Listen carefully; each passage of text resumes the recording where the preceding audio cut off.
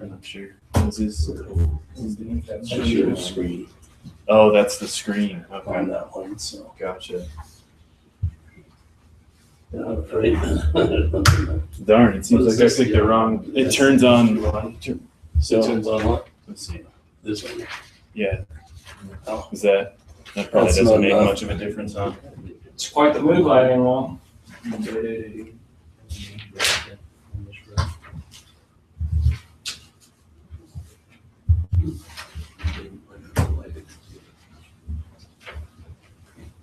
Right, like we're rocking and rolling, so anytime you're comfortable, we can. Oh, perfect timing. Oh, awesome. Welcome, thanks for coming. Thank you. So we're good to go. I guess I'll try not to get too much in the way. Yeah, So just what's a- kind of my Yeah, quick reminder about the format, 20 to 25 minutes to present. Okay. You want to just like plow through your presentation and 20 minutes and 5 minutes questions, but if you're comfortable taking questions, they haven't been too obnoxious. Yeah, absolutely. Happy to do that. All right. I will go ahead and get started. My name is Blake Entrican. To give you a little bit of background, some context into me and how I came about with this project. So I did not come in as part of the junior corps. I did my undergrad at a different university. So a little bit of a unique situation in that my first semester here was the capstone prep, which was fun because the guidelines were to do something that was relevant from the program. And I kind of went, okay, well, this is my first semester, so we'll see how that goes. But it ended up working out. So in talking with Dr. Miservi, I said, so how, for myself, what are the requirements? And the response was, do something where you're going to learn, and that's going to benefit your knowledge in technology. And I thought, okay, well, what a great mandate, because there's a lot that can be done there. So to give you some background on how this idea came about. So I was in the enterprise infrastructure class. There was an exercise where we had to get up in groups and in 10 minutes or less come up with a business idea. And I thought, great. I've always heard about these experiences. I always have had friends that have gone to business school and said, I started my business from this exercise that we had in class. And that was my idea. And now I'm going to go off and do it. And I thought, I never have those experiences. I never come up with great ideas. This is going to be great. Hopefully I could come up with something cool. And so it was funny because I remember the competing idea that came up first, which was this eBay concept. Well, let's buy and sell stuff on eBay and that'll be our business idea. And nobody else came up with anything else. I thought, well, okay, I can't come up with that. I can't think of something really quickly, but I don't know that that's the right idea. Like, it was supposed to be something related to enterprise infrastructure. And I kept thinking on it and I thought, well, there's got to be something with parking. I'm not sure why parking popped into my head, but I thought there's got to be something with parking that would be really interesting. Let me see if I can develop that. And meanwhile, I'm trying to pay attention to my group who's still kind of going off on this eBay idea. And I thought, I like to attend sporting events. And I thought there's got to be something there. I am a big Utah Jazz fan. I've gone to BYU football and basketball games. I thought, okay, what is that? And that out of that was this idea of event day parking. And so I can finally say I had that moment of like, cool, I had this business idea. So let me start off by sharing with you a quote. And I apologize, this is going to be a little hard to see. But it's from the CEO of Airbnb.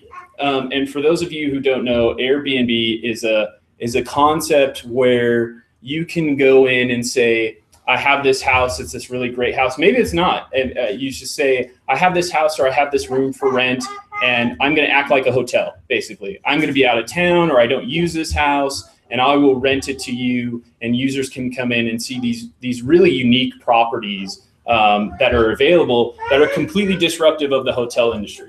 So this was a quote from their CEO. He says, we used to live in a world where there were people and there were businesses. Now we live with a third category, which is people as businesses. And what that's doing is bringing the world back to where it used to be. And so we're seeing all of these concepts of these individual users who are contributing some way and making money for themselves. So this Airbnb is a good example. Uber is another good example. GasBuddy is an example of this. And so I kind of use this a little bit as inspiration. So to kind of set up the problem as I saw it in my mind. So think of a time, hopefully everyone here has gone to a sporting event at some point, whether it's Lavelle Edwards Stadium, we have Real Salt Lake, Utah Jazz. For those that are Ute or Aggies fans, it's the same kind of concept. You go to the game, you have to find parking. A lot of these stadiums in Utah are located in residential areas. The parking that they have as part of those stadiums are generally going to be for season ticket holders. There's a limited amount of parking, and there's not enough. If they were to fill the stadium, the parking that the stadium provides is not sufficient. And what folks end up doing is finding other kind of what I refer to as an ad hoc lot, which is a home or a business that has another purpose. It's a residence or it's a bank, but on the weekends and the evenings, they turn it into kind of this ad hoc parking where you can go and pay cash. And there's kind of some problems that are involved with that process. One, it's very ad hoc. So some of these places could be not known. You're not sure where they are. You have to show up really early to get spots. Usually the closer to the venue it is, the more it fills up. The locals know more about it. So if you're coming in from out of town, you're going to spend a lot of time trying to figure out where you need to be. Another problem that I identified early on is it's all cash. So you can't reserve a spot. And originally the concept was, how great would it be if you could show up 5 minutes before the game started with a spot right next to the stadium, and had that reservation and knew that there was a spot held open for you. So that was kind of the early vision of the product. So the vision is, and what it turned out to be is a web application, and it's consider it as the gas buddy of stadium parking. So if you're not familiar with Gas Buddy, there's a concept that became really popular several years ago, and it essentially, if I go to a gas station and get gas, I can go onto Gas Buddy and say, I went here, I just got gas, and I paid X amount of dollars. And then somebody else can go on and say, okay, here's kind of where I am. And they're going to look on their map and say, okay, there's some gas stations around me, and this one is the cheapest based off of user submitted information. And that's really helpful to that user. And so that's what we've done with parking essentially is, and I have a little mock-up here where you can see. So, and this was early mock-up, and I'm pleased to say, and I'll show this as part of my demo, that really kind of stayed true to this mock-up. So essentially you would go to a map. This icon in green here represents the venue or the stadium. And then you would have indicators around that venue to show you where there's some potential lots. So in this case, here's a parking lot, and I apologize, you can't see that really well. It says parking lot and a number indicator. It shows the price, and it says when it was last updated. Part of the vision as well, and something that I'll cover as part of future technology, but didn't make it into this release, is the concept, if you're a lot owner, so not just user submitted, but you can say, hey, this lot is me, and the icon would change color, and you could have some additional functionality. So you're saying, this is me, I'm gonna set the price instead of users doing it because I know what I'm gonna charge, and there will be, by claiming that lot, there will open up some reserve functionality. The target on launch is two different groups. So one, of course, is the parking patron, those that are attending the games and wanting to find cheap parking or convenient parking. Those are somewhat seem to be in conflict. You're either going to park farther away and get somewhat of a discounted rate, or you're going to get up close to that stadium and generally pay a premium. And then the lots. So as I was developing this, I really thought about the creation of a new market and what this could do, where if you knew this existed, you could go, hey, I never offered parking because it's hard to know I exist. I have to put some sign out on the road. You have to go up this windy hill to know that I'm there. Whereas if you can advertise yourself on this map, then people could go, oh, look, there's a parking I didn't know about. I'll just go there and I can get directions for it. So kind of creating this new market and hopefully bringing in people that would be interested in offering their lot. Because this is a learning experience, I wanted to show everything that all the different technologies and concepts that I used as part of this project. This highlighted here in orange, if you can't see it, it says Amazon, AWS, and RDS, and then Git. I call this out because this is technology that is brand new to me for the most part, but used last semester. So I had a little bit of experience with it, but not a ton. And I apologize because this is going to be really hard to see. But the rest of this in purple are essentially what went away from your view. And let me just back up here so you can kind of see. So Blake, you can grab the lights. Okay, if you want. that'd be perfect. Yeah, let me do that. Okay, so what's in purple here is stuff that I had never worked with before. So I realize this is a little hard to see. So aside from Linux, HTML, and CSS, I had never done anything in MySQL, PHP, JavaScript. I never come up with a business plan like this. I did some cookie and session management where I leveraged some techniques that we learned about. So the passwords, for example, are hashed and salted. And there are some frameworks out there that allow you to do this, but I really wanted to learn this myself and say, yes, I did that. And I understand the mechanics of it and the challenges and the give and take that you do. And so these are, I wanted to demonstrate that this really was a learning experience for me and very helpful.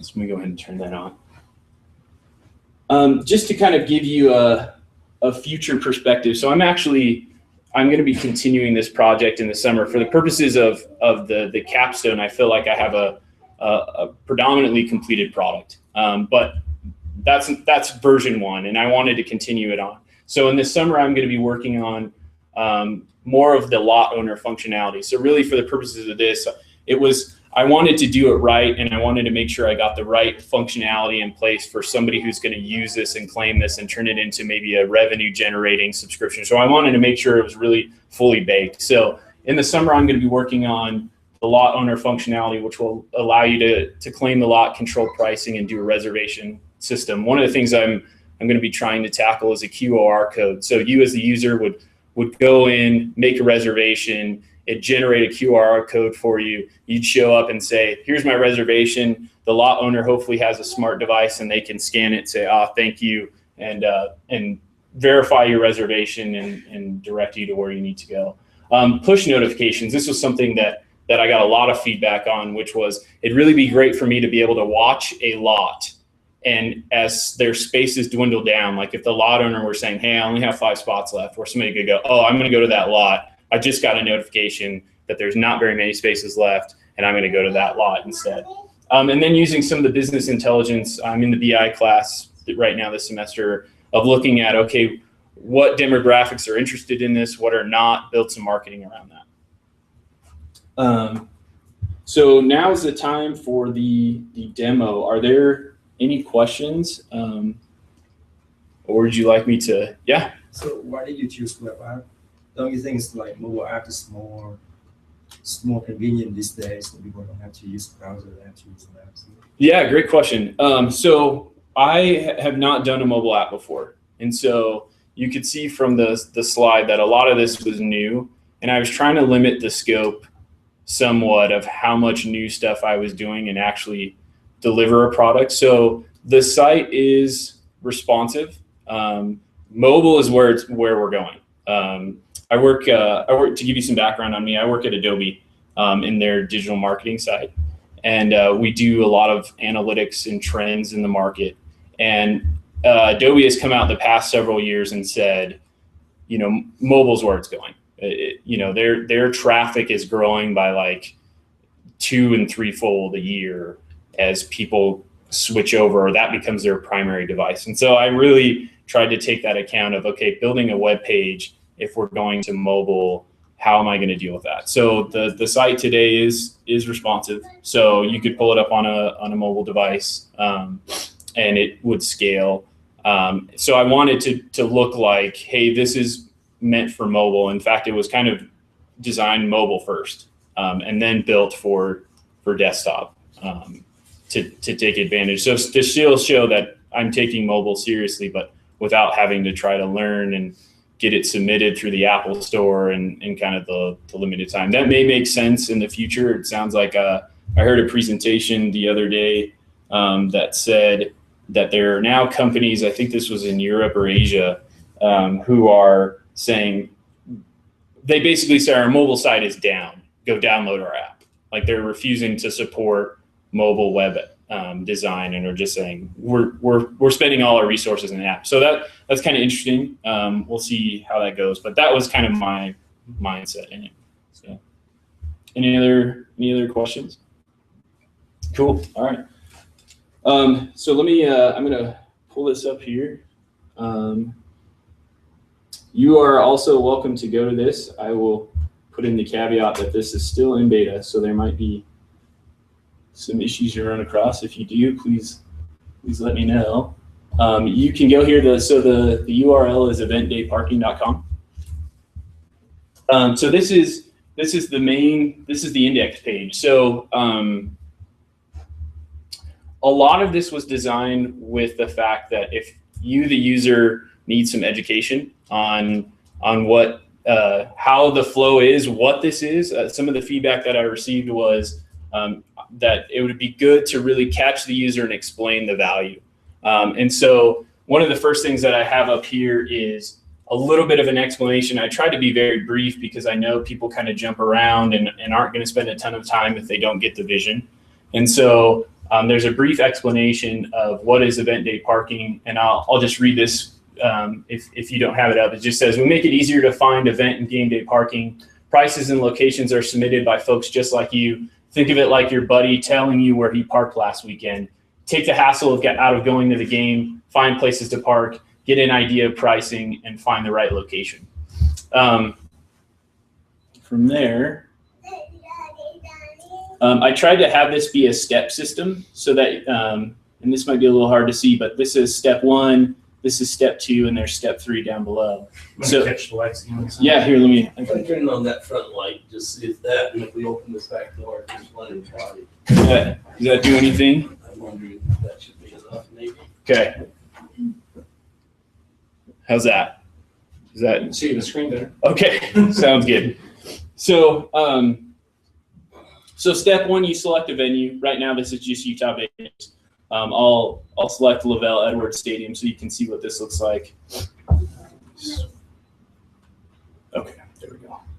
So here's the map. The blue icon here is Lavelle Edwards Stadium, and then these are lots. I just, because the football season hasn't started yet, I just did some of this from memory on where I've seen lots in the past. But to give you an idea, you can click on these lots. If you want directions, you can click on this link. It'll open up a map. It tells you the price and when it was last updated. So you can click through here and get an idea of where, as you see, as we move farther away from the stadium, the price gets lower. That's $4. Here's $6. And getting closer, I think this is actually some season ticket holder lots that I just used and put $15 here. The site is designed so that you don't have to refresh the page. So this is all XML driven in the background, where you can seamlessly click through and the map's going to update without having, so only this part will refresh, but not the entire page. So the page is supposed to guide you through. So you select a venue, click on user submitted lots, which are the red icons for price and information, and then an ask of if this is valuable to you to please register. I tried to as well kind of guide and add some tooltips here. So if you're looking at this on the mobile page, unfortunately right now this doesn't show because it gets warped, so I ended up removing it on smaller screen sizes. But if you can see this, it just says, did you know by registering you have the ability to submit new lots for consideration and update last known price.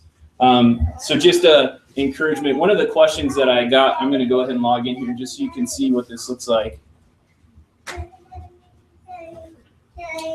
One of the questions that I got is, so what's the value? Why would people do this? What's the incentive for folks to submit this information and tell you where these lots are? Maybe it's their secret favorite lot or something. So my counter to that is we're seeing kind of in the industry, a focus on community and collaboration.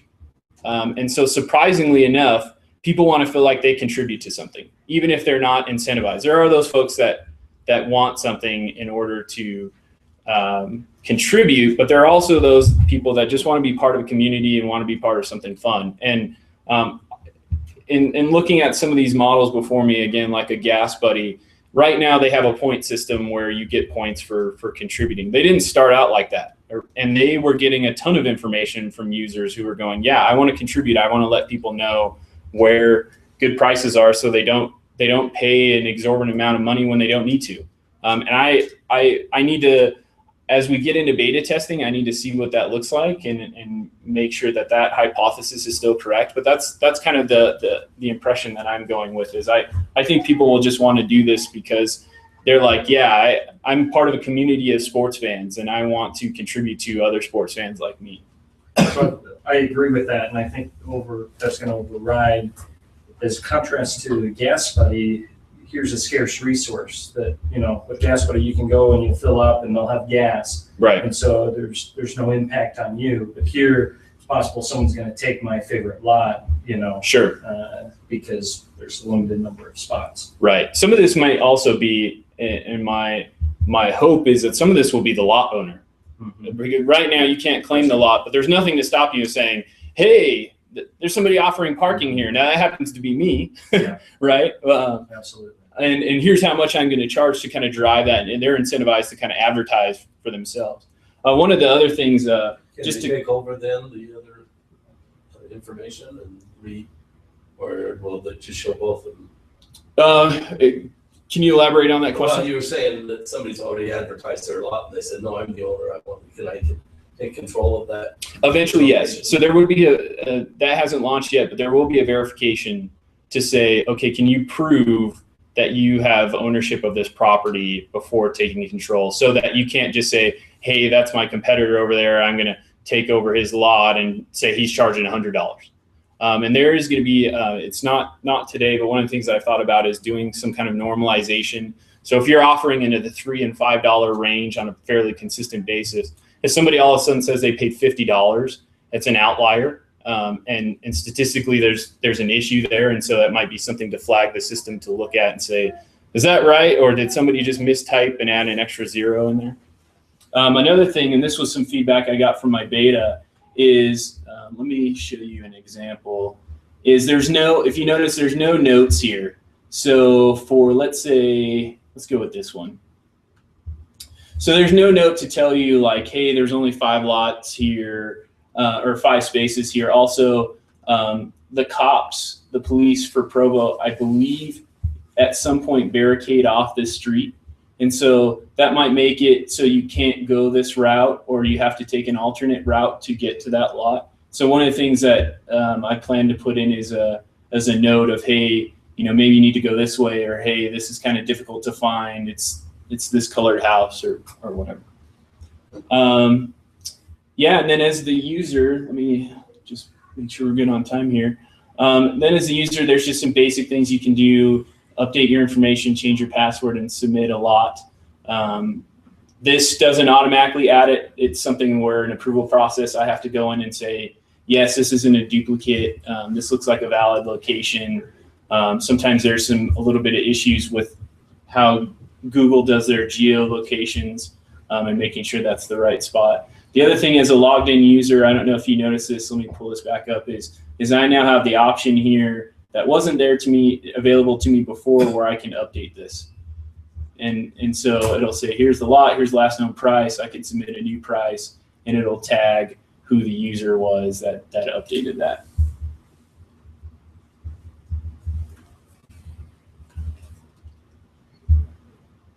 And again, there's this kind of emphasis of, we recognize you're contributing. Thank you very much. Appreciate it.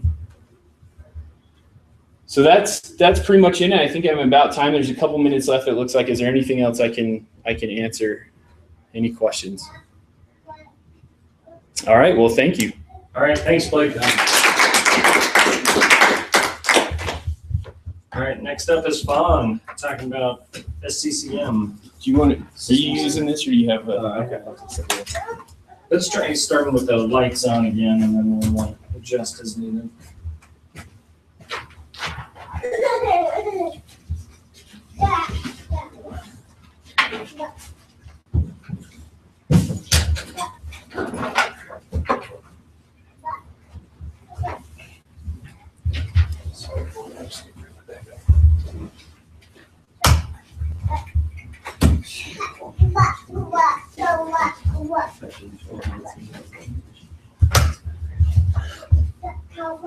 Thank you for letting me do.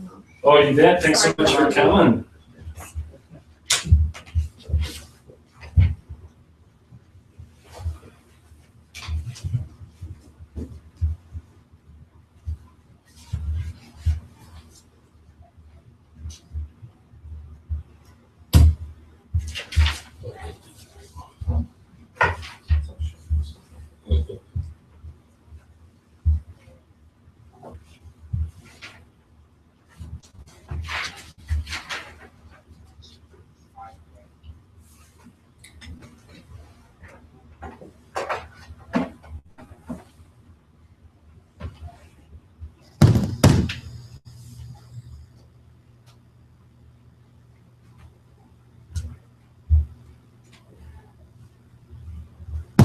That's too bad they didn't make this room. That's a room, isn't it? Well, that and then, you know, a little brighter. Yeah, that, I mean, they could have these two panels. Yeah, it was terrible. Those little plugs up at the front. Those are for the wireless mics. Oh, okay, I couldn't tell, so. I was gonna say, if your blood pressure goes up. That's off different sections or something. Those down. Oh, I guess those aren't. Those are the wireless mic ones. Gotcha. Do you see it's okay? Uh-huh. That's sweet. All right, we're, well, I guess you could wait 30 seconds if you wanted to, but I'd say you're good to go anytime you want. We're here, just here.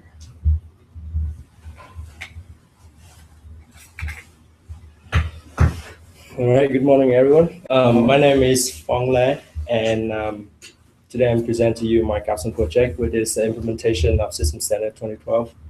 And so like all of you, I have a tons of idea before, but when I start talking to people, I realize that I don't have the skill set to do it, or it's just for fun. So it's not very meaningful. And so for my Capstone project, I try to find an idea that kind of more meaningful than the other, and make the best out of it if I can. And so I will go with you the introduction part, which I will tell you why I decided to do this Capstone project, and why I choose System Center, and what's the reason behind it. And so then I would go through the training materials I have developed, and I would talk about the process of implementing SCCM, some of the challenges that I have, and how it's working in the IT environment. And the last part, I'm going to talk about the post-deploy of SCCM. What did I do after that? What deployment that I did, and what the image that I have built.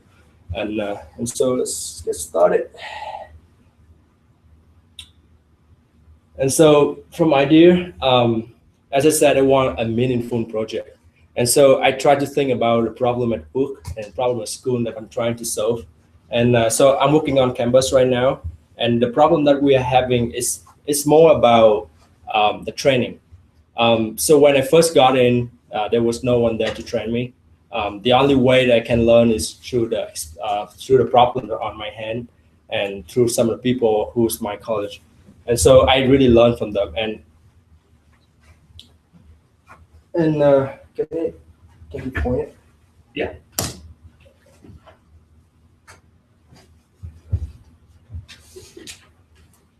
Right. And so that's the only way that I can learn. And for me personally, solving a problem without a foundation, I feel like it wastes a lot of time. And really, sometimes I really head into nowhere. And so that's one problem that I have. But thinking about building a training program for my workplace, I think it's not enough for Capstone. And so I think about another problem is I want to contribute back to the program. And I have been here for 5 years, and the program has been great for me. And so I want to do something to give back. And so I talked to Dr. Masavi, and I found that there's actual demand here. So Dr. Masavi is in need of someone who help him deploy System Center, which gonna help him a lot over the summer, and he can focus on our area. And so I decided to combine the two problems together and solve it and build my capstone project based on that. And I want to make it relevant to each other a little bit, so you don't feel there's a gap there. And so the reason, so for those who are not familiar with System Center Configuration Manager, it's an application developed by Microsoft. It's an IT access management system that allows you to manage remotely your entire IT infrastructure. It can be scalable from a very small lab to like 30 machines to a huge IT infrastructure with 100,000 machines. And the reason it's become an IT trend right now is because the cost is a lot less. And thinking about Microsoft is still dominate the market of operating system in the workplace. Using something from Microsoft is a little bit more reliable than other third party. It's not always, but it's often. And so that's why it's very popular right now if you are in the, oh, sorry, I went ahead. So if you are in the IT area. And so now we're gonna talk a little bit about the training material that I have built. And so at work, as I mentioned before, we have a training problems. The only way you can learn is ask somebody next to you. And so I found out a problem, and in the past 2 years, I have a ton of problem in my hand. I have some Solid experience, and I wrote a ton of KB article about the problem they have and how to solve it. And now I want to transfer that knowledge into a training program. So how did I do that? I make a video series that includes 4 areas. So SCCM, a little bit overview, window directory hierarchy, window bash scripting, and PowerShell scripting. And the reason I did this topic because it's fundamental for my position. And so I can give you some example what I did into a video so you can know what I'm talking about.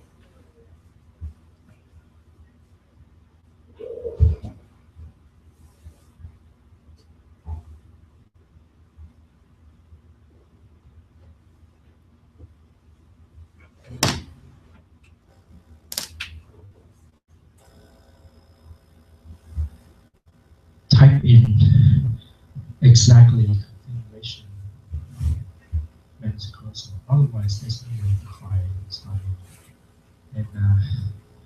And so the first time I try is always SCCM, console, or whatever.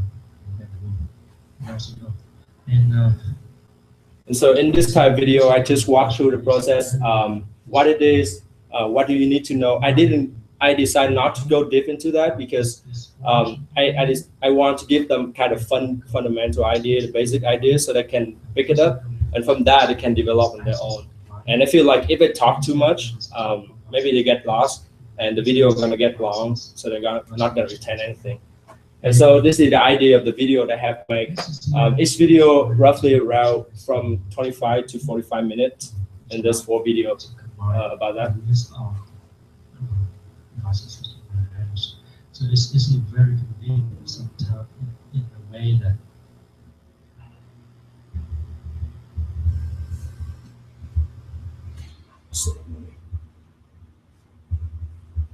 So now we're gonna talk about the implementation process of SCCM.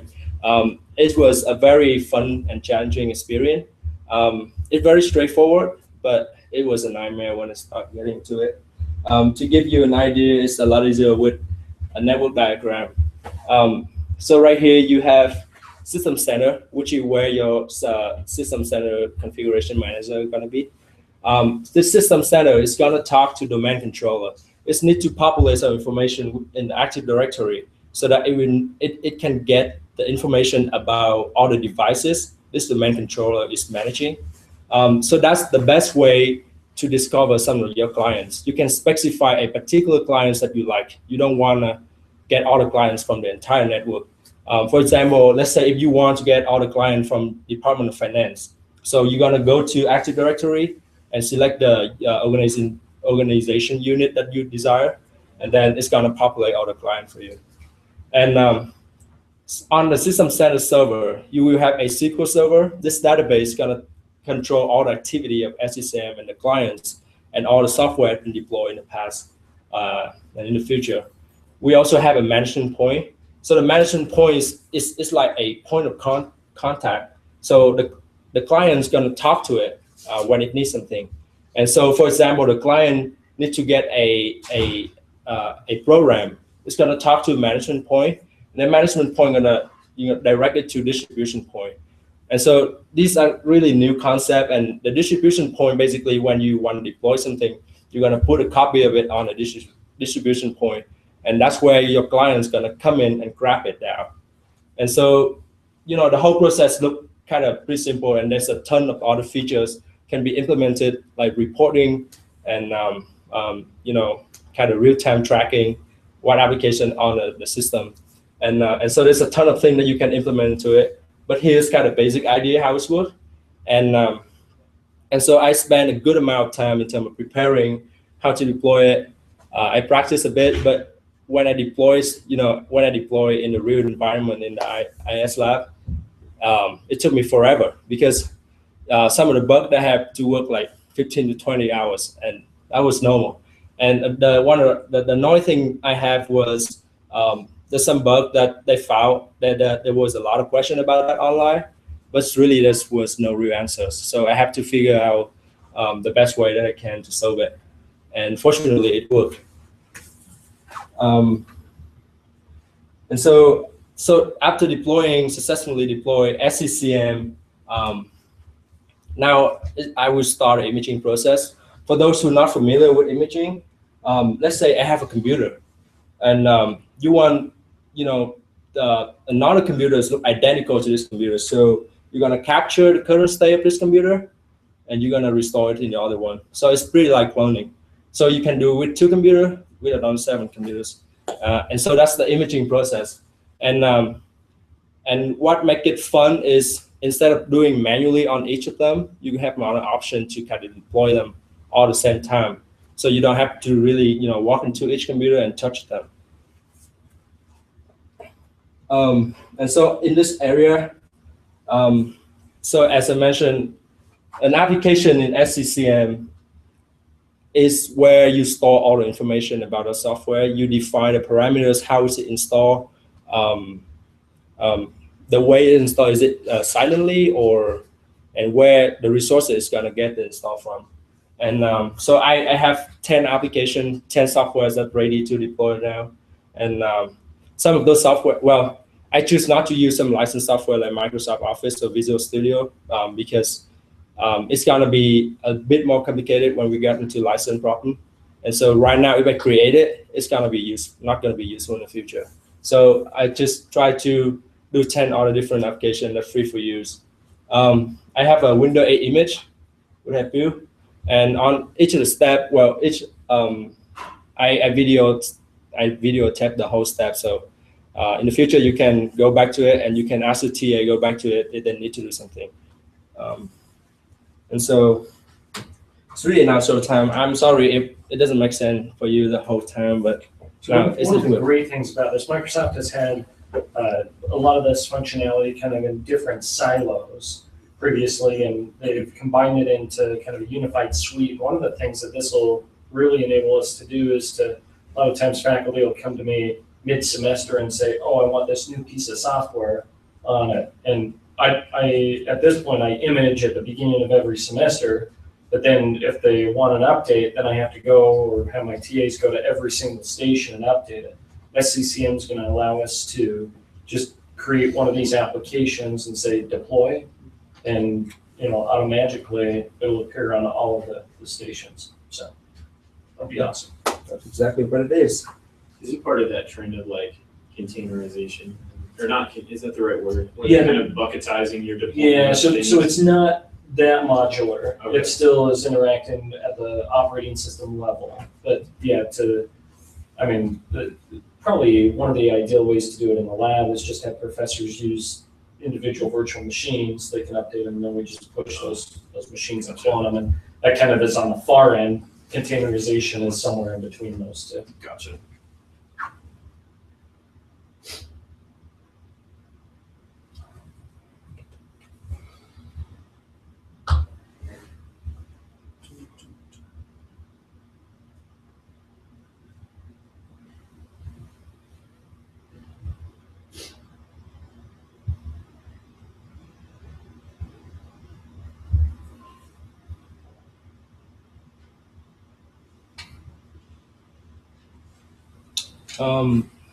All right, so right now I'm remote into the system center server in the IS lab right now. So right here, so I'll give you some idea of how it's worked. So the device collection is where, so a collection in SCCM is a logical grouping of devices. You can specify which device you want to put in there. And SCCM is your collection to deploy a software. So it's very hard for you to deploy an individual computer. You want to deploy it to like multiple machines at once. And so it's had to go through a collection right here. And so in the IS lab station, I have include all the station you can see in the IS lab. And each of them, you can view very detailed information about a machine. If you go to probably,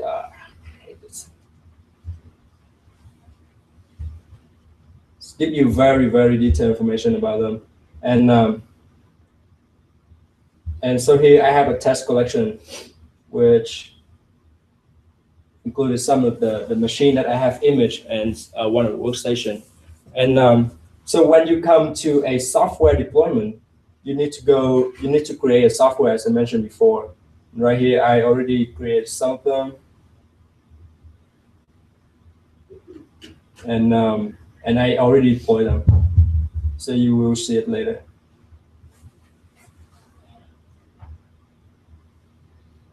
So on each of the application, you will find a very interesting thing. I don't know what is this? Okay.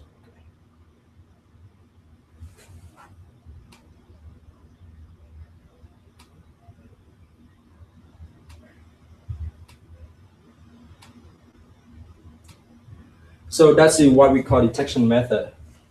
And so let's say you have a program, right? Let's say Adobe Reader, and you wanna deploy it, but let's say later what if it's have an update?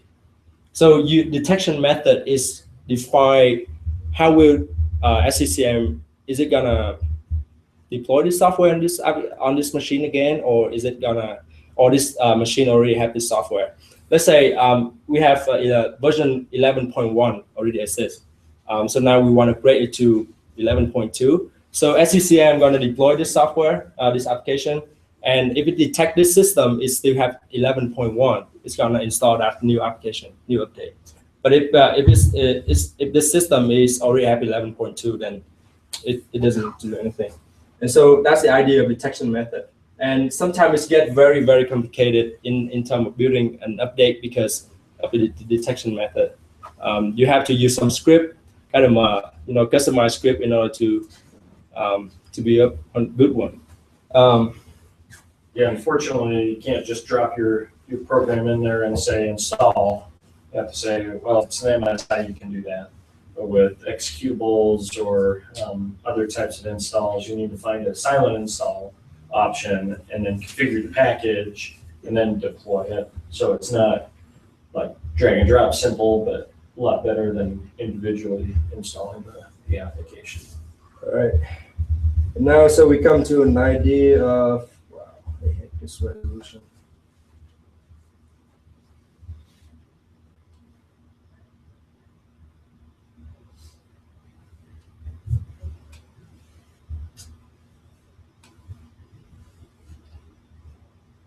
Still the same? Yeah, it's the constraint of the projector. Yeah. Anyway. So this is one VM that I have built. It has the new image that I have built, actually. It's very hard to see. I apologize for that. I'm sorry.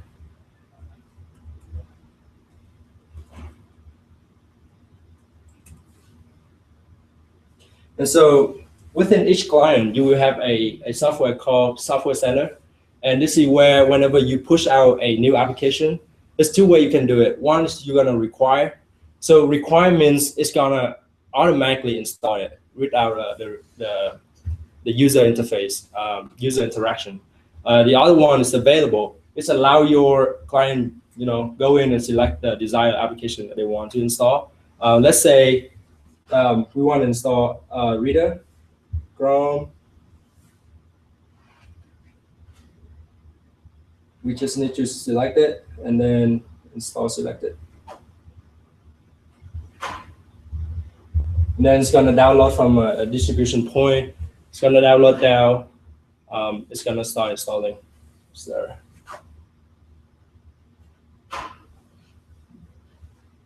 it's going to take a bit of time to install.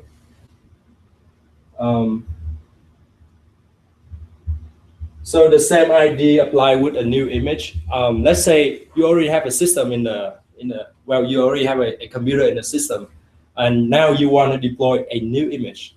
What would you do? So you would do the same thing. You build an image, and then you build a task sequence. You deploy it to a client, and so on your client right here, you can select its Windows 8.1. And then what it does is gonna download all the requirement stuff on the content back to the machine, and it's gonna start imaging. It's gonna give you a warning right here. But then it will start installing.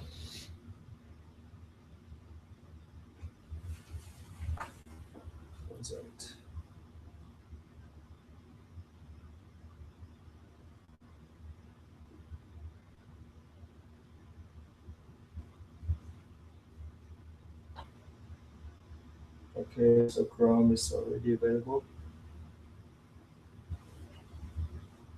And now we just need to wait for the other one. So we're gonna get back to this kind of require imaging remotely a bit. So now giving a scenario when you have a new computer, and the computer is not in the system yet. The first thing you need to do is to boot it to a kind of media, a bootable media. So it's gonna talk to SCCM server because it's new, so it doesn't know where to talk to. And when it's talk to the the system center server, it's gonna download the image from there. And then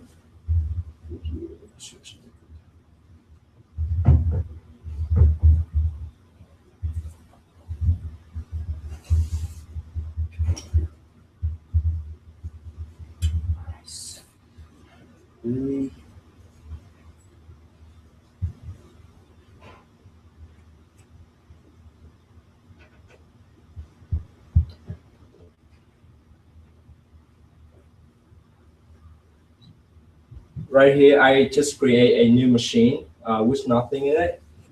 From this machine, you can choose to boot from a CD drive.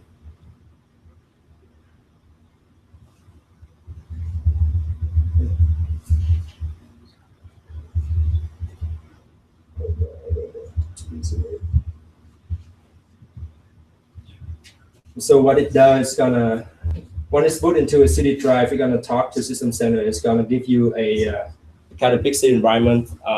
It's just a small Windows environment that allow you to direct communicate with SCCM. That's where it's gonna download the image. It's gonna apply the image, and then it's gonna appear on the system.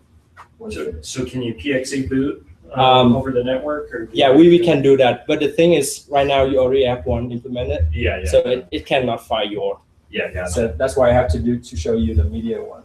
Okay. So that's a great thing about it. Just click next. Choose a test sequence one. It's gonna partition it and download the image. Let's check it back. The other ones work.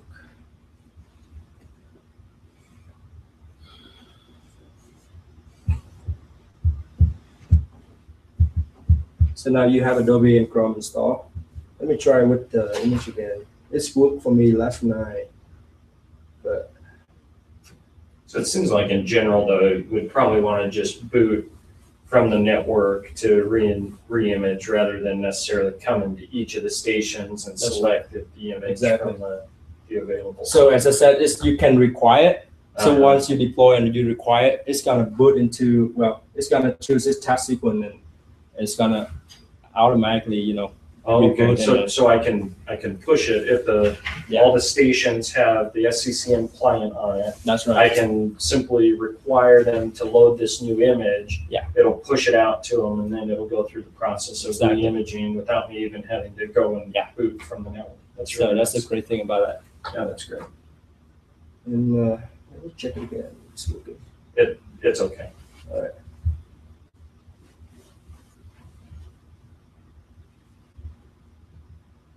But that's the whole idea of, having SCCM, which is I'm gonna fix later.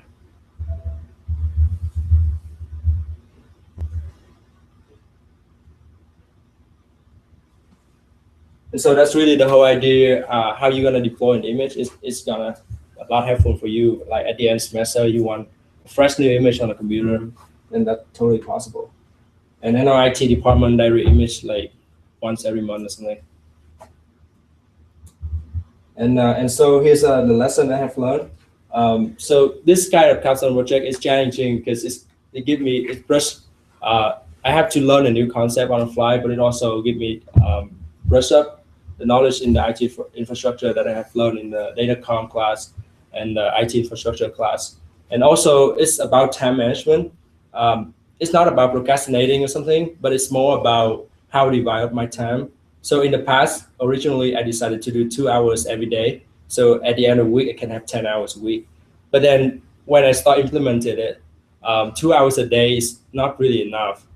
Sometimes I just need another hour to figure out the bug that I have. But if I just stop at 2 hours, then the next day I will, stop at 2 hours.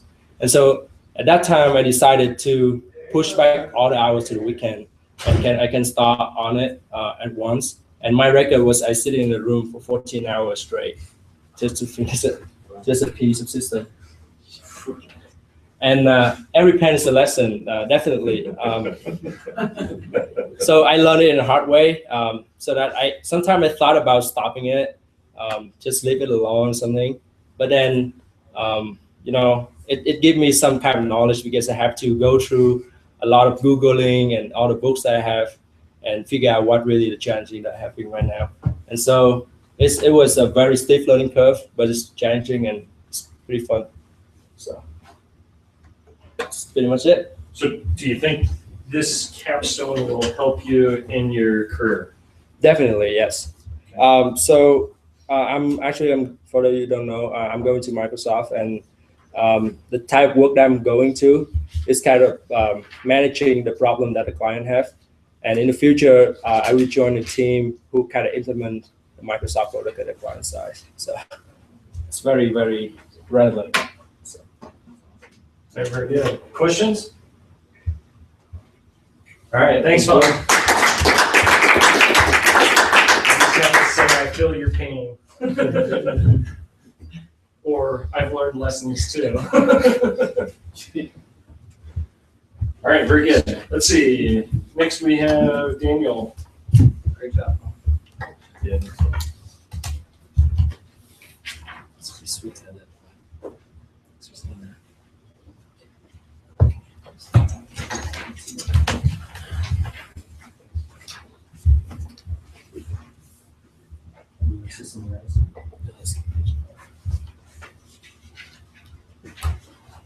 Does it not have HDMI? It doesn't, unfortunately.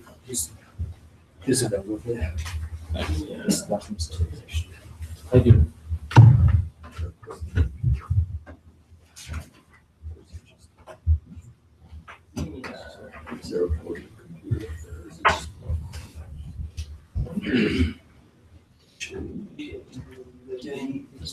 Apartment projector have HDMI?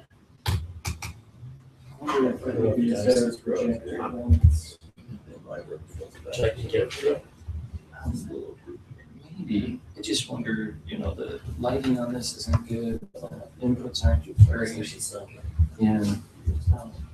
If you don't mind, I think that would be helpful. I was just gonna send out some HTML, but maybe I'll wait on that. Sure, Safari. Text you if it does ours. Okay. That's because you don't want it, right? Yeah, I don't think so. Let's get the lack of light.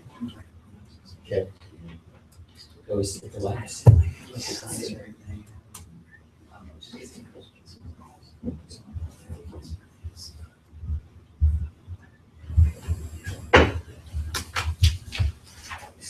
Thanks. Would you, Oh, sorry.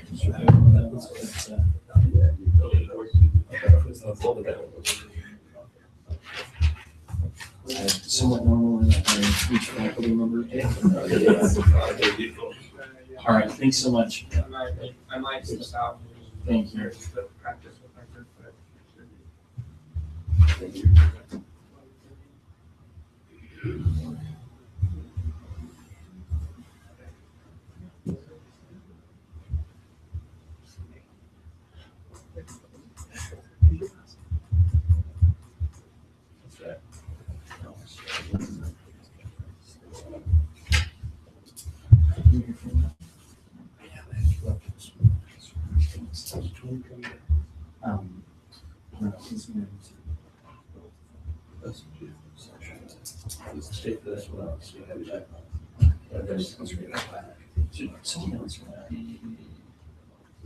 I'm gonna go back to that and those guys are back up.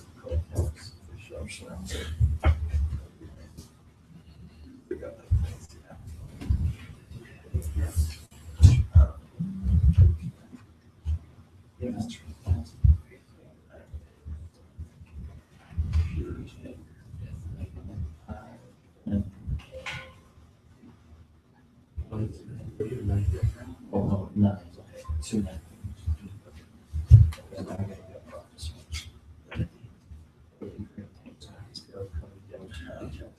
Yeah.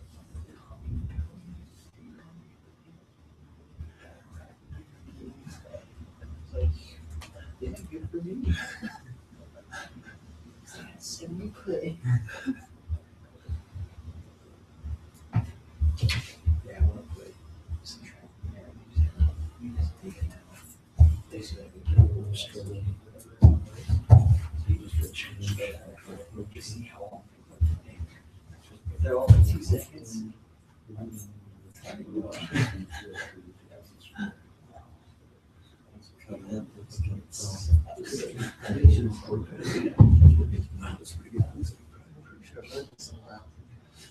One guy, he was like, he looked like sharp. He was like this, he did that, he did this, come on, this. Pretty sure it's really fast. Can you let me turn it off? You can't turn it. No, I didn't put that in. God, let's do it or mute So there's a lot of. Yeah. If I leave that one on, I'm just gonna leave this on. And then pull it through. What do you do? We do C#. They do business and stuff like this. You're just a professional gravity stuff. They've done the allocated natural tax and mitigation under a tool.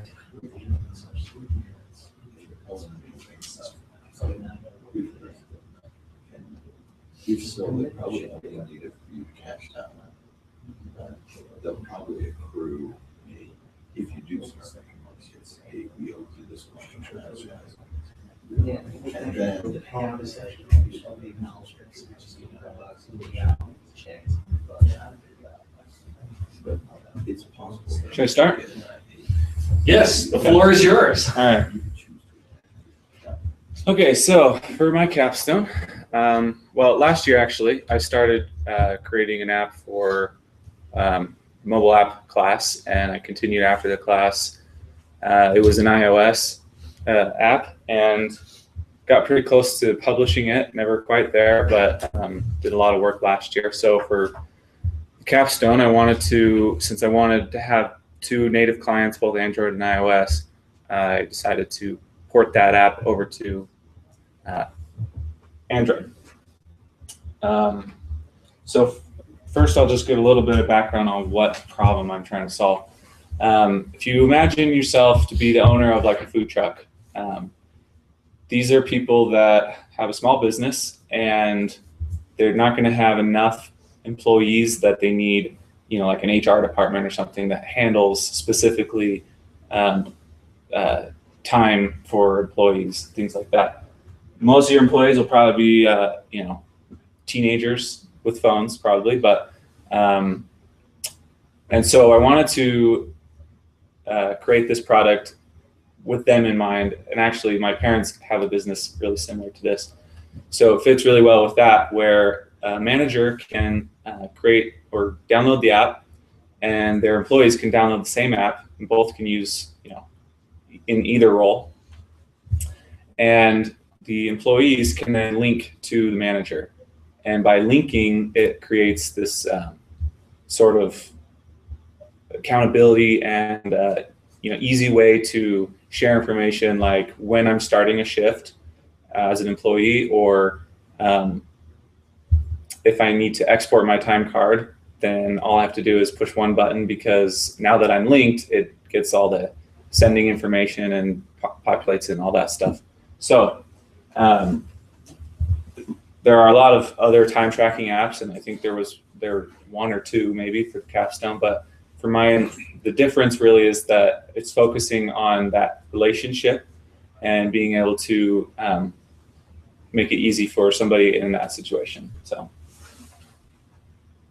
all right, so we'll just go straight into a demo here. I've got these two phones, one of which is a, whoops, didn't mean to do that.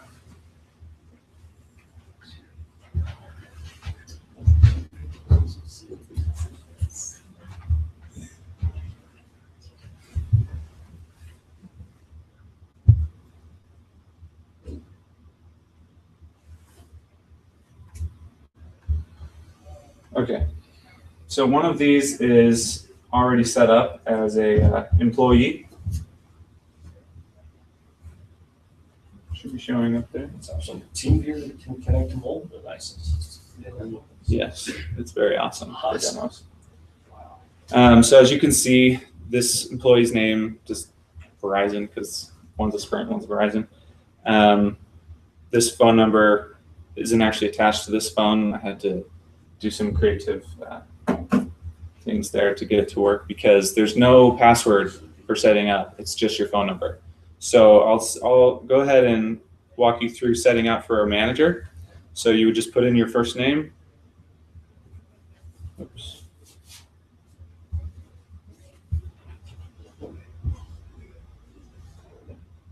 And then I type in my phone number. And then you have to type in what type you are. Save. And this is going to talk to a Google App Engine cloud service. Once it registers that you're a new person, it's going to send you a text message with a link that you click.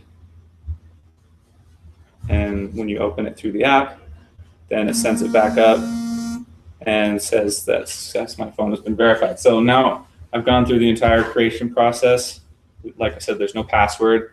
Because it sends a text message, I know that this phone number belongs to this person. So if they type it in wrong, they're never going to get that text message, and they can't use most of the features of the app. So now that I have created this manager person, I'm going to go ahead and set some of the options that I want to enforce to all the employees that link up to me. So first I'll put in my email address.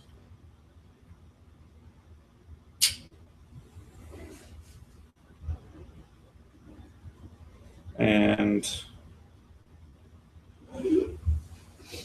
company name. And then I want to be notified when employees start their shift and when they finish their shift. So I'm going to go ahead and check that box and then click back, which allows me to save changes. And then any employees that have been linked with me will automatically receive those preferences. At this point, that's nobody. So let's go ahead and link up. So for the linking part, you have to be the employee. It's initiated on that side only. You would go into employee options, and you can choose either from your contacts or entering the phone number. I think I have a, yeah, okay. So I just click that, and then queries the server, finds out if somebody with that phone number has the app installed. If they don't, then it will send them a text message and say, hey, this person wants you to join this app so that they can export their timesheet. If they are on there, then it just says pending approval. And this person, as you may have seen, got a push notification with the link request. So let's go ahead and open that up. Verizon employee would like to link with you. I'll go ahead and click approve. And now I got another push notification over here. It's really fun when you have to test this and you get like 1,000 push notifications. They look really popular because your phone's constantly buzzing. Okay, so that just says that you've been linked and that you can now export your timesheet. So this employee, I didn't actually show you this part of it, but because I'm linked, you may have seen starting a new shift, I get a notification that says Verizon employee started a shift at 9:00, and it's cut off, but 9:09. Now, as an employee, I would just close that, go on doing my thing, and then when I'm ready to take a break or clock out, I just go back into the app. This is one bug that I need to still work on a little bit. Up until this point, I hadn't figured out the persistence thing, so I tried something new last night. And yeah, so that's the last piece really for making it shippable as an MVP. Anyway, go ahead and clock out there. And as an employee, I can see that, okay, I've stopped counting time in. Now I'm counting up my break time. On the iOS client, there's a few more features that I have enabled, one of which is if you push out, it'll automatically prompt you if that's in your settings, if this is like a break. So maybe I'm just going to take a half-hour break. It would say, are you taking a break? And then there's options for half hour, hour, none, and you just click that, and then it would set a timer on your phone so that in a half hour it would alert you to go back to work. But if I'm done, I just click done.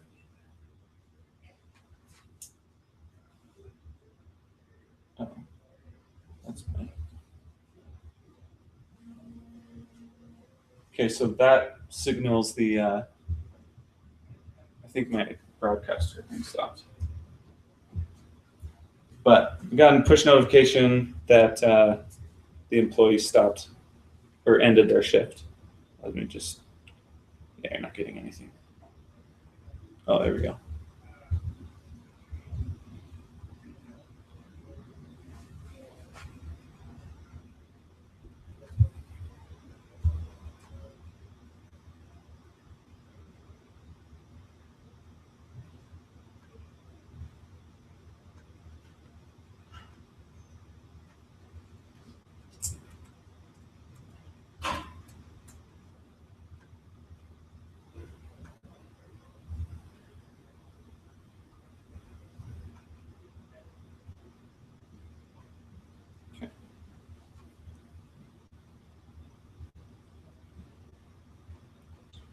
So there you can see the other one that they ended a shift, and gives them also kind of a quick view of how long they were actually clocked in for. Now going back over here, as the employee, I'm sure that one of the things they'll want to be looking at is their history. So there's a tab in there, and it organizes it by what I termed as a period, which is determined by the manager. So some managers have monthly pay schedules, some bi-monthly or semi-monthly, bi-weekly. Those will all be configured in so that if the employee chooses in their settings, or here, remind me to submit at period end. So they would click that, and then at the end of the 2 weeks or whatever that length is, then it would just send them a notification to Bring them on your middle screen. Oh, yeah. Okay, thanks. Okay. But for now, it's just organized into months by default. So they would go into months. I did a lot of clocking in last night for testing. Yes, you did. And so this just drills down through so that there's the period, shift, and then punch. And then you go one more and gives you the detail. And you can see this was only like 54 seconds. So you'd have all that information there. You can also leave a note, like if you got there late. And then that's a bad example though, because there's only one. Let's see. Trying to find one here with multiple. There we go. So if I leave one here, and I go into any other ones, that it's just one note per shift, because that's all that really makes sense, basically. So those get shown to the manager when the time card gets exported. And then other things that the employee doesn't see, there are certain flags that would be set. So one of the features that I have yet to implement, but it's really going to be kind of like a really important one, is geo-tracking. And you may have seen a hint of that in the settings here. In the manager options, you would have to, first of all, enforce that. And if you do that, like I said, all those preferences just get automatically synced to all of your linked employees. So they don't really have a choice. So as soon as they clock in, it's now running an algorithm to verify that where they clocked in is close enough to where they clocked out that they don't need to throw a flag. And this is important for companies like a food truck, because you're not going to be in the same location every time. You know, you're going to be moving around. You're probably not going to be at the place with your employees every single time. You know, you've got other jobs maybe, but you want to make sure that they're not clocking in at home, going to work, and then coming out. So just as like a security thing. Let's see. So now for the exporting. Yeah, so you say export on the client machine. Is the data only stored on the client machine? What happens if, you know, a client breaks the phone? Yeah, so that's a great question. And there are a number of in-app purchases that will be offered. One of them is geo-tracking for the manager, so they would pay for that. And then the other ones are more focused on the employees. One of them is exporting. So you can't actually, you can clock in and out and record all your history locally. And if you wanted to, you could go through every single one and add up the totals. And then you can tell your manager, or you can just pay the money and it'll send it in an email with like a CSV file that summarizes it all for them, and like a summary thing. And then also, one of the other app purchases would be a data backup. So everything is stored locally, and that's for a reason. But if you purchase the data backup, then it would be stored in iCloud.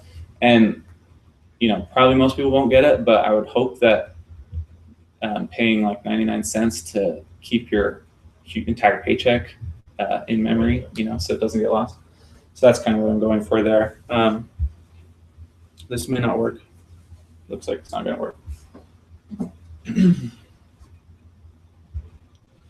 This is what the export page looks like, and because I'm linked, the employee object is linked, it would just show right there.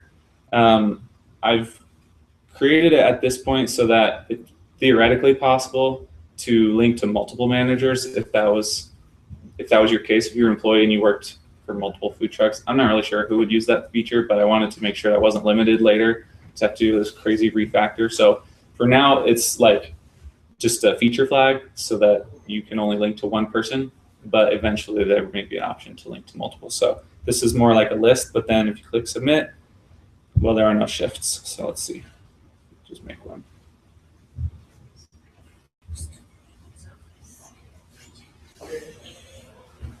Okay, well, I can't show that feature because it's crashing, but No worries, no worries. yeah, and maybe you saw in there too, it says found X number of shifts. It's just automatically finding them within that date range.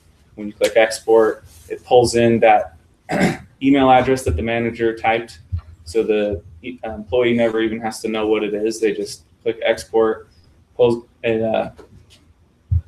populates the email body with summary information, like how long the total was that they worked. And then they click export and then it's done. So yeah. What time? 9:18.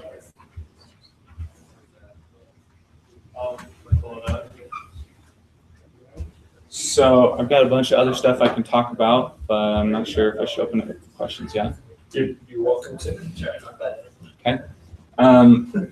It's not published yet, and so what I've done is just created a couple things to help get awareness up and prepare for a launch. One of those is just a landing site, so that there'll be some videos on here where you can just see what the punching in and out looks like. Just the explanation of kind of all the features in a much shorter time than I've taken.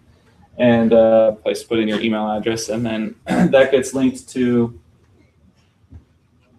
a Google Community Beta Testers group. So anyone who's part of this can get early access to a beta APK and do possible testing that way for me, or just get access to early features. So let's see.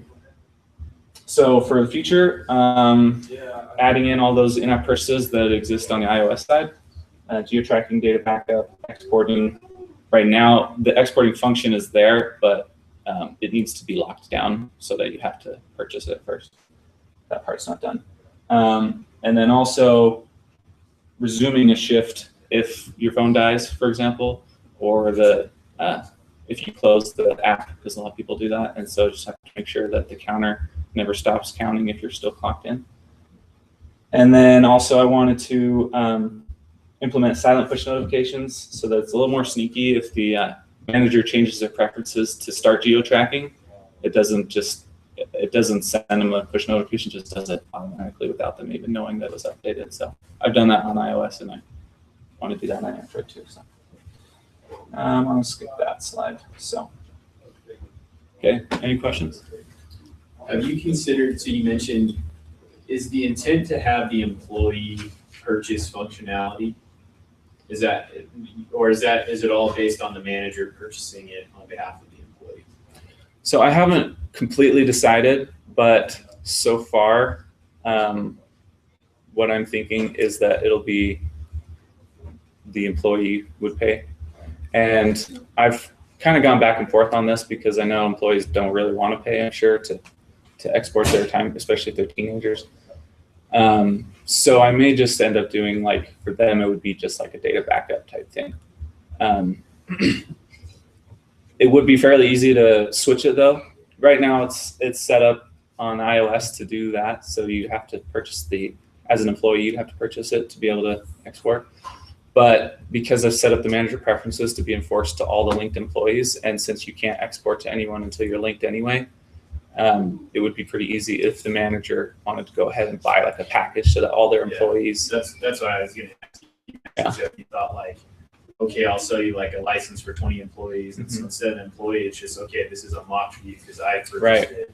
I could just see employees being like, I have to use your app and I have to pay to use it. Like, right. The one reason I didn't necessarily want to go down that road at first was because I'd seen other apps model it that way, and it's like you can get 10 or 20, like they limit it to a certain amount. Sure. And at least at the time, it seemed really expensive to me for so few employees that I thought, well, like $1 for each employee is not that big of a deal, because it was like $50 or $60 a month for like 10 employees. for some of the competitors I've seen. So that's one of my other goals, is to make this really, really like, you know, there's a lot of apps like this in the App Store. There's lots of other non-app, you know, mobile applications, web applications that can do this kind of stuff. But really what I want to do is make it really easy and really cheap, so that it doesn't matter how, you know, if it's the same, it's just cheaper. So just, since it's just me, there's not really any costs to it. Yeah. So what lessons did you actually learn from doing this project? So let's see. Technical lessons, obviously, from, well, so most of the functionality that involves the actual purpose of the app, so things like exporting, punching in and out history, I did most of that in maybe 2 sprints, and I didn't didn't work very much those sprints to get those parts done. Most of the time was spent doing the user stuff and synchronizing between a server and multiple clients, and making sure that without a password and just a phone number, you don't get stuck in this area where I'm not authenticated but I'm linked, or other stuff like that. Like that flow took a long time. Even though I'd already done it on an iOS side, redoing it on Android, having to think back what I did, that definitely took the majority of the time, which surprised me actually. So I guess lesson from that would be I had some pretty good code commenting on my server stuff, and that really helped. And you know, maybe just kind of a walk through some documentation on how the employee actually uses it, because it wasn't so much trying to figure out what the code was doing, but trying to remember what's the user supposed to do. So figuring out that flow for the user, and then especially since I'd already done it, matching that, you know. So. Other questions? So, do you already have, it looks like you're working with a business. Are they already going to implement this kind of well with your parents? I don't know. Yeah, so I kind of made it for them, but I haven't really kept them in the loop that much on it. Maybe when they come out for graduation, I'll surprise them with it and see like, hey, it's pretty much done, you know, so maybe start using it.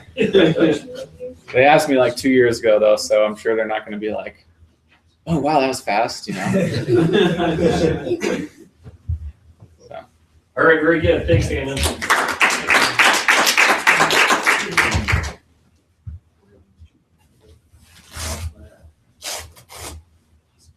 Should we see if this light is any more powerful? I see if anything in this thing is.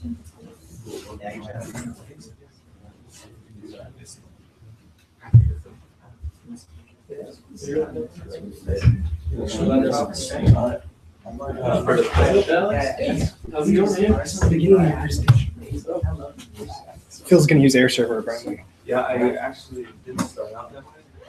Because I'm going to see how bright this projector is. The current one is pretty weak size, so we might switch over, and this is HDMI too.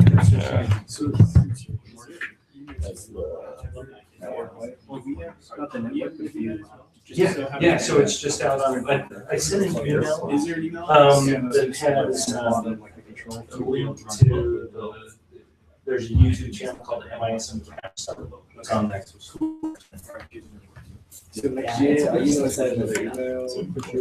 Through Island. That's what I've done the last couple of years, so. Let's see.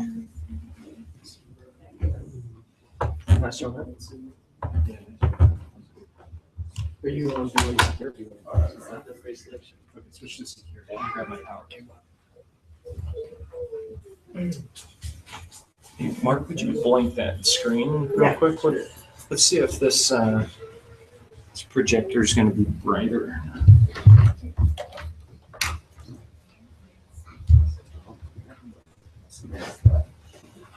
Well, yours is Alan's MacBook, right? Yeah. You're not getting any computer or something. That's not so far. You may have to like. So that's a server thing. You could grab an HDMI cable off of one of the monitors and put that. Oh, Okay, yeah. that's probably is. Plus, they have 5 heads machine. There you go. Oh, well, yeah, it's on the monitors. Which is, I think it's We only set your presentation for next week. All right. Yeah. So- No, Jackie. Deliverable is To look on the schedule, but I think it's like a week from Saturday. Oh, week from Saturday? Yeah, it's not right away. Because for me, I can like. I need to look at what I've set on the schedule.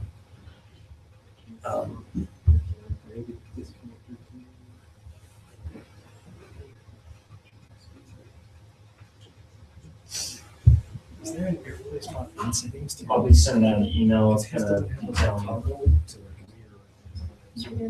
What's your update? What- Oh, yeah. Today's the good day though.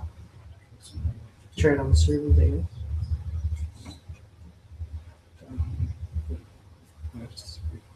That would work. It did pop up. It's brighter, right? Yeah, I think this is brighter. What do you think? I don't know. Normally, like when it comes up in the toggle, when I'm on the computer, it's Hey. Long time no see, buddy. How you doing? Good, how you doing? Let's see. Focus. Is your thing with that? I'll try mine too. Oh, that's much better. Not that it'll be any different, but.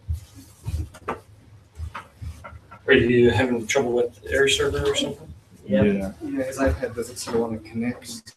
Oh, okay. Do you know how to do it? So you have to, if you registered your iPad with BYU Secure? Yeah, usually once that's done, I'm It connected to his. It just wouldn't mirror, like it didn't give the option Oh. to mirror. You just had to check. on here, it didn't give the option. Right. Yeah, that's different. Usually it'll show Yeah, me. that Did you see toggle. Mark's up there? I've got an Elder 3 now. No. Oh, there's all kinds of. Yeah, go to Mark's. Go to the top one. Computer X. Go to the top one, Mark's. Marks. Yeah, Oh, there was hi. the Yeah. HI. Yeah.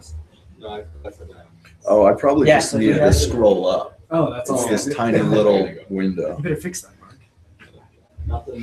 I say, let's, Is that there now? let's Sweet. plug in- Check it out. Have Sweet. fun. You guys are stars, man. Dude, The Dr. only Masuri downside taught with us. this is the audio won't be piped through, but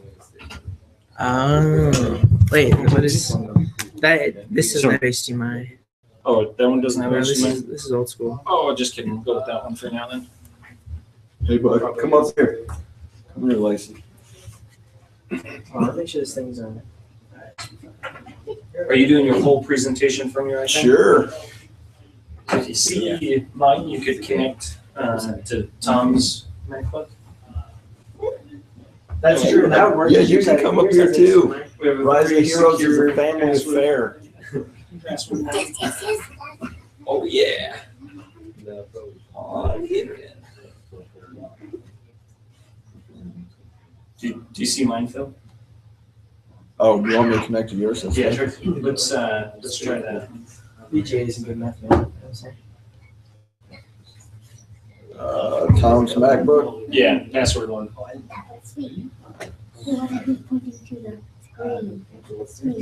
Not monkeys. I said the same thing this week.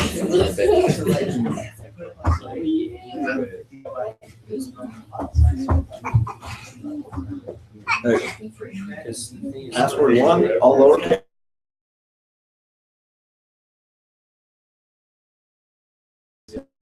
Yeah, so that's it, you know? That's it. All This right. one is kind of on the fly. So we only get sound through that one, there's no sound through the podium. Well, there's actually sound through there, there's not sound through here. Yeah, So we're gonna want to do our shit. yeah, that's so yeah, I know it's on the fly board. Kind of All right, look at that but fancy you can have mess. a kind of Alright, well, Did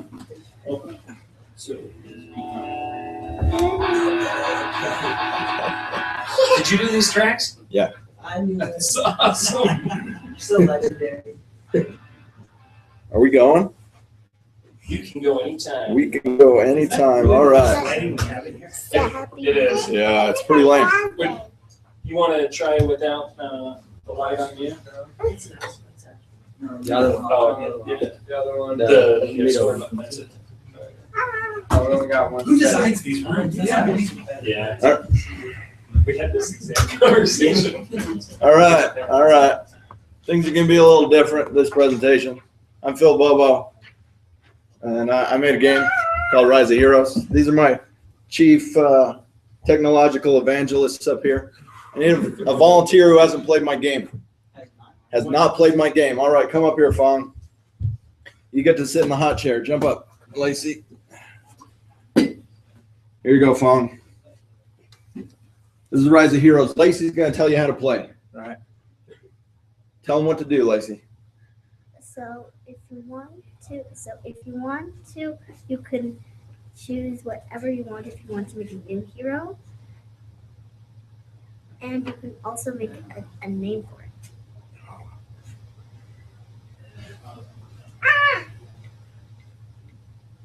So this is iOS. So it's cross-platform. Sure you have your phone. Works in the web, works on iOS, works on Android. Oh, wait, why is this too fast? All right, tell them what to do, Lacey. Then my dad also made the Mystic Dungeon.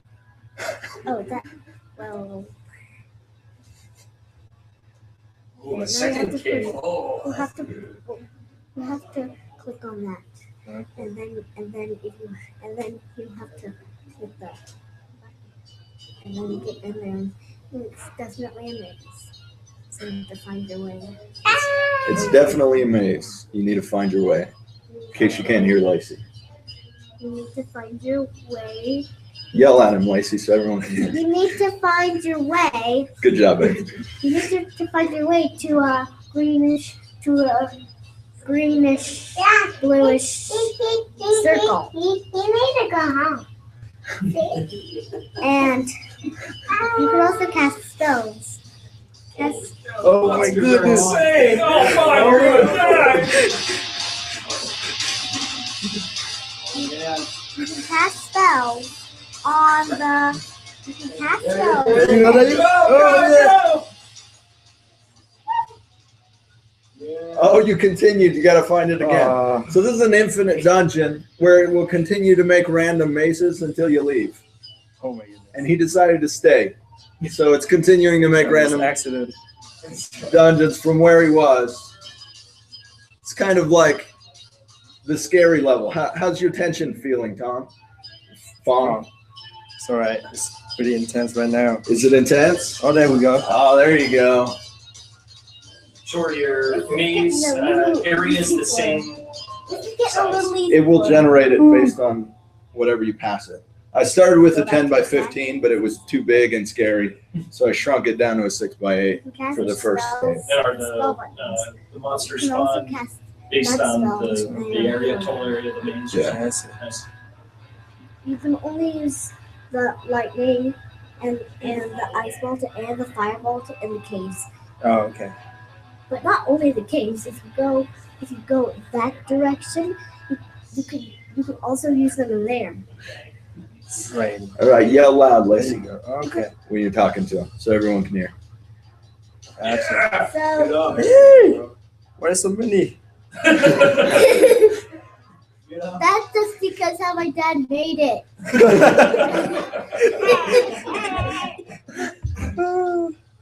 Oh, it's pretty fun. Oh, wait. Oh, you can't go that way yet, Fawn.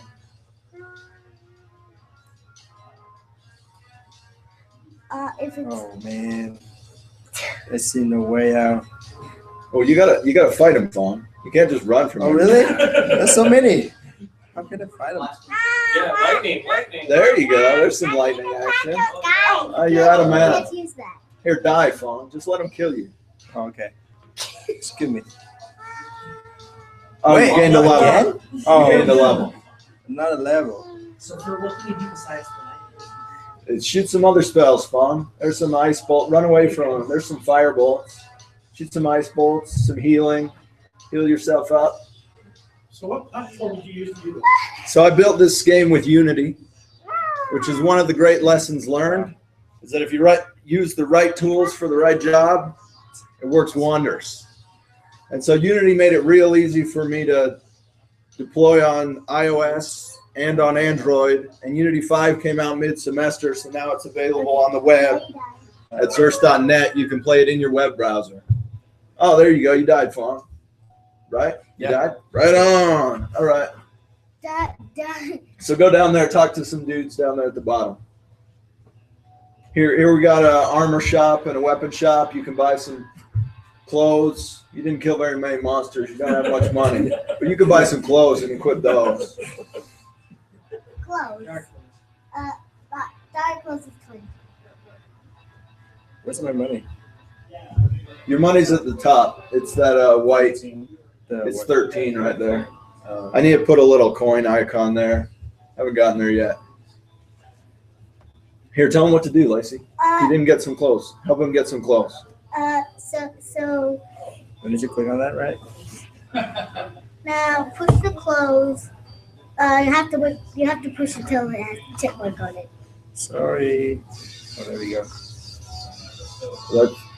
That's weird. Okay. Then push. All right.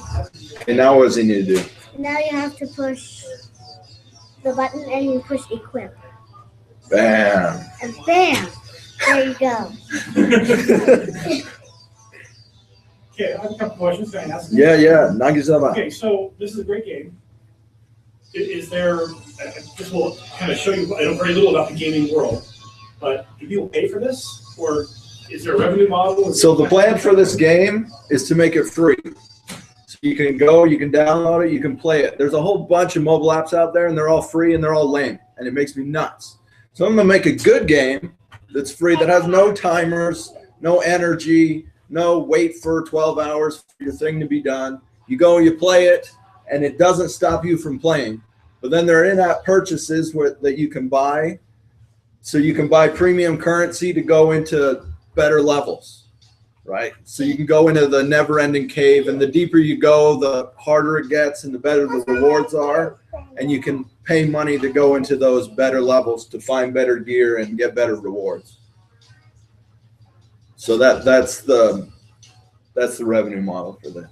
Dad, I made this game. Yeah, I made this game, huh? Is that fun? If you have that much. So another lesson learned is the importance of making goals, setting, this is what I wanted to do. I planned it out. I made estimates of how long stuff would take me. And then every 2 weeks we had an iteration report. And I pretty much stayed up all night every Friday and Saturday night working on it. And because of that, I was pushing myself real hard the whole semester instead of at the end pushing myself. So that was a good lesson learned on the importance of making goals to drive motivation. How close are you on the multiplayer version of this? So, You want me to die? I have a video that shows the multiplayer. The multiplayer currently sort of works, mostly works. You can run around with each other, but then it's got some glitches. When you die, things start going funky. And so it was taking a lot of time to do the multiplayer. And Unity's announced a new multiplayer system called UNet that they're working on. So hopefully if I procrastinate the multiplayer long enough, they'll release that and it will make my life easier. So you don't have to write from scratch. Yeah, because essentially what I'm doing is I'm using their old multiplayer system and developing what they're currently doing with their old tools. I have no food. All right, Fong. Thanks. Everybody give Fong a hand. Thanks, Lacey. Amy. Good job. All right, so that was Rising Heroes, the iOS app. I also made a website for it, Xerxes.net.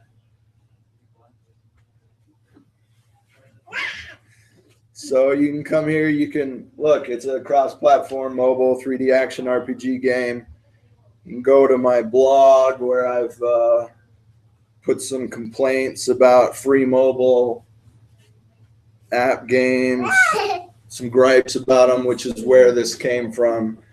And the history of Rise of Heroes. I originally made this game back in 2003 as a 2D game that was multiplayer. And people are still playing it. So there's demand for my game. People like it. And so I was like, I'll remake it. During the junior core, I logged into the game and they freaked out. It's the creator. And the guy was like, hey, I met my wife in your game. I'm like, that's kind of weird. But whatever, man.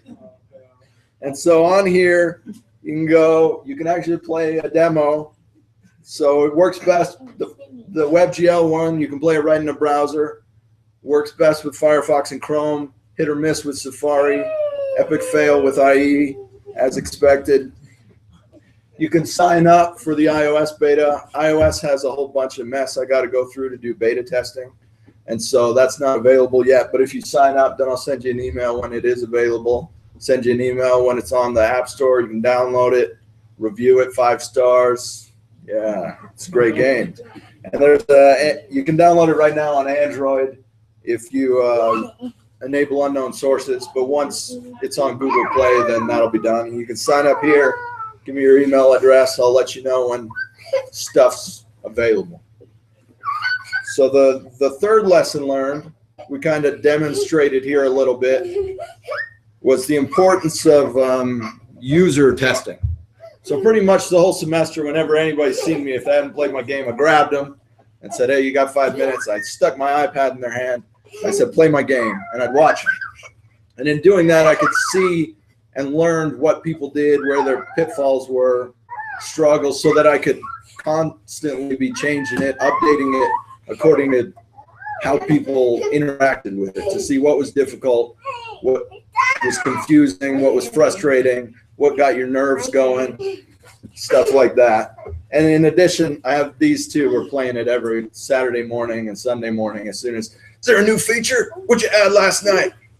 So I'd get it to them, and they'd play it, and they'd tell me what was going on. And it was pretty awesome. And how are we doing for time? That clock's all 15 messed up. minutes. We got 15 minutes. You don't have to take the whole time. If somehow we can make it, I've got a USB stick with a video on it. Can we watch that somehow? Disconnect the audio. Yeah, or disconnect the video too. I'm done with that. Okay.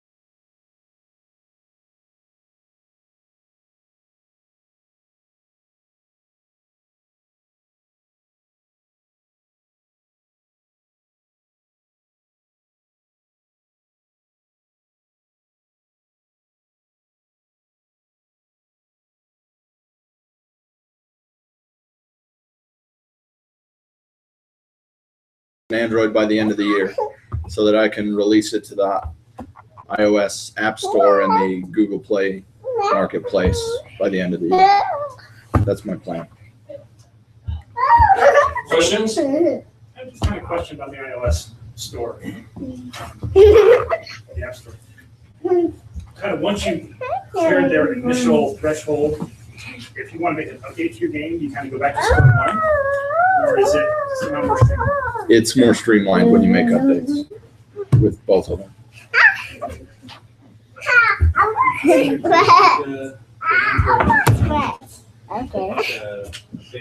Testing. I've not read up on how Android does beta testing. Because with the unknown sources, cool. I'll look into that. Is it easier to set that up than it is for iOS?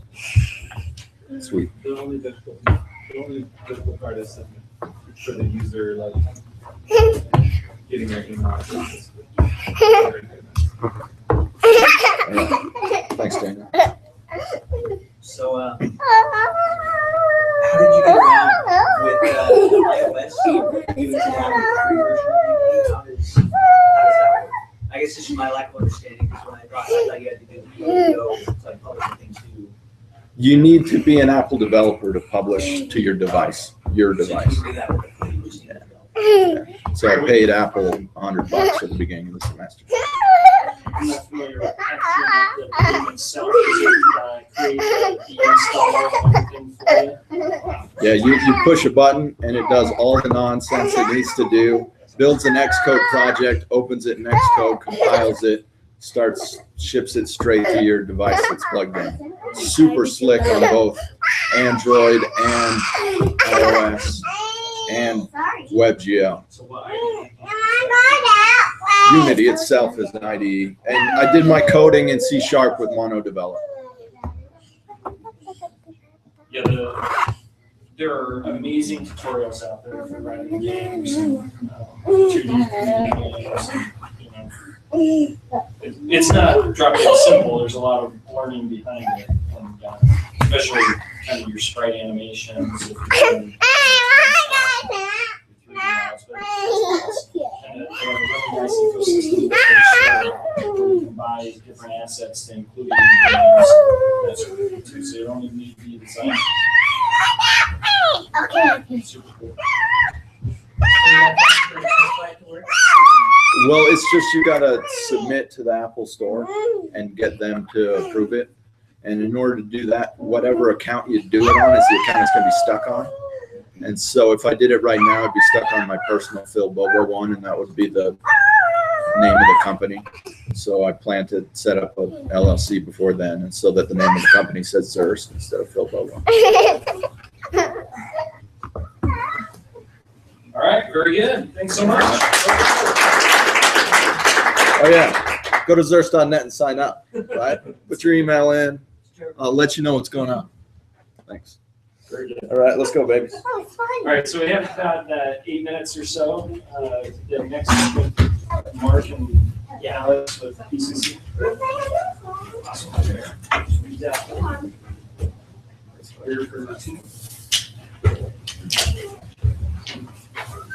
Although I got 3. What's that be? Legendary.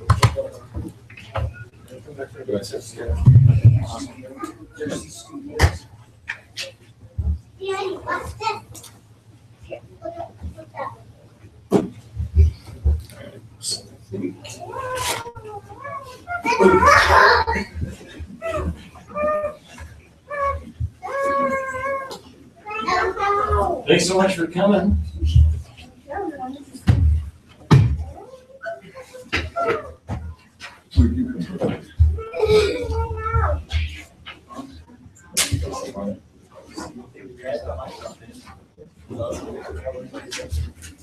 Anybody.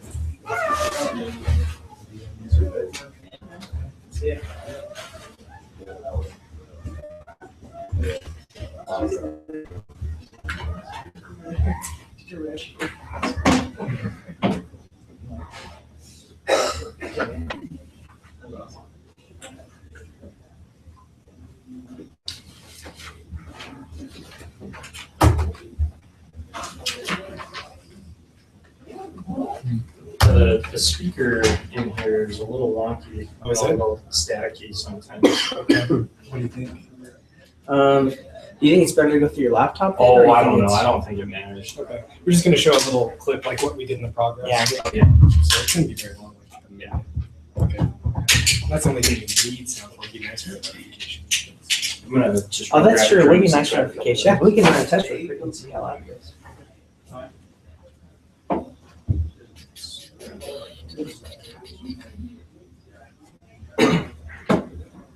No, I'm in. That would go on the Adobe for it.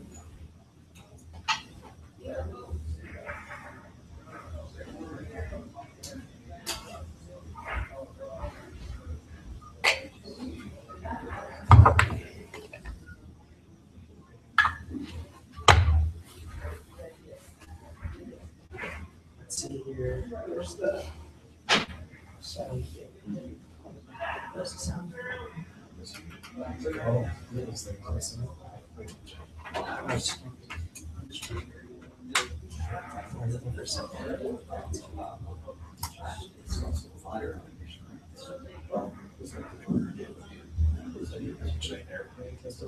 Just the character creation, just like the some of those, it's like fire going now.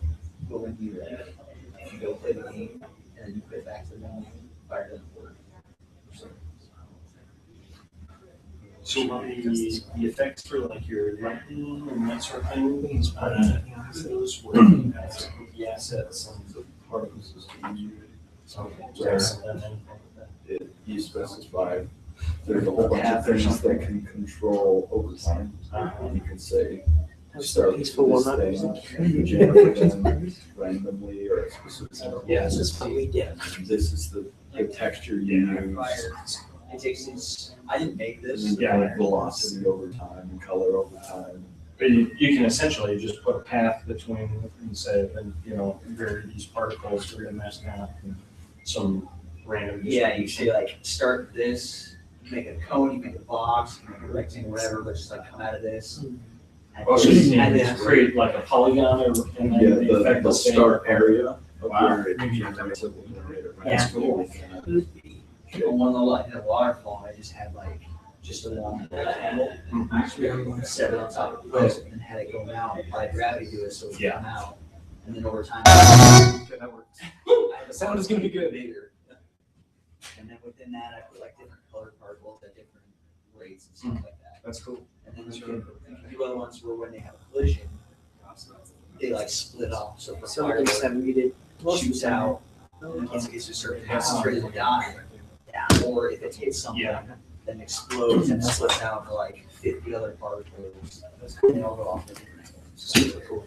You've got to call back when it collapses so that you can find it like the fireball. It is looking good. It's awesome. So now I And I think you made a record. I think it's because he's hooked up to this one. 5 extra MB or so. Sweet. So record so far. I bet over the years, well, you made the eclipse, but we're averaging like 1 to 2 in general. So not bad to 2x it. Yeah, I think so. So how can we switch over to this one, Dr. Sir? It's switched. Oh, it is. Oh, we're good to go. Yeah. Let's forget. I clicked the button. Proud of you. Cool. So awesome. Now we just need some theme music. We should. Some drums. Hey, Phil, come up and play the drums. Your kid. I'll play the drums. Rock band. Do I have a kid? It's only 6 weeks old, I'm not sure. You probably got a garage band kit on your iPad. Oh, yeah, for Play sure. that. Yeah, so your music, was that recorded live or was it synthesized? Those are MIDI files Yeah. that we've remixed, Nice. mastered with sweet effects. So that it sounds like a real guitar. Yeah, actually, usually I can detect when it's fake, so the sampling's not great. Fool the great Thomas.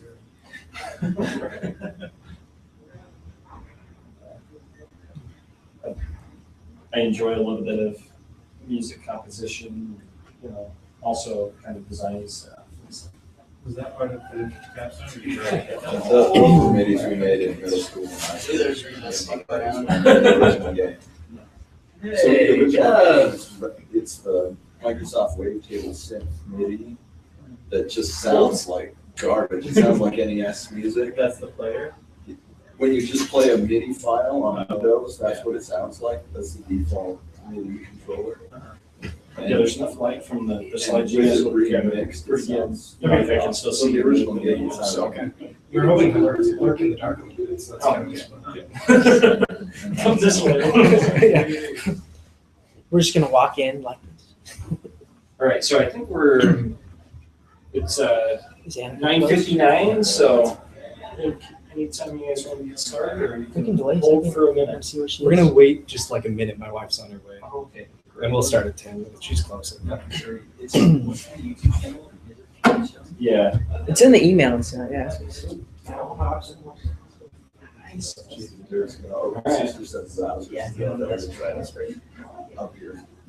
There they say. We pulled in an extra projector. Or does it have VGA? This one has VGA. I think the HDMI one's a little bit different. Not much. Okay, cool. All right, sounds good, man. All right, let's do it. What's that? Swap factor? Oh, your HDMI? Yeah. Yeah, you can, yeah, still back. I'll go still want to go to the lab. Oh, sorry. Thanks so much. All right, I think we're gonna do I think it. we're good. All right, so we're gonna go ahead and get started. We're really excited. We've been working really hard on our project.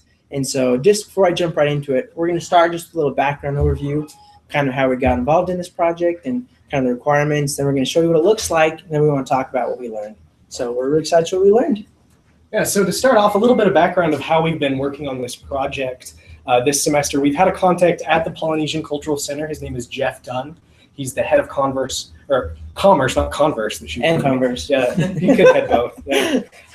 But he's kind of been our project sponsor. It's been neat because every 2 weeks we've been able to get on a conference call with him and sometimes more people from the Polynesian Cultural Center as well, and to validate the scope and the progress and really touch base to make sure we were creating something that would really provide value to the Polynesian Cultural Center. And so following that agile-ish methodology, we were able to use these technologies to accomplish this project. We used Xcode, the normal iOS IDE. We used Swift and Objective-C. Both of us took Dr. Little's class in mobile development last semester, and that was in Swift. So we were both able to use that knowledge. And then I had done a little bit with Objective-C before, but we were able to really hone both skills in both languages, really working together with both of them in the project, and that was fun. We're using some beacon technology that we'll show in a minute. And then we decided to use the parse as our backend, and we'll show that as well. Mark was our Git master in doing some version control through that. He put up with me throughout the whole semester, losing a lot of code, and he was able to restore stuff that I thought was gone forever. And so he really shined in that. Well, notice that Alex claimed me as the master for Git. Really, he was the master for everything else. Not even. And then we were able to use some test flight. It was interesting because test flight went from kind of being their own website to being migrated into Apple's iTunes Connect in the middle of our project. So that was a lot of fun because we had it set up through the original test flight, and then we had to migrate it to Apple's in iTunes Connect mid-project, and that was a lot of fun. So that's kind of what we used to build it. And so as these requirements kind of started back last October. It's like Alex mentioned, we worked with Jeff Dunn most of the time. And so we had a phone call, and he kind of identified 3 things he wanted. First, he wanted us to replace a guide. So I don't know if everybody here's been there, but basically if you go to PCC, you can hire this guide who will take you around, and they'll share all of the intricate, rich details that kind of flesh out the experience. And so a lot of people don't do that because it's pretty expensive. And so PCC didn't want us to leave those people out. And so that's why we kind of started talking to them. We wanted to give people that aren't going to pay for the guide a good experience as well. And so we wanted to be able to, have a substitute for the paid guide. And then kind of in addition to that, we wanted that guide to kind of provide educational content based off location. So there's lots of different villages there. And so they wanted you, once you're in the village, to be able to trigger some kind of content and be able to view that. And so that was kind of along in line with the guide, I guess you could say. And then finally, they just really wanted to beef up marketing, specifically email. And over the project, it totally changed how we wanted to do this, but we'll kind of go through that later. But yeah, we just wanted to somehow beef up the marketing for the project. So those are the 3 things they really wanted to get out of the app. And so since we had these objectives, we kept these 3 objectives in the forefront of our minds throughout everything that we did, because again, we wanted to create something that would really be put to use, create value for the PCC. So the functionality that we were able to develop to meet each of these 3 objectives, to substitute the guide, we have details on specific locations that, again, we'll show you in a demo in a minute, so that you can learn about where you are in the PCC. My family went to the PCC, I think, when I was like 12, and I don't remember much about it except just kind of wandering around looking at things. And so providing this specific information about these locations, we can help the visitors know what's around them. And that will substitute the guide in that way. We also will have a schedule of events throughout the whole day so they can see, oh, it's 1 o'clock, what's going on right now? We have these itineraries that will guide people to different places throughout the park, notify them when it's time to go somewhere else, and provide really that functionality of a guide being there to say, okay, let's move on. The app can do that as well. And then we also have some notifications with those itineraries, and then push notifications as well, to where if someone in the PCC management wants to let everyone know about like a special going on at one of the shops or a special event that's a one-time only, anyone with the app can get that notification ad hoc as well. And then educational content, we have a map that displays these locations so they can see what's around them. And then the iBeacons as well transmit a signal to where they can get that like the hyperlocation information as well. And then the marketing purposes, we've got an email pop-up at the beginning that you'll see, and then some moderate social media integration as well. Will you talk more about what an iBeacon is? Yeah, I'll actually demo it and talk about it in just a moment. But yeah, before you jump on, Alex, this table, it just looks like some simple table we put together in 5 minutes. But this thing took so many hours to define. It took like 5 minutes to type up, but it took like, I don't even know how many hours, 40 or 50 hours on the phone defining what these things meant, what the difference between itinerary and a schedule is. And those seem like really similar. And so it was a lot of fun, but this was like the real meat of meeting with a real client. And, they had these ideas about what they wanted, but they had no idea about how to really translate it into something real. And so just to kind of give a background, this was a lot of work. Yeah, it was a really good awesome. advantage of the agile methodology that we used. Absolutely. So what we'll do here is I'll AirPlay. We'll bring up the app. Okay.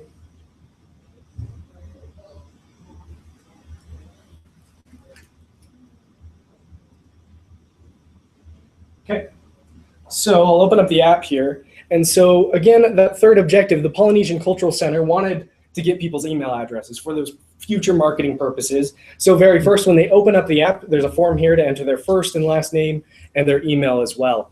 And that was very important to the Polynesian Cultural Center. And then talking with them and also reflecting on Apple's human interface guidelines that say, if you're doing something like this at the beginning of the app, make it possible for the users to skip it. Don't require them to do anything. Help them get to the app functionality as soon as possible. So we have the no thanks button here at the bottom for that purpose. So I'll just go ahead and hit no thanks. And then you'll see the main screen here is a map. And this map looks really simple, looks like an image, but basically what it really is all of these gray boxes, this grid you see here, that's in replacement of a map that you would see in Apple Maps or Google Maps. We disabled that default map and overlaid it with this map of the Polynesian Cultural Center. And this map is actually made up of tons of little pictures. I think there were hundreds. I don't remember the exact number. Yeah, it's like defined into like each one of these like a little square. And so as you pinch to zoom, it'll like adjust to different sizes. Mm-hmm. And what was interesting is this was a big hurdle for us because of all of these high definition images that they gave to us for this map, the app size was weighing in at about 130 megabytes. And Apple says that any app, let's go to that.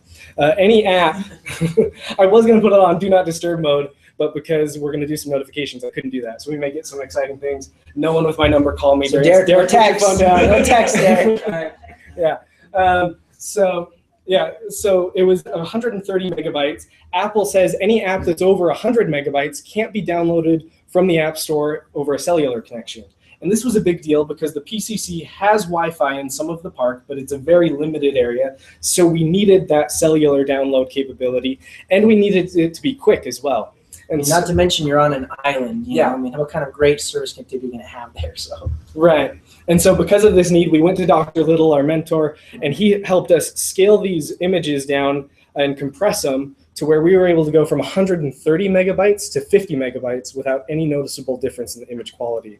And that was a lot of fun to do. It was a week that I spent of just cutting down the images, compressing them more and more. I told Mark it was like anorexia. It was addicting to just slice off more and more weight off of that app. I kept texting, we got 10 more megabytes off. He texted me every time too. So. It was exciting and it was fun. And I got over my addiction once we hit 40 megabytes. That's what we wanted to do. He's still in therapy. So real quick, Yeah. the image is overlaid over the map component. Mhm. And as such, you're able to put GPS coordinates on each of these areas, right? Exactly. So if I was in the PCC, I could hit this button in the top right and it would display my location. It actually does it automatically too, but it would refresh. And so it says right now, you're not in the PCC. I can't display you on the map with those GPS coordinates. And also, when you hit the button, it stays there the whole time. So you know, you don't have to keep hitting it every time. Exactly. And so you see right now we're on the villages tab. So all of these green squares are different villages. Like right here, this one is New Zealand, islands of Fiji, Tonga. I can hit the shopping tab. We refresh here. We've got places to shop, like the Pacific Marketplace, Samoan Marketplace, some activities. Down here is the Pacific Theater where they have the nightly show with those fire twirlers you saw on the first slide. Places to eat. This is important to me. Shave ice, really great stuff. So you can look at all of these things. Let's jump to one. If I select, let's see, let's go Islands of Fiji. I can select that. I get some detailed information about this location. There's presentation times, activities like bamboo drums, get a tattoo, there's a bamboo raft ride. And so you can learn about this place. And then if I want to, yeah. A tattoo? Yeah, I know. I thought this place was run by the church. So cultured. Yeah. And then I can go back to the map if I want to see just where this place is on the map as well. And then I can hit that and see them all again. So I'll hand it off to Mark. Cool. So we had a lot of fun building this app because, you know, sure, we're developers, but we really want to think about how are people going to use this app. And so if you're going to type, you know, sit here and tap all these things, looking for the next destination, that's pretty lame. I mean, that would be really frustrating for me, you know, to sit here and tap and read about each one. And so in thinking about that, we decided to make a side menu here that allow people the flexibility to look at it through the map or through a menu to figure out what they want. And so Alex and I are apparently always thinking about dining. And so if you want to look at different places, you know, for example, I've been to Ambassador Dining. It's really good. You know, so I want to compare this and look at it. I can read here about kind of some of the food they have. And if that doesn't sound great, then I can go to somewhere else and look at Tonga snacks. And then if this sounds good to me, I can go ahead and hit that button in the top right corner to take me to the map and show me where it is. So then from there, I can figure out where I am and make sure I know how to get there. And so that was just kind of one thing we really liked, just trying to design around how people are going to use it. Another huge and probably the hardest part of this app was just building itineraries. And so, for example, here, these are obviously just, you know, this is dummy data for the purposes. But here we have all these different itineraries. And so we have one designed for kids. And so you can see all of these different events. And this will be kind of the outline for the day. And so if you want to use this, you can go ahead and select it. And then it's going to ask you if you want to be notified of the events of the itinerary. And this is the coolest part because with each of these events, it'll notify you 15 minutes ahead of time. So Alex and I spent days and days getting this to work, and then we spent days and days, you know, getting notified to go to Carver's Workshop or to Canoe Pageant North. And we were ridiculously excited. It really showed how nerdy we were. But it's just really cool. It's just one of the funnest parts of the project, honestly. So that's what an itinerary is. You can say, kind of a preset list of saying, hey, this is what we're going to do, and it'll kind of keep you on task. Exactly. Yeah. And that's kind of where it comes in as the guide, right? Because the guide will kind of tell people where to go. So the idea was to have an itinerary to show people. However, some people don't want to use that itinerary, right? So we wanted to be really flexible, like I've emphasized. So we also just made a daily schedule of what's going on. Traffic is really bad in Hawaii at times. And so if people show up late, they can look, you know, we're going to get here at 5 o'clock. They can go ahead and see, oh, looks like a tram tour is going on. It looks like it's going on again. But anyways, it just kind of allows them to look at where they are at the time of day, and they can kind of see what's going on, and they can go ahead and hit that map button and figure out where they are. So just try to make it as flexible as possible. Can you customize the itinerary once you accept it? No, so you can't customize it. a lot of the stuff is kind of open, like you can kind of go wherever you want. And so in deciding this, Jeff kind of decided for now, they just want to provide them with itineraries. But of course, you can just break away from it if you want to. And also, when you do select an itinerary, you want to make it easy for them to get back to it. So once they do select it, it pops up as View My Itinerary. And so that'll jump them right over to their itinerary, and they can look at it from there. Or if they want to, as it shows below, you can choose another itinerary. So then finally, we talked about social media a lot with Jeff Dunn. Because about halfway through our project, PCC was working on this huge thing called the marketplace. It's like this brand new marketplace where people can come in and buy merchandise without actually going into the park. But they really wanted to have the app available, and they wanted social media. Because they want, social media is so huge right now. They want to be a big part of it. And so we talked about maybe like integrating it into the app and allowing them to have a post through our app. But then as we talked about it, this didn't seem like it would make sense. Like nobody would really want to go to our app, log into Facebook, kick it back to our app, and post something. And so just to have them thinking about it, we decided just to have links to those apps. And so if you hit that, it'll go ahead and take you to those apps, and you can post or do whatever you want if you have it downloaded. If it doesn't, it'll just kick you to the App Store. And so we just wanted to have it on people's minds and kind of make it flexible to have them use social media. Yeah. And so the first item on the itinerary that Mark just selected, it was at 10:30. So I would just want to see if at 10:15, if we get a notification to move to, there we go. So it's time to make your way to Canoe Pageant North. And so these notifications can be used to guide people around. Another functionality that we have that Mark's going to show you right here is, like we mentioned earlier, the ability to just send ad hoc push notifications to everyone in the PCC. So he has this screen up here. He hit send notification. He's going to go down here, enter in a message. Looks like he's saying, "Hello, Dr. Maservi. We know where you sleep." That's pretty good. Okay. The sad thing is this is being sent to everybody that signed up on our beta program. So and then I just barely got it. And if you go back to the screen, maybe we can see it here, Mark. Oh, yeah. Swipe back. Yeah, oh, it just went away, but I can swipe down. So it's right here at the very bottom. "Hello, Dr. Maservi. We know where you sleep." So that's an awesome opportunity to communicate with so many people that are there. And then what we want to do is also show you the cool iBeacon feature. And before I get into that, whoops, I didn't mean to sleep that. Let's get that back up. Okay, before I get into it too much, we didn't just jump on iBeacons. A lot of people talk about iBeacons as this cool new technology. We didn't just immediately settle on that. We looked at geofencing. If you're not familiar with that, what it is drawing kind of an imaginary fenced off area with GPS coordinates, and when a user walks into that area, they get a notification. It tends to drain battery, and it hasn't been found to be extremely reliable as well, because you could turn off your location settings in the middle of that, and it's not really reliable. We looked at QR codes. That just seemed clunky. You have to take out your phone, scan something, and it'd be easier at that point to just look at a plaque. And we looked at iBeacons. We found it to be really reliable and a lot of fun to work with as well. Yeah. And so the PCC bought a few different kinds of iBeacons. This is one.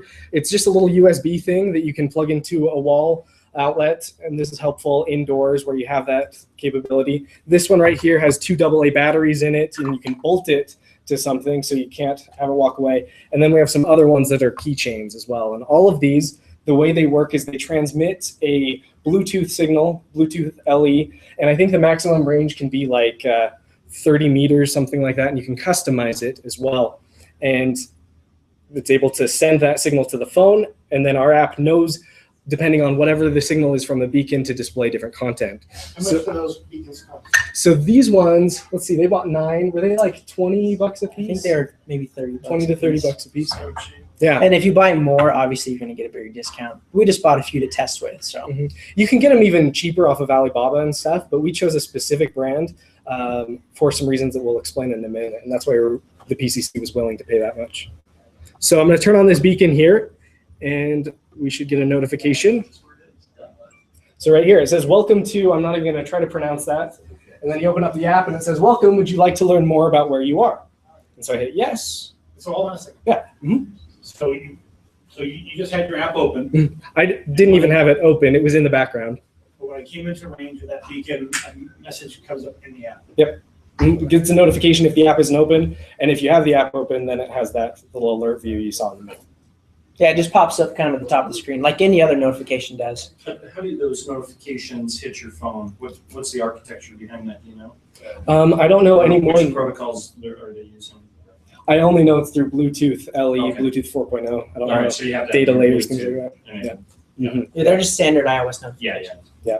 So the cool thing with the iBeacons is we can also pair it up with different kinds of content. This one has a video associated with it. We could also do text. We have it set up to do audio if they want, pictures. And so it's able to be dynamic, and they're able to, at the PCC, set up the beacons for the content. So here's a video clip that we can learn about this art if the iBeacon was next to the art. We'll go ahead and play. Here's the sound plug in. Plug in the sound. Of these markings was the use of a bone chisel with a pigment to that color. The symbols identify the individual, their rank within the aristocracy, their responsibilities, their expertise in different fields of endeavor. Though the art of Comical doesn't exist today, he is highly respected by all the descendants of these individuals. So right there, it's like you have that guide right there explaining what this art is, and that's one of the great advantages of iBeacons. Yeah. Does that content have to be in the app bundle? That's a really good question. What we've done is we've gone back and forth on this, but what we ended up on is we created a dictionary inside the app bundle to where, yes, when they do want to change the content, they will have to put in the app bundle and release a new update to the store. The reason for that is because the internet connection is spotty, and so we decided to try to put as much as we could as possible. But then we also had to think about, okay, how can we do this without coding as well? So really all they have to do is drop it in the app bundle, specify in the plist file the file name, and then it pops right up. So they don't have to do any coding, but yeah, it is. Nice. What's going on? And that's the demo. Okay. Well, yeah, so just really quickly, obviously, we learned a lot of different things in this project, and so there's no way we can just hit all of them in a couple minutes, but we're going to try and just hit a few of them we thought were the most important. The first one was working with Objective-C and Swift. Alex had experience with Objective-C I never had, and getting them to work together was very interesting and very challenging at times. But honestly, I think it was really fun just to figure out, kind of see the differences between the languages and leverage their strengths. And I think it'll be really valuable in the future, kind of knowing how to use both of them together, especially over the next few years. So that was definitely a cool part of our project. Yeah, it was a blast. Another thing we had to keep in mind that we've already kind of touched on is knowing that we would hand this over to the PCC and they don't have a technical background like we do. We had to keep in mind, how could people without a technical background manage this app and not get frustrated like her, but be more able to do the things that they want to do with technology like him. And so that's why we did end up making this dictionary file in the app bundle so that it could be easy to change the content. That's why we settled on parse, because that's really easy to manage. It's like a spreadsheet. And then these iBeacons, like what I mentioned, we went with a company called Radius Networks, because Radius has an app that you can use to specifically configure each beacon. You can specify the ID of the beacon, the range, you can check the battery level. And so we wanted to give them that as a resource so that they could keep track of all these beacons and not have to hire someone to continue to code and manage things. Yeah. And then finally, we just had a lot of fun working with a real client. We had real requirements changing all the time. And really the funnest part for me was taking Jeff's ideas about how things should work. And then we went back, we put our heads together and we built it, and then we'd show it to him. And he'd say, yeah, that's exactly what I wanted, or, have a few tweaks. But that's just the funnest thing for me, just really taking something somebody has an idea of and turning it into, real features and a reality. So that was really fun for us. Yeah, it really was the perfect culminating experience for our education, because we were able to learn the needs of the business and use technology to effectively meet those needs. And so that is it. We've had so much fun working on this project. Really grateful for the opportunity. So what questions do you guys have? How difficult to change it to a different venue? Suppose you had a different, Knott's Berry Farms. Mm-hmm. So it's kind of the same thing. We've got different things going on. Have a lot of, assuming the overlap was 100% in terms of functionality, how hard to change it to that venue? We'd need different images for that map. That would be the hardest thing, is getting the map images and scaling those properly. But the back end in parse, all you'd have to do is put in the different locations you want. So you'd have to change the map and the data of where the locations are in the map. Everything else should be seamless. Yeah, we kind of designed to try, all the code as generic as possible, so it could be, flexible and versatile. And so, yeah, we never even thought about that, but yeah, you could totally swap out the map and the data and it'd work. Yeah, let's start a business. Yeah. Really? All right, we'll quit our jobs. And I mean, there are so many opportunities for venues, and I think not just the formal venues, but even less formal ones. If you could do it, in a way that didn't take too much time, Yeah. 20 hours, 40 hours, something. I think you could make a killing on, replicating something like this. It'd be really cool. That's We've true. thought about it. That's true. We've talked about starting a business in a few years. So is this app ready to go for them? There are a few minor bug tweaks, and then the big thing we're waiting on is data from them. Like Mark mentioned, a lot of what we did was dummy data, and they have specific things that they want for their itineraries. So the big, I guess, roadblock right now is them getting the data, but it's we have largely like ready to little go. things. All the functionality's done. We've been testing it. We just have little tweaks. They've given us feedbacks. We're just currently implementing that right now. But it's basically ready to go live. Yeah. So you kind of mentioned this, but why not do all of your video stuff and like the dummy data or that content is all bundled into the app? But why not do like kind of like how the LDS app works, where you still download it? It's not a streaming or whatever, but that way it's hosted not within the app itself.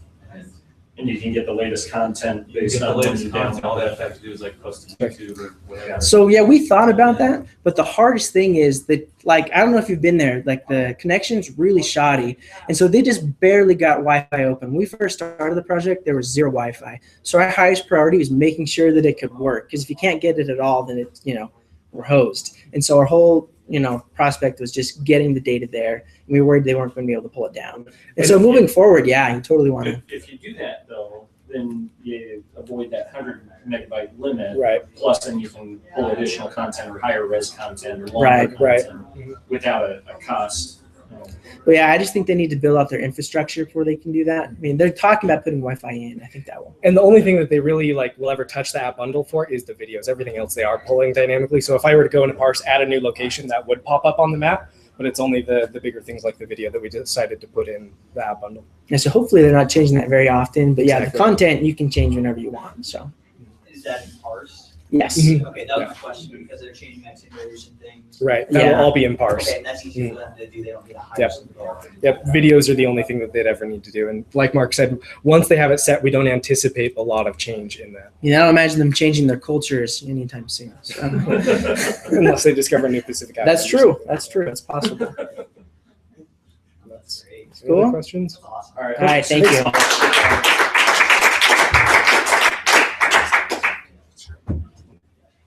Go see if I can track down an HDMI port. You need HDMI, right? Yeah. Okay, let me go see if I can get a cord.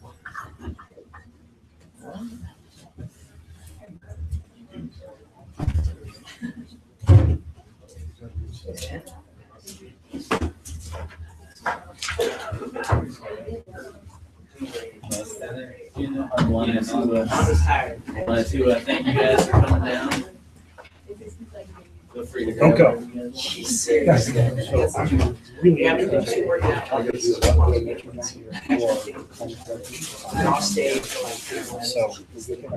Yeah, absolutely. People that stay.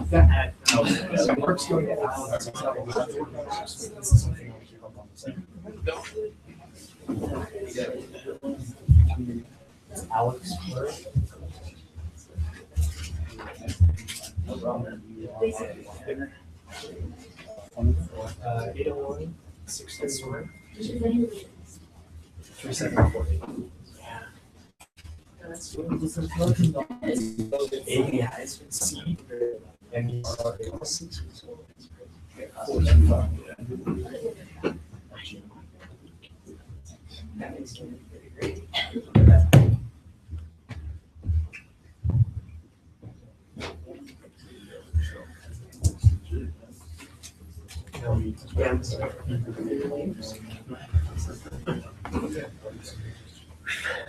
Well, earlier today, we set a record for the maximum number of external viewers for any one project. I see that is about to be exceeded. All-time record holder. It's the donuts.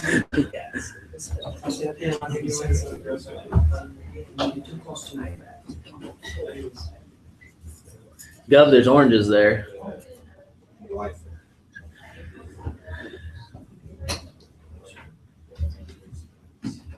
So how many we had? This is my third party. But this is the one he really cares about. This is the reason I scheduled for today.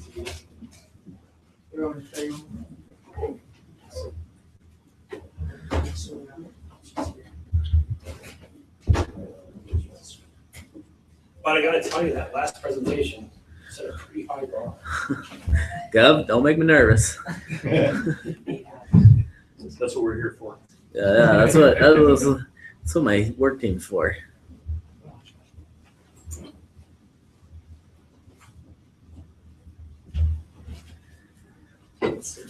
All right. So that's connected. You're going to Apple. I am. Therefore, you're not allowed to work on apps. No. You said you're allowed for it. That means, you said no, you meant my statement is right. You're right. Yeah, correct. I cannot do anything. Why would you do that? Well, I imagine, I don't know, because I thought a company like that, they kind of want you to explore. But I think they give you a lot of flexibility in your job to kind of explore a little bit, but they really don't want you doing that outside. They want your innovation to go to them. So they give you a lot of kind of freedom to explore it in, but yeah, they don't want you to do it outside. I was surprised last summer when I interned there, like, yeah, you gotta review the side projects. Good, So good to just see start working on that. the app, so I knew that. Looks like your new name is Scott Jr. Scott Jr. Scott Jr. Thank you. So, Dr. Masevi just introduced you. This is my boss, Gordon. And my Nice to meet you. coworkers, Ben, Will, and Chad.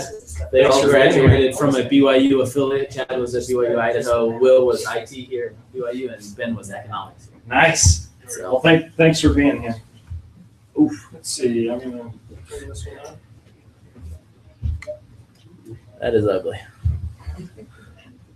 Yeah, it's we've got some bleed over from the other projector.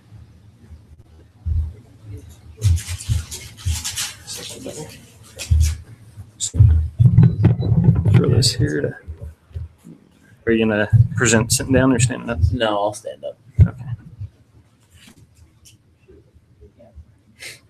And our lighting in here isn't the ideal, so we'll probably actually shut off the lights so that we can Okay. see a little bit better. Typically makes the presenter appear better too when the lights are getting. That's right. All right. All right. What's with the jokes, everybody? Well, I'm glad to see that you've learned the power of food team. Hey, I just wanted to make sure that. Did you leave anything on the table? Hey, exactly. Okay, let's see.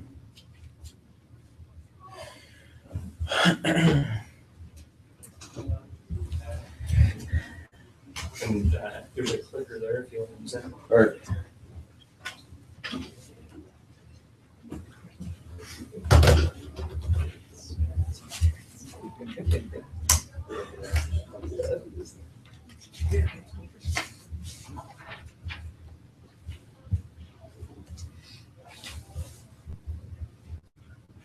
there she is.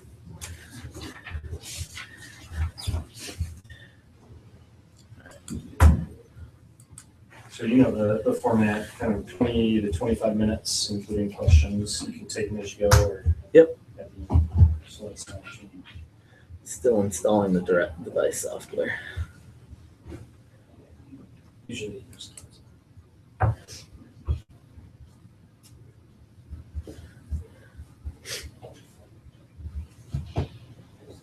think if you do that focus. If I what? Is that extended or is your screen extended? Yeah, it's extended. Yeah, so go and click on that presentation again. Sorry. Okay. All right, perfect.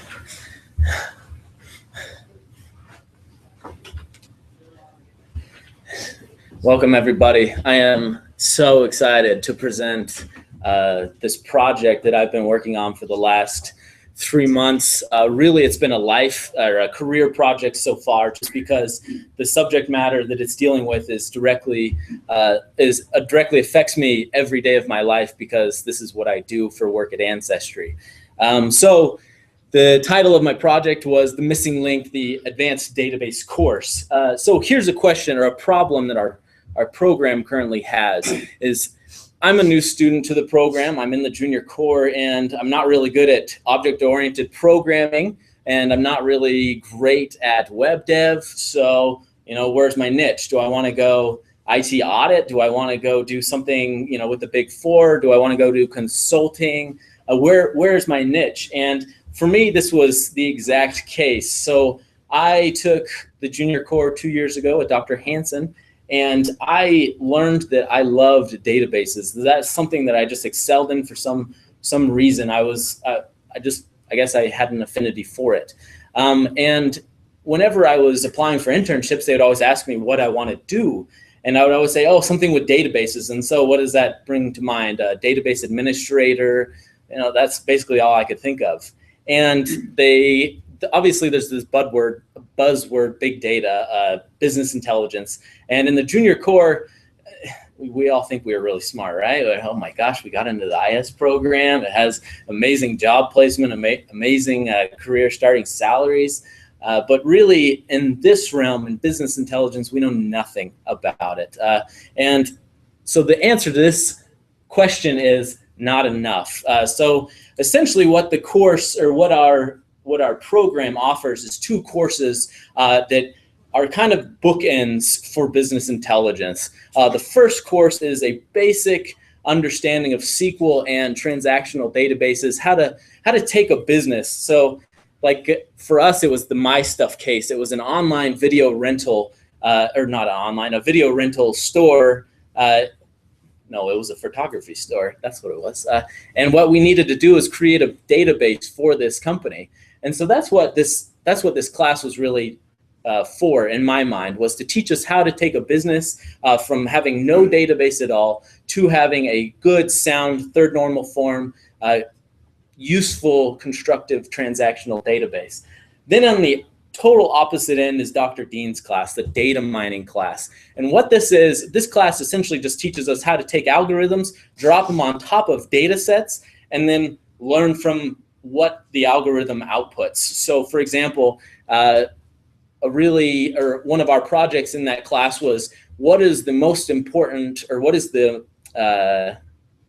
strongest indicators of crime in a neighborhood. And for us, we took a data set of a whole bunch of different neighborhoods with different demographics, income inequalities, ethnicities, things like that. And so that's what this class is really for, is to say, what are the key indicators that describe or tell what really is the best indicator of how much crime a neighborhood will have. So that's what that is for. So you see there's these two, essentially, 2 ends of, not the whole, or the bookends, and we're missing the middle part. So what we're missing is, because data mining needs a good data set, and you're never, well, I'm not gonna say never, you shouldn't do your analysis on your transactional database, right? If your business, if your database goes down, like a website's database goes down, you're gonna lose sales, you're gonna lose customers, really bad things happen when that happens. So how do analysts query to find out, you know, business information, how well we're doing? And there's different philosophies, but the one that I've chosen to go with is something called data warehousing. And so what the answer to that question is of what our course needs to better prepare us for the business intelligence world is this advanced database course. So I went to Gov with the idea of, I want to introduce a data warehousing course for our program, and come to find out, Gov has been tasked with creating an advanced database class for the master's program that starts next fall of 2016. And when talking to Gov, he's going to do stored procedures, indices, basically a step up from that basic 402 class, really teach students how to be very robust database users, database administrators, things like that. But the class still was missing the data warehousing side of it. And that's where I feel like I bring a very unique very unique piece to what this course could be. Basically, I just completed the master or the program in its entirety. I know what the 402 class teaches. I know what Dr. Dean's class teaches. And because I work in business intelligence data warehousing, I know what the industry needs. And so I've designed this course to teach students how to have basic, strong core fundamentals to go out into the workplace and get their starting job. So let's go through a little example, shall we? So this is a transactional database in third normal form. It's RedCat. So what Gov and Bob are trying to do, and Dr. Hansen as well, what they're trying to do is they're trying to create an online course where students can learn these things through My Educator, Dr. Albrecht's website.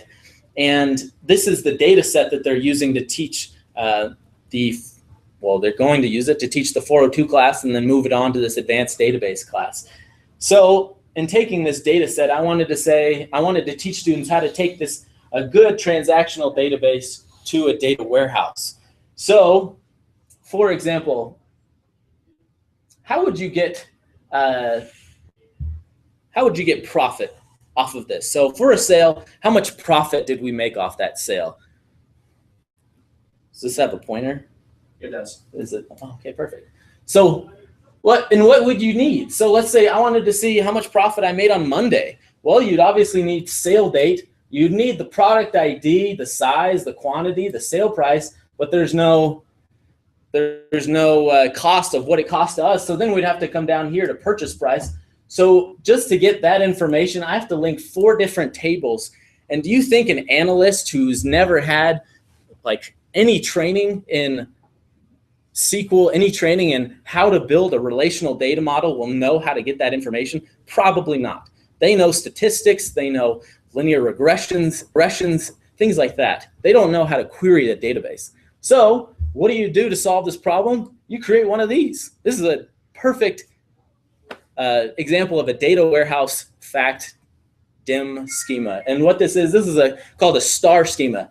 So whenever you're deciding how to build your data warehouse, there's really an important, 4 steps that you do. First, you decide the business thing that you want to capture. So in our case, we wanted to capture sales. Like, what is a sale? So is the sale every item that we sell, or is it a group of those items to a specific person? Things like that. And that's what is called the grain of the fact table. So in this case, I created this facts table with the grain of a sale is a group of items sold to a specific individual. So like, for example, you go to the grocery store, you buy multiple items. That involves one sale, but multiple items of the sale. Then after you decide that grain, which is it's very important, and it's actually a lot more difficult than you'd think to really grasp what grain a facts table should be. Then you decide, all right, what dimensions do we want to use? What dimensions do we want to see come into this report? And so for this example, we want to see date. And more importantly than just a sale date, we want to see what happened on holidays, weekends, all throughout May. That's a joke. Specific quarters. The transactional database just does not offer this information. And in order to get this information, you have to create a data warehouse. Other information like customer and dim product, all of these things, and the way you break this out, this is fundamental data warehousing and business intelligence. And you see how this kind of merges the two classes, where you took Dr. Hansen's 402, or now Dr. Allen's 402 class. This is what we learned how to do. This is the data warehousing. And then what you would do on top of that fact sales, you would drop your algorithms because it can handle that. It has the variables necessary to give you the desired information. So this is what this whole class is about, is creating this middle section of information that we need. Because whenever you go out, people are going to ask you, well, what knowledge do you have about business intelligence? Well, I know I know how to run an algorithm, but I don't really know how to build a data warehouse. I don't really even know what a data warehouse is. I don't know the main thinkers in data warehousing. And that's my goal, to try and solve these problems. And what does DIM stand for? Dimension. So, sorry, I guess I should have clarified that. So a dim is a dimension. Think of it like a dimension. It's essentially a explanatorial variable to the given business transaction. So you want to create dim tables that give information to a business item. So for example, you can create multiple dim tables for this fact sales. This is a very simple example. So I wanted to see where customers lived. I wanted to see where, because this is an online shoe selling company, I wanted to see where we're shipping our items to. So you'd need the dim customer, their street address, their state, their city, things like that to garner that information. The same with dim product. If we wanted to see, how many of a certain product we're selling, you need to create a dim for that. You could also create like an employee or a store dim to go on top of this to see, all right, which employees are selling the most products, or which stores are most profitable, and what items sell the best in those stores. Those are the questions that you ask to get dimensions out of that. Thank you. So I could keep going a lot about like how to create a dim, different methodologies behind that, but that's what this course is supposed to do. And this presentation is just to give you an idea of what this course is going to do. Okay, all right, perfect. So let's dive in, shall we? We shall indeed. So here I am. I'm connected to Gov's currently Gov's database, and this is essentially the relational database. And what I've done is I've created the data warehouse sitting on this server. In reality, you would not. You would probably not put your data warehouse on the same server as your transactional database, just in case one causes the other one to go down. That would be really bad. So, but for this simple example, I did. So let me drop this down. The question that I posed to you earlier, how would you get profit out of that? This is, in the data warehouse, this is the query. So for this given, first of all, I'll show you what this sale has from the transactional database. So this sale has 5 objects, or 5 records, I should say, with the given sale price. Again, we don't have the cost amount and things like that. So up here, this is how you would get the basic information of that query. So here's that sale ID, the quantity of that specific product, the product ID, the sales price, the size of the shoe, and then the purchase price. So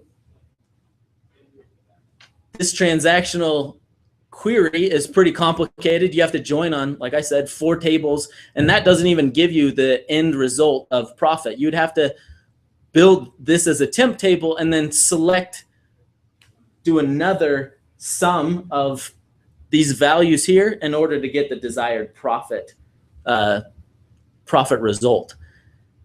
Whereas here, this is my data warehouse. You can do it in one. Oops. Sorry, I forgot to do the group by.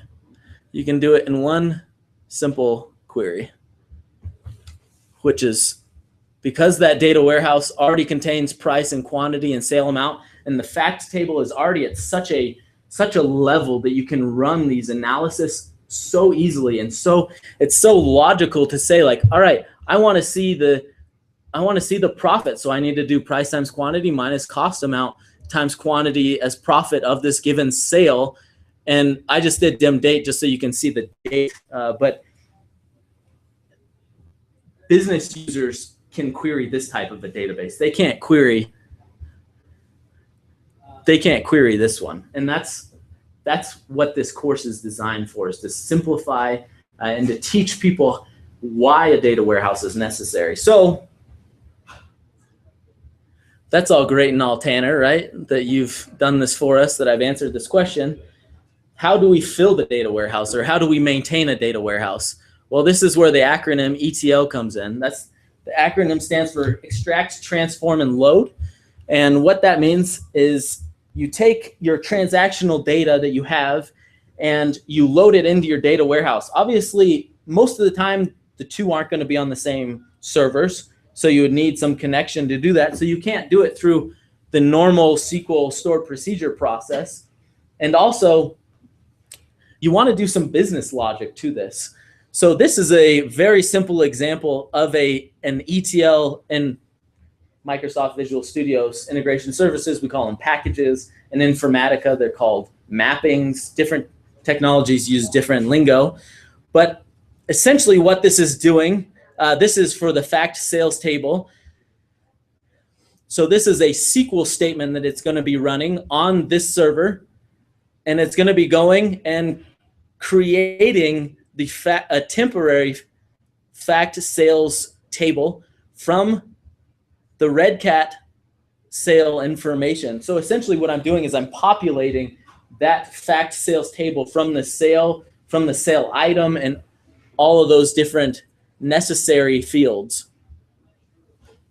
So after you do that, then you create an append table, and then you insert it into the fact table. So this is a very basic template of what an ETL package does. It takes raw data, it does business logic on it, and then it loads it into a data warehouse.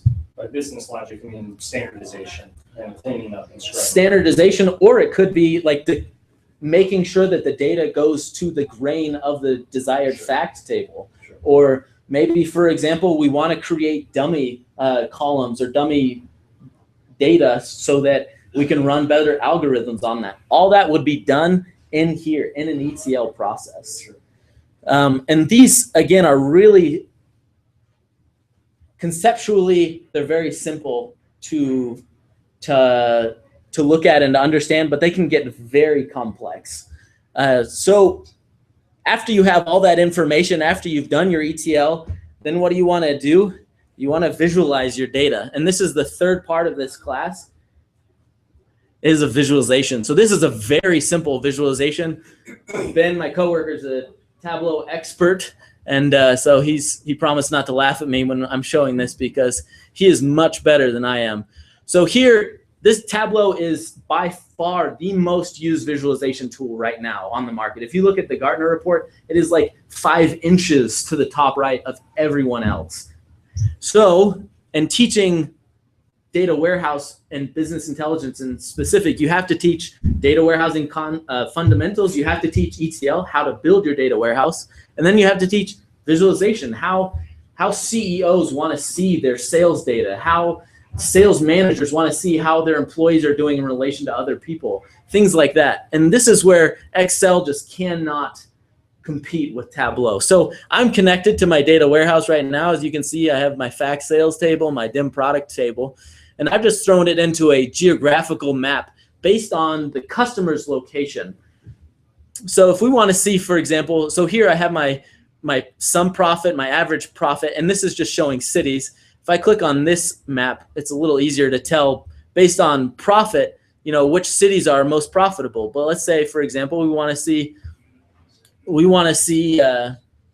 how well Utah is doing. We can just drop the state dimension from DIM customer on here. We come down to Utah, we apply, and then it shows all the different cities that we have sold data to, or sold shoes to, excuse me, and the given information from that. So this course. One thing, Tanner, it looks like something in San Diego County is also Utah. Yeah, so this is where it thinks Alpine is down there. So this is where the ETL process and the cleaning of the data needs to be better. So obviously for this simple example, For this simple example, I didn't do a good enough job of cleaning the data, but that's where the ETL process really comes in handy. It's ensuring that your data for the business users is so robust that they won't have results like that, because you're going to get an analyst say, oh, I don't like the data anymore because Alpine's not in California, so I'm not going to use it. So that's where the ETL process and knowing how to really perform a well-built ETL task is key.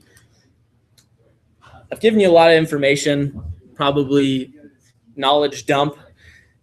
My desired outcome for this class is that a student takes it, they know what they're getting into. They can tell an employer, I want to do ETL and I want to learn Tableau, or I want to do data warehousing and skip the visualization.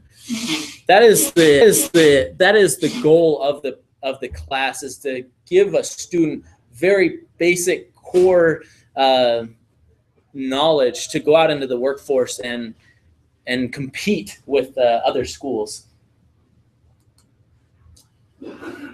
So to wrap things up, lessons that I learned doing this project. Number one, I'm not the greatest at business intelligence. I was talking to Dr. Maservi. Imagine if you were the only person on the planet and you had a closet full of clothes. Do you think you would have a fashion sense if you were never taught like different color clashes and things like that?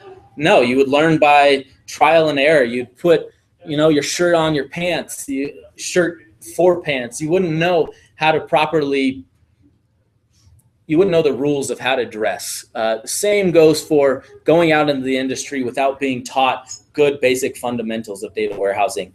I had that experience. I went out, I thought I knew what I was doing, but I was totally wrong. And thanks to Ancestry for being so patient with me, I've had to learn and correct these bad habits. And I want to make sure that students going out don't have those bad habits that I had.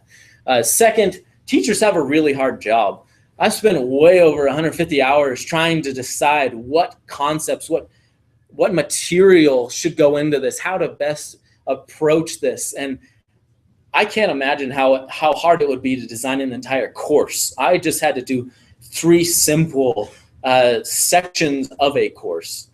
So I applaud teachers for doing a good job. And third, I thought I could do a lot more than I could in the given amount of time. I wanted to do Hadoop. I wanted to do so many different technologies and really make this class amazing, and I couldn't. I just didn't have the time. And that's something that this project really taught me, is how to be a better manager of my time and really only promise what I know I can deliver. And with that, I think I'm done. So, any questions? So, and it's more of a comment, and I don't know if it's much a comment for you as for Gov and Bob, but I think it's super important that you consider ETL, that often you're pulling data from many different sources. Yeah. And so I hope that the examples would be such that you get data, either similar data or complementary data from lots of different sources, and run through a very different ETL process to arrive at a standardized form that then can be useful in making decisions. Of course, and that's unfortunately about this presentation, is I couldn't walk through all the different examples and things like that. I wanted to keep a core concept of, all right, here's a transactional database. How do we get that information? And so couldn't show you all the options. Help me understand why Alpine was showing up in Southern California. So somewhere in the database, in the transactional database, a customer must have had Alpine as a city, and then the state of California. The state of Utah. If you were looking at Utah data. Yes. Probably the state was Utah, but the city was California. So then the latitude and longitude of that must have been off by a little bit. Or there's another city of Alpine in Southern California, maybe.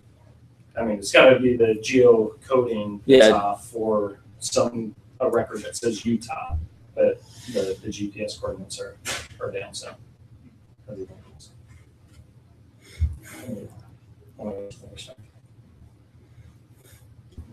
Any other question? No? Very good. Thanks, Aaron.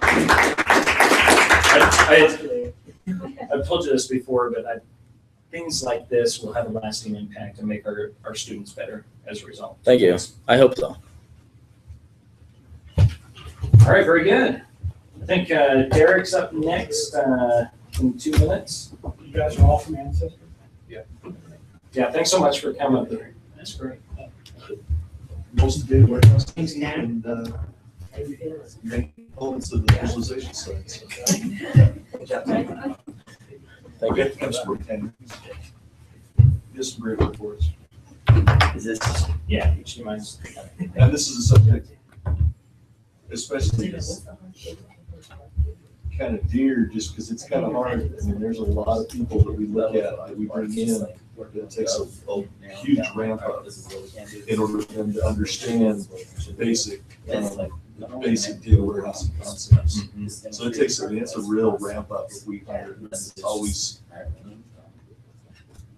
looking probably more experienced than we do for the degrees, just because there is such a big ramp up to be able to kind of explain, well, we're getting the basic SQL behind this, but the reason we're doing this is so down the road it makes it easier for the analysts.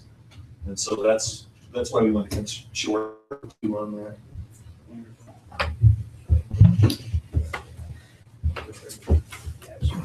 We don't have to feel obligated to stay for mine by all means. But it is.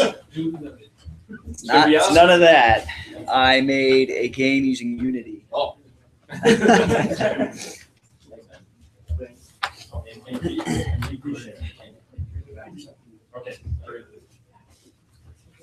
Good to see you. See ya.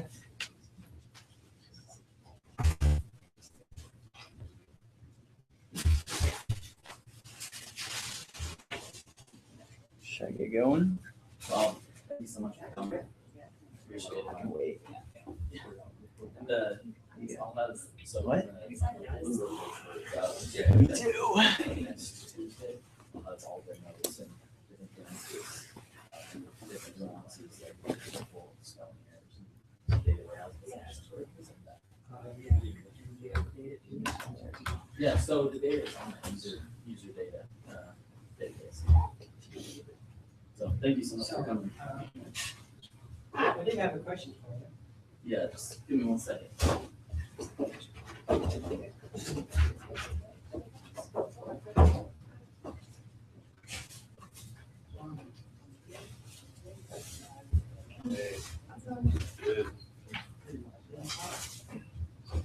And thanks for coming to Sports Standard too. That was great. Thanks for donuts, man. I have straight presentations from 8 a.m. till 4:30, and that's probably my lunch right there. Well, you can take another one if you want. Oh, I'm good. Thank you. They're delicious. Any excuse to go to Provo Bakery. That's, oh man, that's good. Good excuse. I'm sure you want to run down and get you something later. No, I'll be okay. If I pass out, then yes. He's already stuck a few donuts in his pocket. Sure. Forget just the tater tots. I'm going for donuts.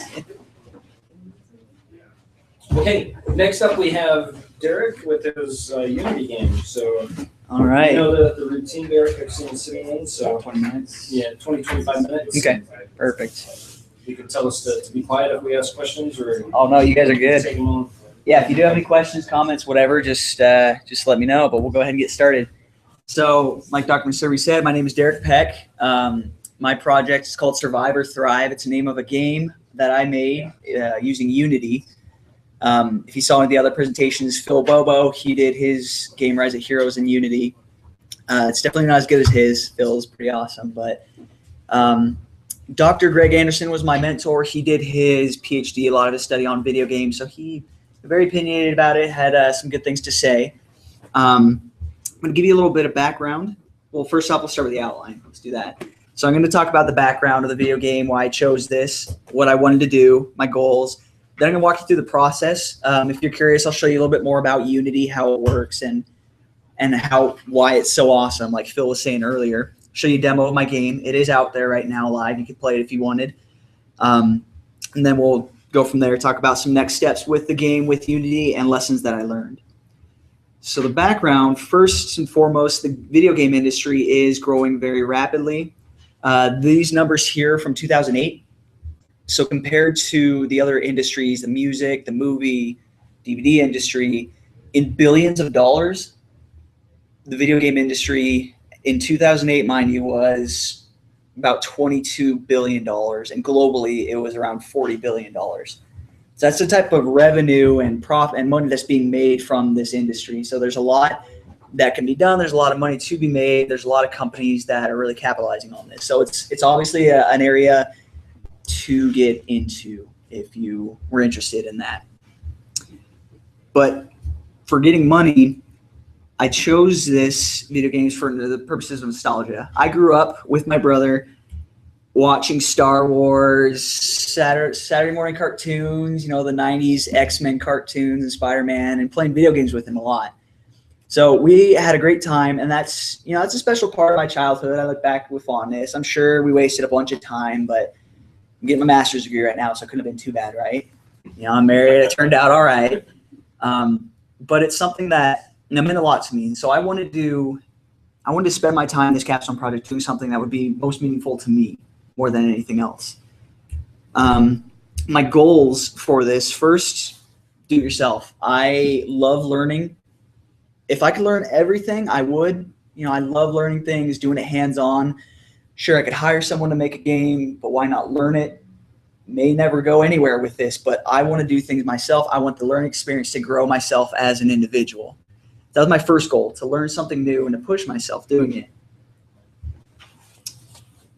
Dr. Greg Anderson, his view on video games is that, well, my view on it first is that any tool, anything in this world can be used for either good or bad. If you look at medicine, it can be used to do miracles, but it could also be used to create horrible drugs that ruin people's lives. Same thing with video games. And talking with Dr. Greg Anderson, he said that video games are really addictive, and there's a lot of negative that comes from it right now. We got to figure out how to use these things for good. And so if I could position myself some way to learn this, to learn how to use video games and these things for good, that'd be great.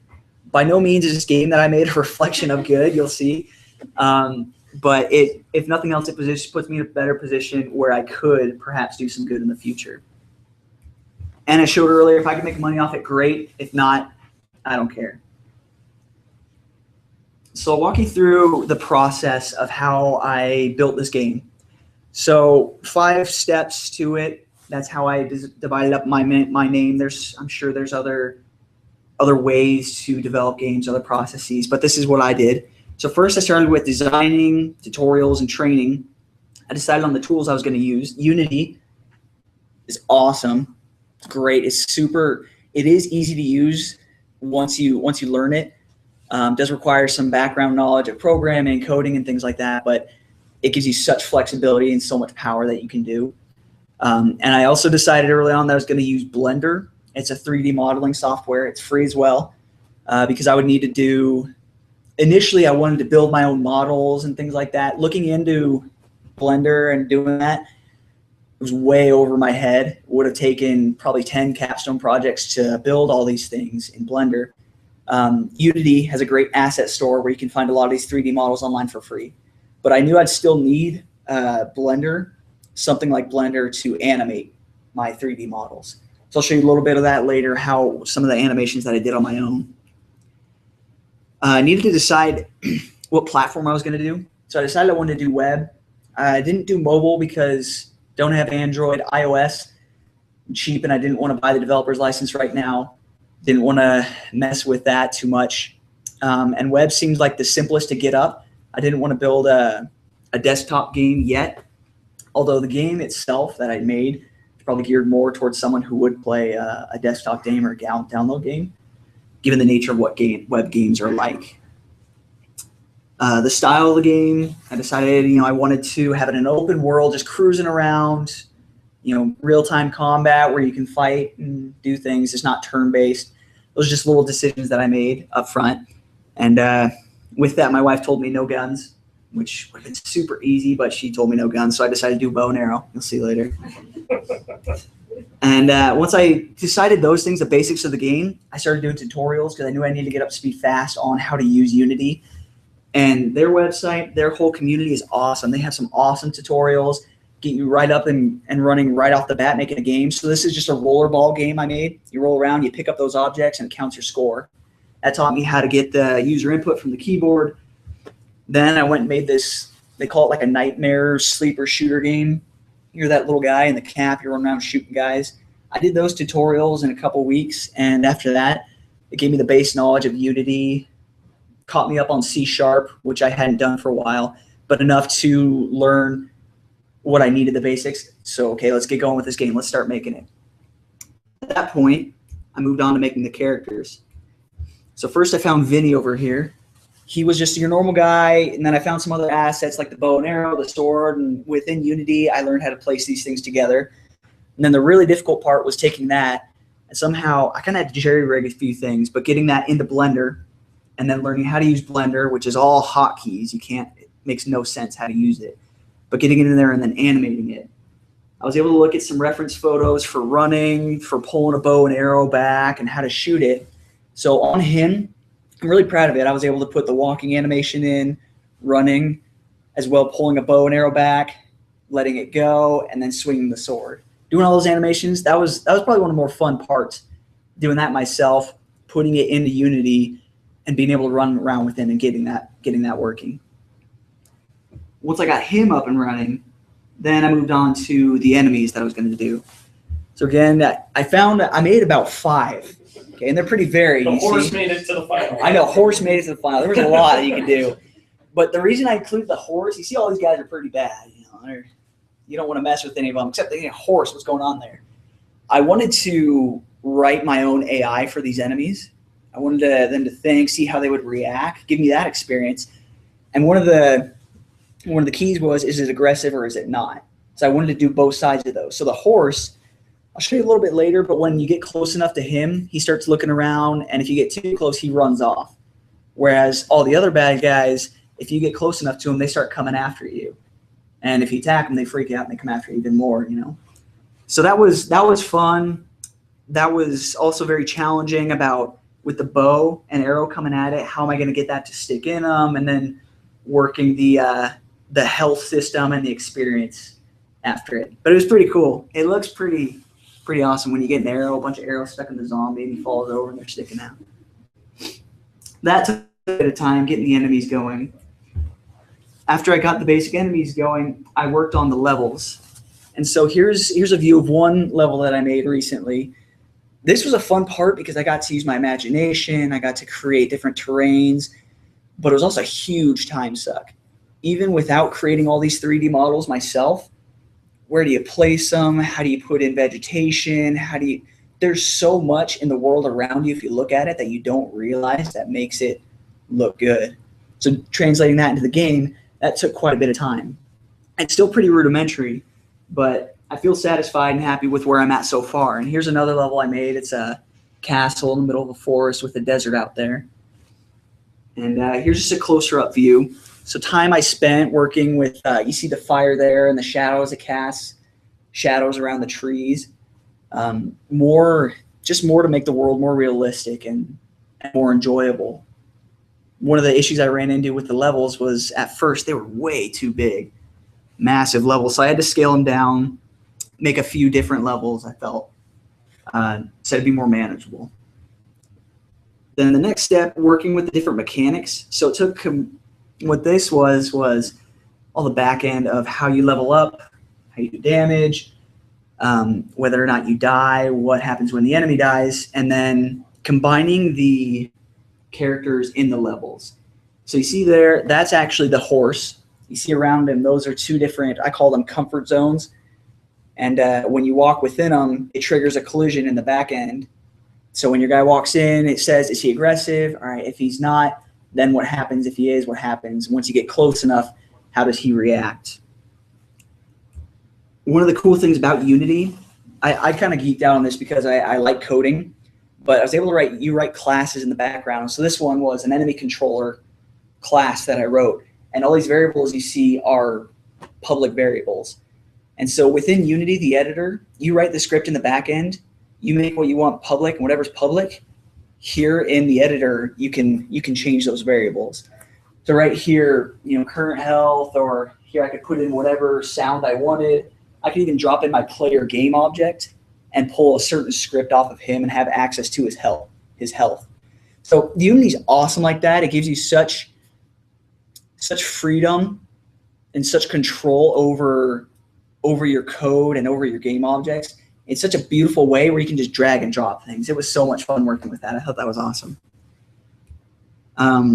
Here more, some of the things I had to work with were the ammo. How do you pick up arrows? Where can you get them? So if you do play the game, you can pick up arrows off of your enemies once you shoot them. So if you need some more ammo, there you go. And the final step in it was learning how was I going to publish this? And the whole time I was thinking I could just throw it up on my own website and do that. Sure, nobody's going to see it, but then I have more control over it. What I decided to do was this gaming website called Congregate. A lot of games, a lot of crappy games, but there's a lot of good games on there too. And I looked into their API, I looked on to how to submit a game. It's really easy, except I had to make it kind of a light version because they had a 50 megabyte cap on the size of the file. So mine was way too big. It was like 200. So I actually had to take out 2 of the levels. So it's a really simplified version of the game. But putting it there, I put it up there yesterday and it's already got about 80 people who played it. I'm sure I was like 10 of those just going checking my game or something like that. But some people are playing it. I've gotten some comments so far. But I'll go ahead and show you. So they have a feedback system? They have. You can make comments on the game. Nice. And so there's been a couple trolls already telling me it's good thing Congregate doesn't care about bleep and bleep games, like this. And I'm like, hey, good thing they don't care. I got the game up for free, right? So I'll show you this. This is actually my local host. So you can see some of the other levels. Show you around. So cool. Yeah, there's a fire going on. You got to survive or thrive it, right? You can create your new character, name him whatever you want. We're going to name him Thomas. So these 3 levels, the island, that was like the sandbox that I made. And it was way too huge. If this were the real world, it would probably be, 30 miles long. It's ridiculous. And you're walking around, there's nothing going on. So these 2 are smaller levels. I'll show you the castle first. So you start out. In the game, there's really no storyline right now. It's more just you go around, you shoot bad guys, and see you got some lighting going on. One of the things I'm really proud of, you see how the shadow is moving as if the sun were going around. I did that. So you're walking around, you see the animation. It doesn't match up perfectly with his gait, so it does look a little funky. As you're coming down, you can run. You see in the top left, the stamina will go down. Stop running, there it goes. And bottom right, if you notice, you have the sword. You can switch using the Q button to your bow and arrow. Right now I don't have any arrows, so I pull it back. It's obviously not going to shoot anything, but all these animations are things that I put in myself. So you see at it, walking along, you can't hear it. Yeah, the sound's not working right now, but there is music playing in the background. It's kind of an exploration theme. And then once you get near enemies, it picks up to kind of a battle theme. So you cruise along, exploring, you see there's some fire going on over here, wondering what's going on, and you notice some enemies start spawning. So I created enemy spawners, modular, so that I can drop in any enemy I want, say how many enemies are going to spawn. So once I go into that zone, which you can't see, it's invisible, they start showing up. So this guy is coming at me. He saw me. He comes running at me. Let's see. I'll let him hit me. See, I'm attacking him. He dies, so he's dead.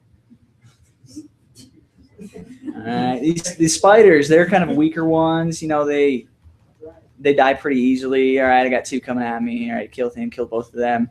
And you can see in the bottom right, the blue on the sword starts going up as you gain more experience. So you've got a dead guy over here, and you got this ammo crate. So if you interact with it, you're not going to hear anything, but I just interacted with it and I didn't get any arrows. It would have given me a buzzing sound. So that's bad. I didn't get any arrows there.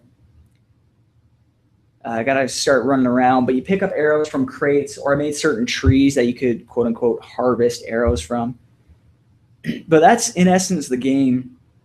To make it more interactive, more enjoyable, I've learned that smaller levels, more variety within the level, putting bushes and things around, there is a castle in the middle of this one.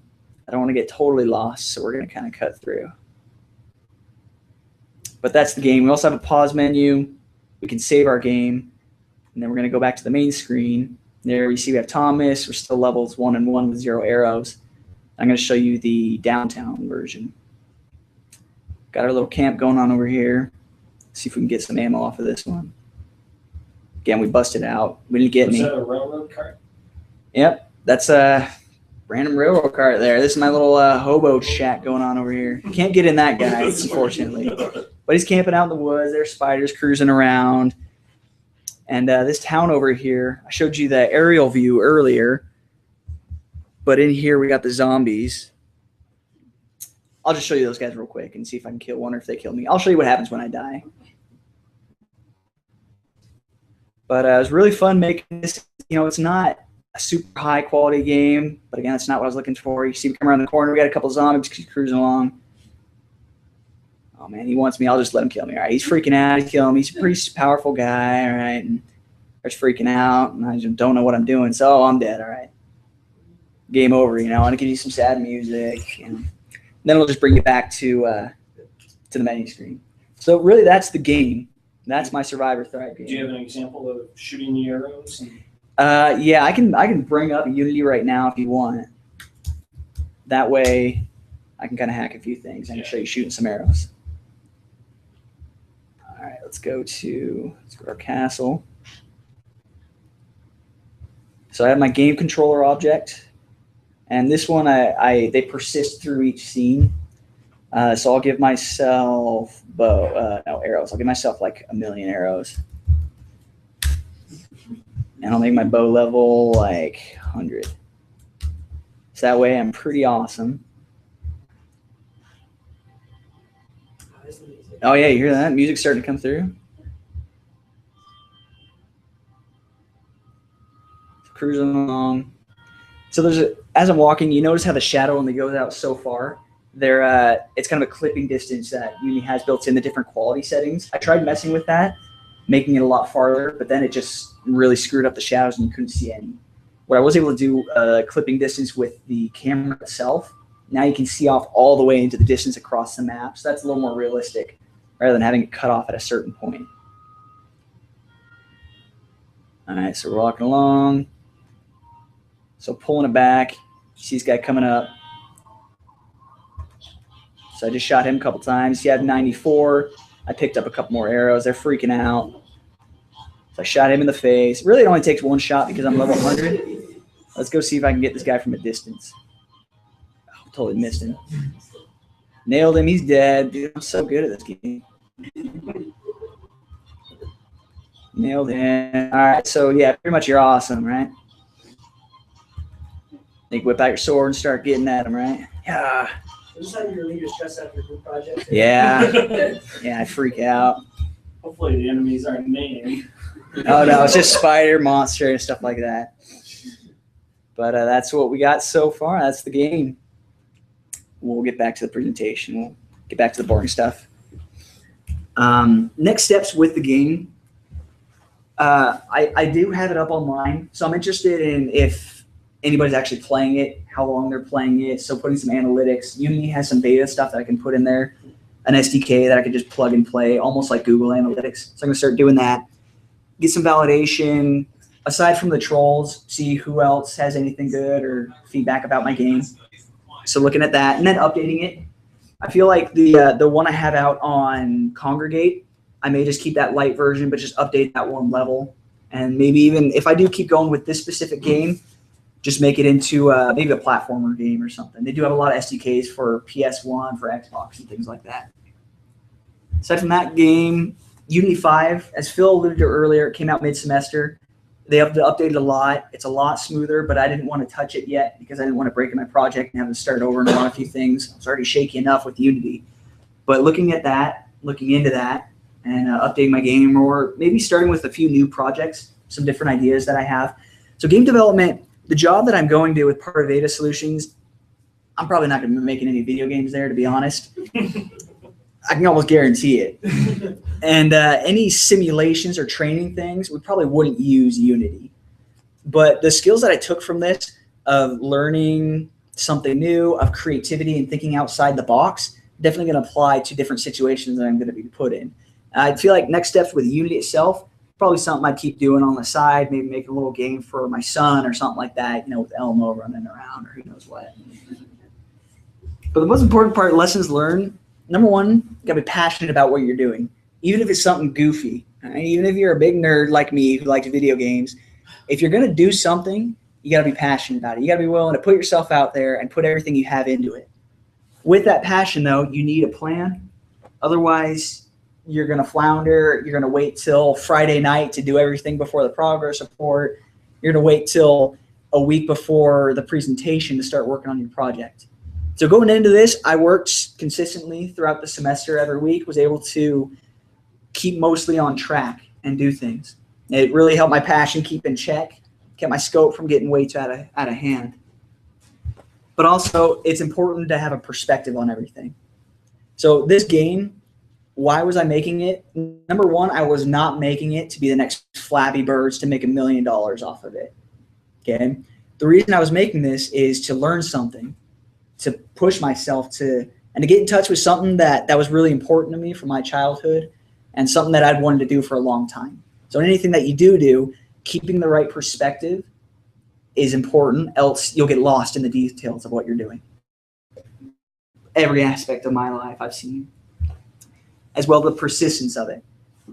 The game, it was fun making, but it was hard, and there were a lot of roadblocks I hit. I didn't know how to get around them. I didn't know how to do a lot of things, but I'm convinced that any problem can be solved as long as you keep at it. You look for help, but as long as you don't give up. Thank you all. If you have any questions, time over to that, or if you want to go play the game, there it is. Questions? I have a question. Yeah, Alex. So the coding in the back end of Unity, I've never used it. Is that all C# or? You can do C# or you can do JavaScript. Okay, cool. I stuck to C#, and there are a lot of examples and stuff out there. Yeah. So like how many things did you have to kill to level up to level 2? Yeah, so that was interesting. I wasn't sure how to do the whole leveling system, but you need about 1,000 experience points to get to the next level. When I was playing through it, yeah, it's probably a little steep, but give some people something to work for, or work for, I guess. Keep them playing. Builds character. Builds your character, literally. Yeah, Mark. So what did you like the most about this project? And then after that, what was kind of the most challenging part of it for you? What I liked most, I really liked animating the characters, getting a hold of that and having them walk around, and then being able to control that in my own game. That was so cool. I don't know, it was like making a baby and seeing it walk around or something. My least favorite part, or the most challenging, was probably the design and creating the environments themselves, because I would think about, I walk outside and what do I see out there? What makes the world full? And I realized, holy cow, there's so many details to everything. And it's really hard to make it look as realistic as possible because there's so much detail. I could have spent an entire capstone on making one level, and it still would probably look halfway decent if I were lucky. So Danielle, I want to know from you, would you give Derek any different advice after seeing what he created with Ban on Guns? Yeah, we'll create an educational game. There we go. That's next. It's an educational spelling game. All right, very good. Thanks, Derek. Thank you.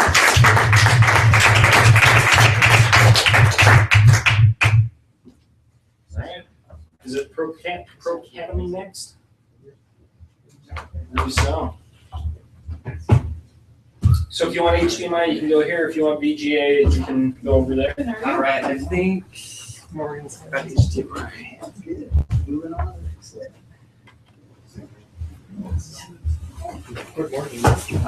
It's just, yeah, Morgan took off. He's too toxic. Yeah, it's too good. Yeah, I'm here for a while.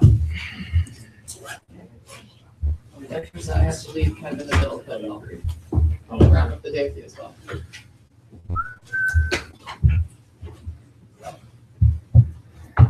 Right.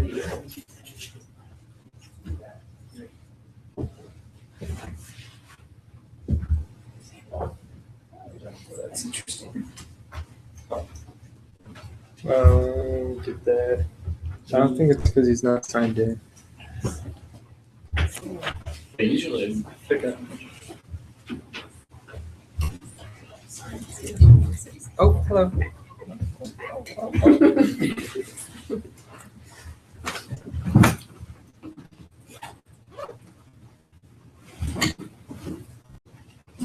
Maybe. Yeah.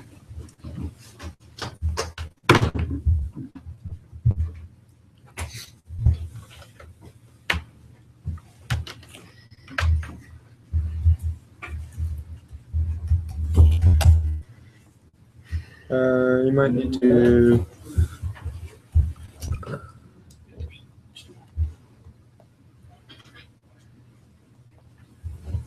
Yes.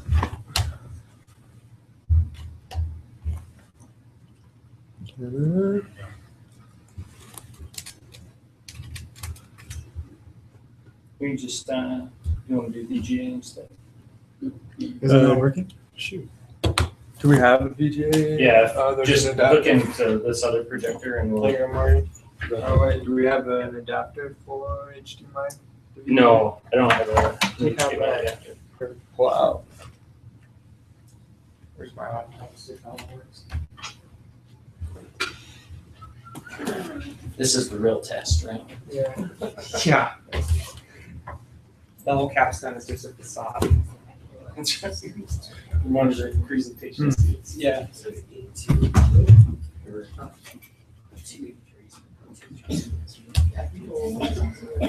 Let's see, Morgan, see if it's just very weird.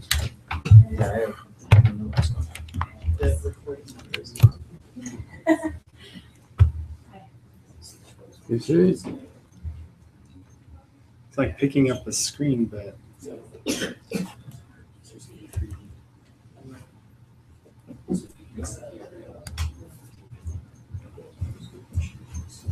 Can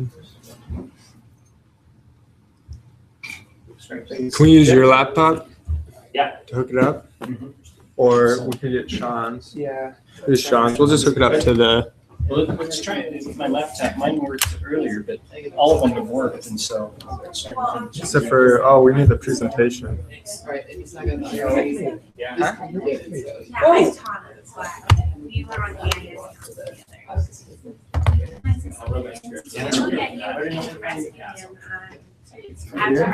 So, do you have it online? Or? Yeah, I need to sign the, well, Sean needs to sign it.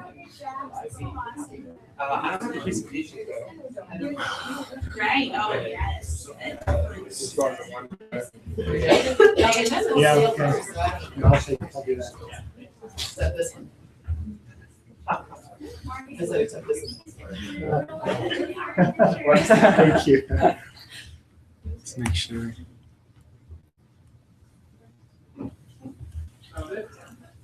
Okay, it's updating. Yeah, goes through. Pretty good, how about you? I know, yeah. Tons today. Yep. So my kids are in St. George with my husband on vacation on here this weekend. My one daughter's like, it's cold here. I'm like, yes. And I just sent her the snapshot, 28 degrees, so it feels like outside right now. Whoa. She's like, I guess it's not that Yeah, one of these And it days. was snowing pretty hard like about an hour ago or something. So I Yeah. just looked out my window. Here? Yeah. Yeah. Yes, sideways snow. Yeah, that's my other daughter. Hope you're having fun on vacation. You out Meyer. Enjoy your St. George, yeah.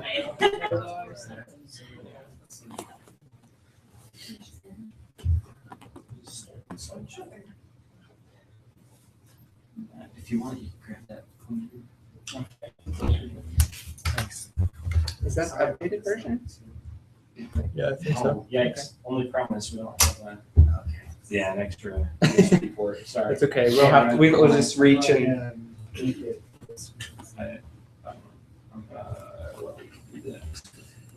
That's good enough. Very much. Unfortunately. Oh, and then I'll sit while you. Thank you. All right. Oh, pardon me. And then do you want to sign into On here? Yeah. Sure.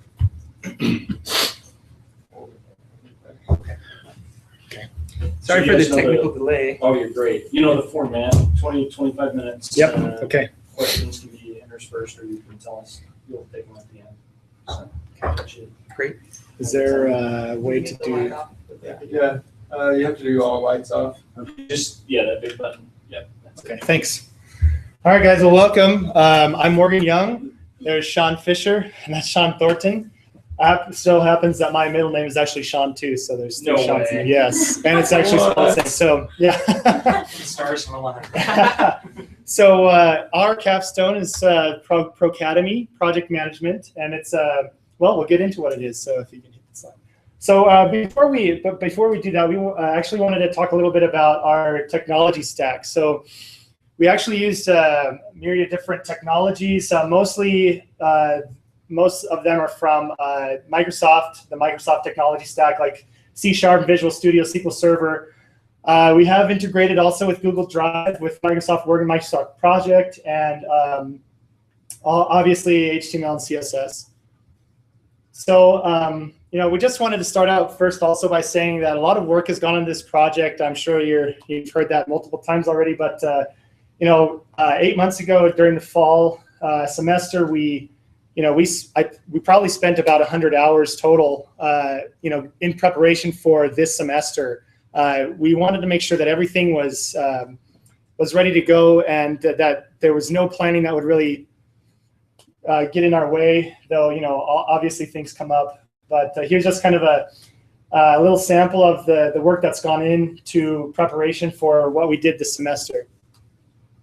We also wanted to show our entity relationship diagram. It's a little fuzzy here, but this big square here is the project object.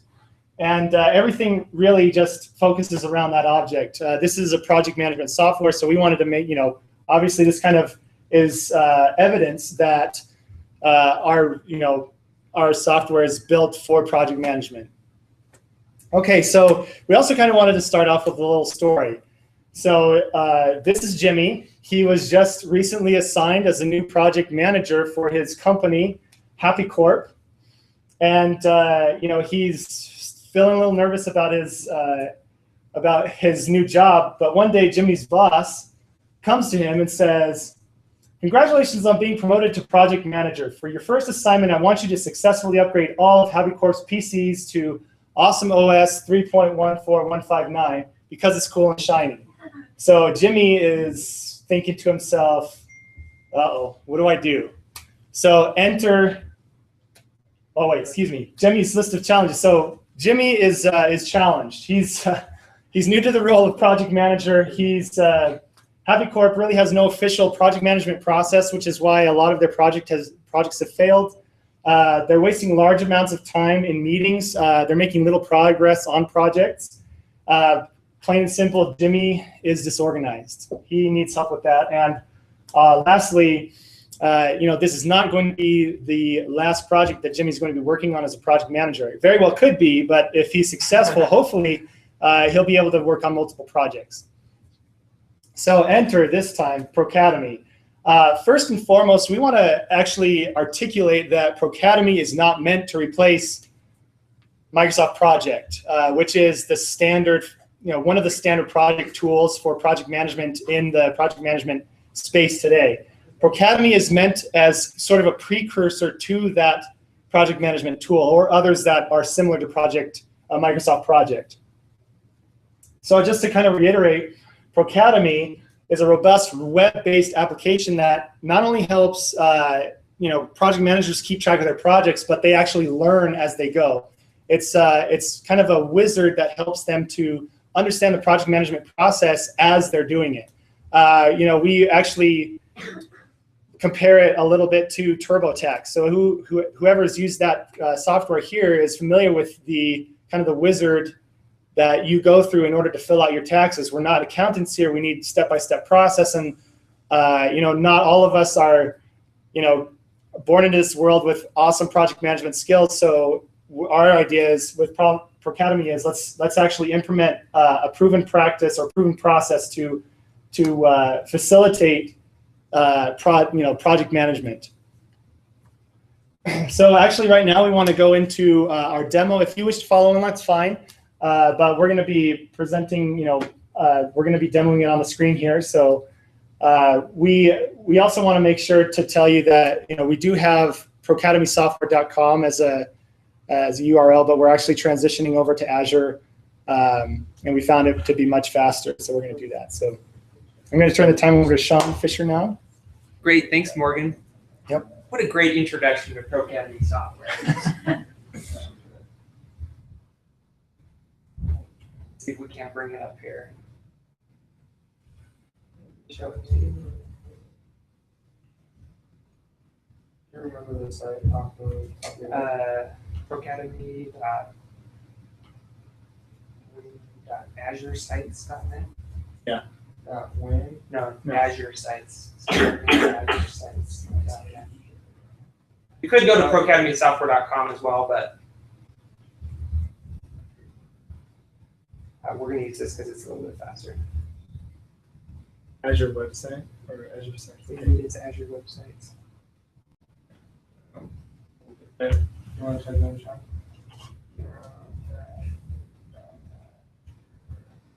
Websites. Okay, here we go. Okay. Great, so this is our home page. This gives a brief overview of what Procademy is. And it has your standard register and login links. We'll just show you a little bit of the home page, talking about the benefits of Procademy. We also wanted to mention that during this process, during this semester, we've kept a blog. It's part of our internet marketing class that Sean and I were part of, but we went above and beyond in that class to tie it into our capstone and to add additional functionality and posts to the blog. So let me just show you real quick what that blog looks like. We have probably over 20 posts, and this is actually generating a lot of traffic. The purpose of this blog is to drive traffic to Procademy software. So we write on things like how to start a project, why brainstorming is not a waste of time, kind of general interest project management things. Are you doing any analytics on that? Yeah, we have analytics. This last post got about almost 1,000 views. It's just just the first day that it's up. So You posted these on Twitter, right? yeah, we did a lot of social media stuff with it as well. Okay. I just want to clarify for those that don't know, Procademy essentially encapsulates Ernie's, best practices from his project management course and his experience. Yeah, that's a good point, and we're grateful to Ernie. We've been meeting with him weekly for the last 2 semesters, and he's been a great help with this, and we're using his process model as the base behind this. So let's go ahead and log in. I'm already registered, so I'm going to log in here. And while I could log in with a local account, I'm just going to sign in with Google, because that's easy. Use your Google, or Sure, should I you can log log out? out, or you can log out either way. Maybe I'll log out just so we don't pollute your Google Drive with extra Procademy stuff. Sorry, all of this was set up on our computers, but it just didn't work out that they wanted to project. So Understood. No worries.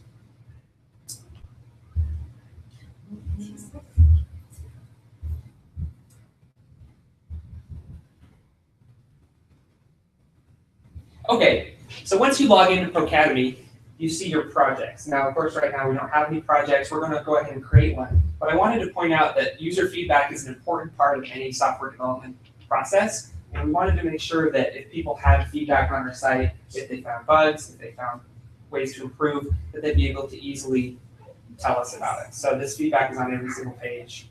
And it's the same forum, or it's different? It is the same forum. We're actually running it through Wufoo. So we're using a third-party service for that in the interest of, say, development time. So let's go ahead and create a project. So we're Jimmy, right? We need to upgrade everything to Awesome OS 3.14 or Don't do whatever. points. Awesome OS 3. Now the sponsor is going to be the person who's executively in charge of that project. So for this project, we're going to type Morgan Young in here. And you can see that it's checking to see if he's already a Procademy user. He is, so it pulls that up. And as we mentioned before, we do integrate with Google Drive. So that was something that took a lot of work, and we weren't going to do it this semester, but we decided that the payoff would ultimately be better to do it right now instead of later. Major kudos to Sean Fisher for that. But you can say, if you don't use Drive, you can put in your own, I think you use OneDrive or some other internal site, you can put that in here, and throughout the site will link to your document repository. And of course, we're going to take the next 15 minutes and read through the terms of service and privacy policy. First time ever. And yeah, we spent hours typing that up. And create. I'm clicking it again. No, they agree. Oh, this. There you go. Sometimes I notice that. Wow. Today. Or try not. I do not use Google Drive. Click that, and now do it. There you go. Now do just empty that out, and then create project. Let's refresh this. There you go. Okay.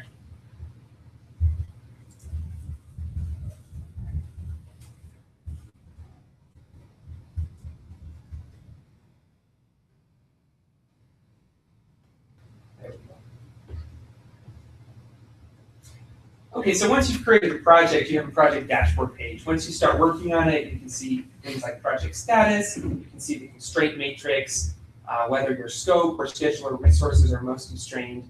You can easily email your team members, you can see the documentation. We've automatically put in some suggested documentation for them. And of course, you can delete the project. And this is where you can download an XML file that's easily importable into Microsoft Project. And we'll show that a little bit later on. Let's continue to work on it. Now this is the actual step-by-step process like TurboTax that we mentioned. So Jimmy comes in here and he says, I've never done project management before. You know, how does this work? What do I do? So this Procademy is meant to teach as well as to let the project manager actually do things. So we teach them about the process, what they need to do to get started, what sort of people they need to involve, and then it starts coming time for the project manager to actually do something. So the first thing to do is to talk about what documentation is already available for the project. So we can go in, we can set up Google Drive, which will create a project folder on your Google Drive. If I go over to Google Drive, you can see I have a Procademy folder, and all of a sudden I have this Upgrade to Awesome OS folder. And it's blank right now because we haven't created any documents, but we do have some suggested documentation for them. So, you know, they should have a project proposal. Well, they can either, if they already have it, they can paste in the URL right here, or they can create this file in Google Drive from one of our templates. So if I click Create it on Google Drive, come back to my Google Drive, I just got an email that a new folder was shared with me, and you can see a project proposal here that was created from one of our templates. So you can see it's got the project name, everything templated, inserted in. Okay, you can also click on this to go straight to the file. So seamless integration with Google Drive. You can add in additional project documentation that maybe we don't suggest, but that is important for your project. Analyze any gaps, and start working through this process. Oh, I should mention, at the bottom of every page, we have a complete or not complete. Ernie was pretty adamant that we have that because sometimes you want to go back and work on something, or you want to move ahead without marking something as complete and kind of flag it in your mind that I do have to go back and finish something. So as you go through these steps, it tells you what to do, it walks you through it. You can analyze the current project documentation. You go through and analyze stakeholders for a project. So for example, people that would be most affected by this process are the IT department, the employees, and maybe the shareholders. And people that are functions that will most contribute are maybe the IT team, maybe Sean Thornton, various people that could contribute. We'll mark that as complete and go to the next step. And you can also see over on the left, we have a hierarchy of where you're at. So it's easy to know where you're at, what's left to be done. You notice we have 1 of 11 steps complete here. So it keeps you on track and lets you know. Let's head to the next step.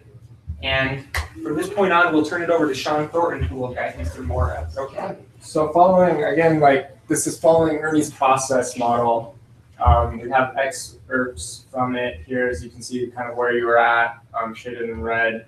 We have the process guide here linking to specific sections of his process guide. So right here we have kind of the project objective statement. So we'll say, hey, you know, let's upgrade, upgrade all desktops to Awesome OS by the end of the month. Sure. And here we can just kind of put in, those familiar with Ernie's process, you have this constraint matrix. We'll say the scope is most constrained because we've got to do it by the end of the month. We'll say schedule is also pretty constrained. We don't have a lot of flexibility with that, but we have a lot of flexibility with resources. So we'll say that is least constrained, and you can go ahead and put in, you know, your reasons here. Whoops. Sorry. Tap back. There we go. Find out on the side. Oh, sorry. It's probably a different Command tilde. So, yeah, what if you Command tilde. Oops. So, yeah, right there. Okay, and then if you come down here, we want to, this is something Morgan's been working on a lot. You can actually notify the sponsor of this meeting that you're going to be setting up with kind of these stuff that you've been filling out with the linking project proposal and the document. So I'm going to go ahead and send that, and it will send the email. I'll mark this as complete. And you can also even create an agenda for your meeting. And this is actually kind of the process we wanted to do. We wanted to kind of create this relationship between the sponsor and the manager, that they're on the same page. That way, when you're meeting with the sponsor, you're having this validation going on that this is what the project's supposed to be. Here's where I'm thinking. Probably Tuesday. Yeah. I'll just refresh this page. Refresh that. And then, okay. Send you out. Load that phone again. Oh. Two-factor authentication. 873. Cool. So here's giving that agenda where we can actually go through it. Just kind of puts these items, you know, what you put in as a constraint matrix, what you said was most constrained, what your project characteristics were, you're going to fill any out. But at least so you have something to bring to the table when you're on that meeting. So going along, and I think for the interest of time. Yeah, I'm just really quick too. While he's doing that, I'm actually getting buzzed on my phone because they're automatically being shared with me and that sort of thing too. So because he's the sponsor, remember? Yeah. So yeah, so here you can validate. It's kind of this kind of validation with the project manager, validating these stakeholders, and then you actually want, as you go through this process, you want to kind of create that planning team. Who's going to be the best to serve with these stakeholders that we don't have grouped right now? So I'm going to add just a few groups. Saying we kind of have two teams. We have the tech team, let's say, and we have employees or And I'll just add these two groups, and I'm going to add some, these are the potential planning team members. So let's add me, and I'll be in charge of one group, and we can add, we'll add anything, another group, potential planning. So you can actually go ahead and sort these to where you think, group these, who's on the tech team, it's ID department, it's me, it's who's on the employee kind of group. And you can actually assign who's going to be representing these stakeholders. So we'll put Tiny Tim and Sean in this. And then you can actually mark this. And this kind of sets up your process to be able to invite these members. You can, here's the approval for the sponsor to continue during this. This is all happening during this first Stargate meeting with your sponsor. As you're kind of brainstorming together and going through, who's going to actually be on this planning team. So here we have kind of those potential planning team members. We can invite them to Pro Academy. And if that should already be in here. It already has me, so I can send the invite. And you can kind of already see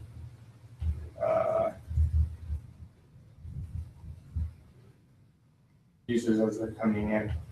So this is kind of getting that authentication. Now I'm getting emails on my phone saying, hey, you've been invited to Pro Academy, click this link to accept the invite. This is essentially creating your planning team roster with who's in charge of each group and the stakeholders they're representing. So we're going to now let's kind of skip down. We have 5 minutes. Yeah, we'll skip down and we'll just kind of briefly show the last thing so we can export to Create definition document. Yeah, create definition document. So what we can actually do with project. So we'll just say, we'll have one deliverable for this, and we'll just say, hey, the deliverable for this is the user acceptance of the OS upgrade. And we will, and these are actually the deliverables that get taken into Microsoft Project. And if those familiar with Ernie's, you can, here's where you do your adding the is nots. You can put down, what it is and what it isn't to try to define these deliverables. But I'm going to now go back to my projects, and we can actually take this project and export it to an XML file, which we probably won't be able to show here because I don't think you have a project on it. Yeah. So this XML file you can actually directly import to project, and that will take in all the stuff that we have about your project, your objective statement, your team members get pulled in as resources, your all the deliverables come in as tasks, and you can actually put that right into that. So that, but we'll not show that out of interest. All right. Anyway, Morgan, yeah, go back to the presentation. Right, yeah.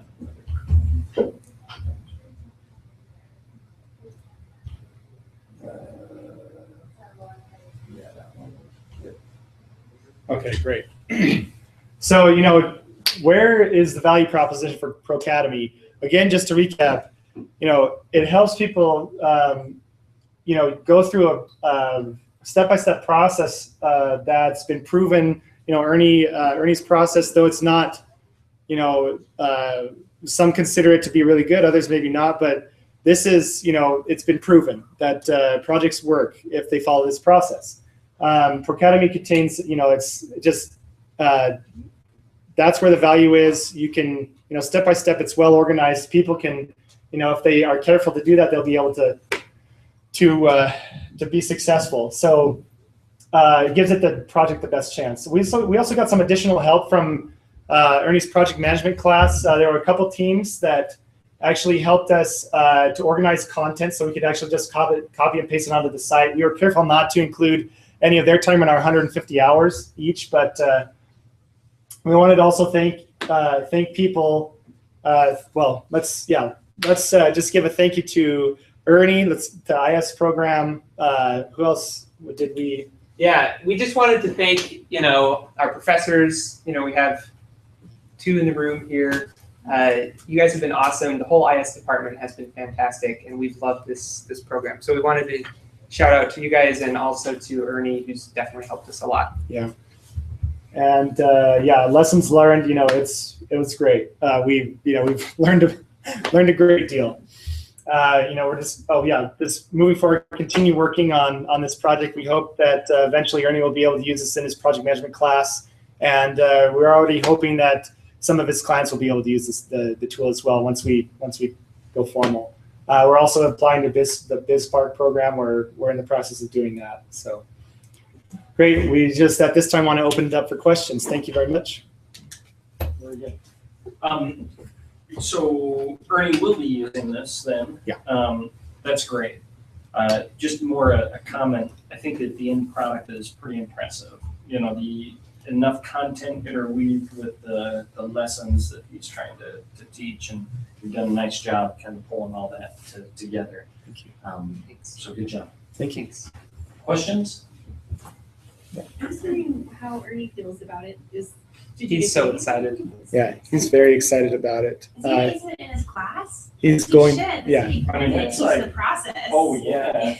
So yeah, we're looking to use it in his class this fall. He's got a couple clients that are on board to probably test it out. We'll see how far we end up going with that. But yeah, we think it'd be definitely viable solution to help out. So not every new project or new venture worked out, but we feel like we've got a good in with Ernie's process and with his clientele and also with his class.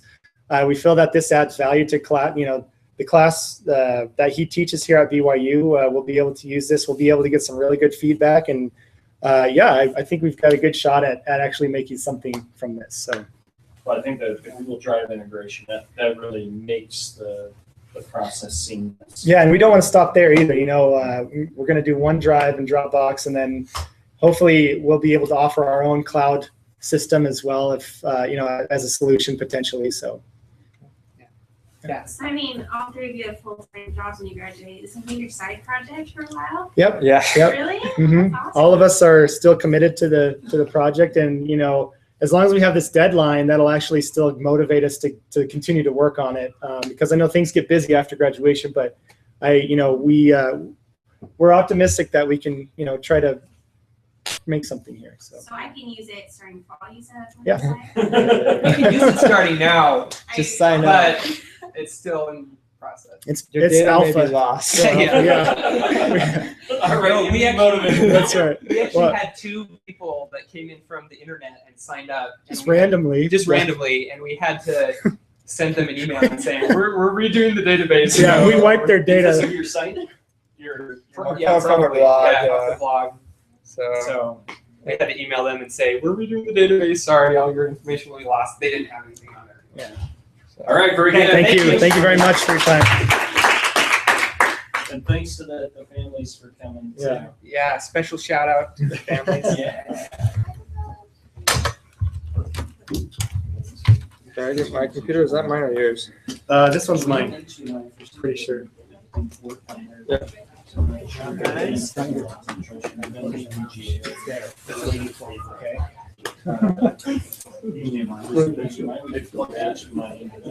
No.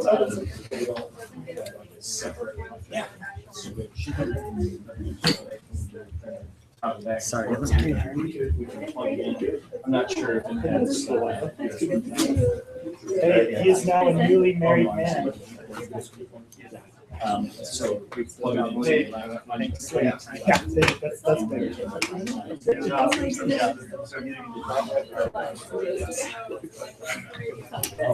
Hey, Thornton, can we get a picture? Yeah,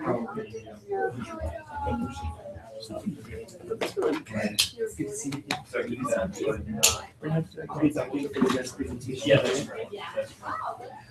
Hey, can we get a picture real quick? Yeah. Is this How you already? doing, Matt? Give you a hug. Thank you. So it doesn't take that long. It takes whatever you want. I'll check. Okay, thank you. Yeah, that's actually. All right, so we have Brian and Matt. Which, by the way, Sean's tweet I thought was clever. You probably heard that your whole life about the sheets being stapled. Oh. Congratulations. Thank Sorry, you. you still have to come back to more school. It was funny. We just got back yesterday and we were like, wait a second, what are we doing? That's right. Oh, man. No, it's been good though. Yeah. Oh, and then, yeah, go ahead and turn that on. We'll turn this one off over here. Okay. Mixing me extra levy. I think it's. I went and tested this on a different podium. Yeah, they're all a little different now. Hopefully one day we get, upgraded from this one too. Yeah, it's a little staticky. Oh. Yeah, so I'd just plug it in when you need audio. Okay, yeah.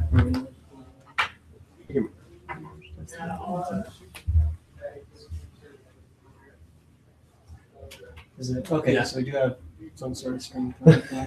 Some sort. What's going on? These little. Do you want to plug in? Do you have HDMI? So I do have HDMI. Where do We I? can plug into this projector instead. It's a little bit brighter, which is in bad thing.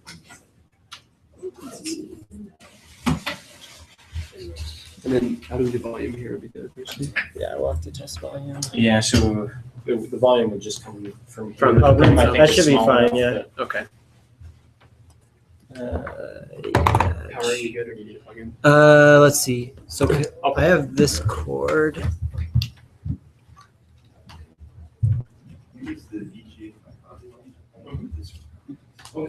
Let's see.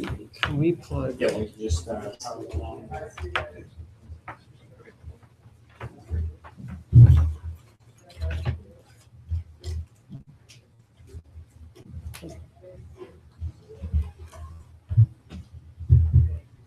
There we go. So it's just that'll work, I think, right? Yep. Do you want to restart this video? Oh yeah, let's go ahead and will you shut off that other projector? Oh, yeah. So everything's not a blue hue. Blue. Yes. And it takes just a second to. We can pull up the PowerPoint first, and then we'll go to the app. Yeah. Just like that. Let's see here. She's kind of going. Should we check our internet connection?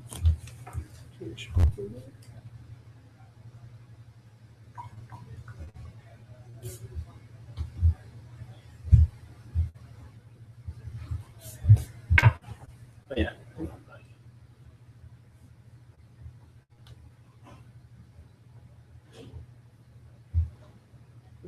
Why isn't it full screen? Can you just drag it down? There we go. There we don't go. There we go. There we go. Okay. All right. Maybe just hit that allow full screen and then it'll go away. Yes. And we've been presenting with the lights out just so we can see the slides Okay. better. But oh yeah, it's the next one over. But if you prefer, you can present with the lights on. No, that's great. Okay, so are we ready to go? Yeah, you know the, Should we be the setting up format, to- 20, 25 minutes. Yes. Questions can be interviewed or taken at the end. Which in fact, just to watch our time, is there a clock anywhere? What's wrong? I was just saying. I'll give you like a 5-minute signal or something. Okay, that'd be helpful. Okay. Oh man, the PowerPoints. Sure, that sounds great. Yeah, so we're it's 12:07, so maybe 25 minutes. Okay, sure, that's great. Okay, so today we're going to be presenting about project narrative. And before we get started, we just want to recognize the presence of Sierra Baird here with us today. We'll be talking a little bit more about her role, but she's been great to work with and has been very, very important in this whole process. So our original plan as we got going in this was we wanted to look for a method of helping to detect abuse, primarily child abuse, likely through the means of data mining and possibly through the creation of some kind of app that could be used to monitor signs and then use that monitoring in order to use some data mining algorithms to start finding basically factors that could predict at-risk children, etc. As we started looking around that, we were talking with a number of people on campus, a number of professors to see what they were aware of that had been done in that field. And it started feeling fairly quickly like a bit of a dead end. At that point, I was taking a class from Dr. Little in entrepreneurship, and we had been asked to read the book, The Innovator's Method. And in that book, it talks a lot about early prototyping in a very cheap fashion to try and validate your ideas. And so we decided as a result of that we wanted to do more validation. So we increased that amount of talking with professors and going around. And we also wanted to see if there was any low-hanging fruit that we were missing, projects that might be lying around that we could become involved in, that were already moving, etc. And that led us directly to Sierra. So I ran across a poster in the David O. McKay building of a different project that Sierra and some colleagues had been working on known as Look. And we got talking, and Sierra it was actually kind of a very cool experience that things just fell kind of right into place to get working at a time when Sierra really could use the help. So, and Sierra had already been working with her husband on a project called Project Narrative for, I want to say at least 2 years. Yeah, about 2 years. Okay. And so if you look back on Sierra's Facebook page, you can see posts going back to that time of her pushing this project and helping to get awareness. They actually worked together to create a website where they would intake narratives from people that told their stories, and then they would prepare them and put that audio up on the website for people to consume. So let's go ahead and go to the next slide. So that's the big background. Although the point of the app that is being created here is not to be couched as a therapy app for a lot of reasons, one of the biggest being legal reasons. One of the underlying bases of this is the hope that there can be an employment of what's known as narrative therapy through the app, even if the users are not necessarily aware of that. And there's possible issues there, whatever. But the whole idea is, I guess I can highlight here, not on the computer screen. Sorry. This is just from Wikipedia, just a very brief description of this. And I'm sure afterwards when we have questions, Sarah could probably answer some questions here as well. Basically, the idea is that a narrative therapist is interested in helping others fully describe stories and trajectories, and that by focusing on the problems' effects on people's lives, rather than on problems as inside or part of people, they create a distance, and then that externalization enables those problems to be better investigated and evaluated. And so through telling stories, and these wouldn't even all necessarily be true stories, but people being able to share their experiences in a way that others can hear them and participate in them, the hope would be that they can begin to externalize some of those problems and deal with them in healthier ways. Which brings us, just briefly, our current scope is we've been working on an iPhone application strictly, so not iPhone, iPad, using a Microsoft Azure backend, primarily for user authentication, for cloud database storage, and then for media services, so streaming, more specifically progressive download. And now on to a little demo. All right, so I'll be running the demo. Let's see here. We'll just go ahead and I can even, if you wanted to set up, I can even click through stuff for you. Okay.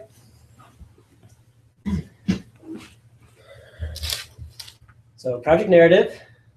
So just kind of the basic login screen. So we'll go ahead and register a new account for starters. Dr. Maservi, do you want to be our account? You probably have a lot of random accounts throughout these 2 days. That's great. I love it. So go to the register. Okay. Link, Matt. Okay. Team Maservi. Maservi. Team Maservi at gmail.com. Password 1 with a capital P, of course. Oh, capital. Can't forget the capital. Okay, and then write up a bio, Matt. Oh yeah, that's there. Oh well, sorry. Okay. Your bio list. Sorry, Dr. Maservi. So we haven't put in all the user validation yet. And I guess I'll say up front, it is very prototypical. There's, you'll notice a lot of things like, oh, this should be there in a professional app. So this very much is a prototype iteration. We have a lot of plans for future. So this is just your main page that you come when you log in. Shows the different narratives that people have uploaded. So let's go ahead and just scroll down, Matt, to, there's one called Relational Algebra. Now you'll notice before we play it, it is explicit. So younger people in the room might want to leave. So you can mark narratives when you're uploading because we want this to be something where people could talk about really hard things they've been through that potentially, not all audiences would feel comfortable hearing, like relational algebra. So there is the option to mark that. But let's go ahead and play this one. It shouldn't be too bad. Okay. Oh yeah, let's check volume.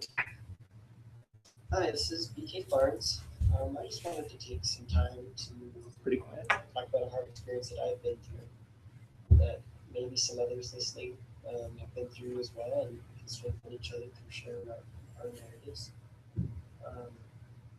Yeah, it's really now playing. A difficult challenge. Probably one of the hardest I'll go through, and definitely that I've been through, had to do with learning relational algebra. Yeah, so you can't hear it too well, but I talked about my experience with Dr. Hansen in the junior core learning relational algebra. It wasn't easy. Some people in this room can relate.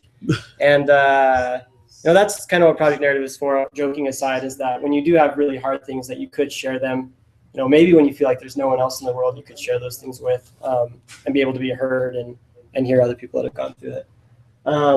So just kind of highlighting this now playing page. This is another, each one of these pages, it looks kind of simplistic compared to the apps you're used to, like Spotify and things, but took a lot of work.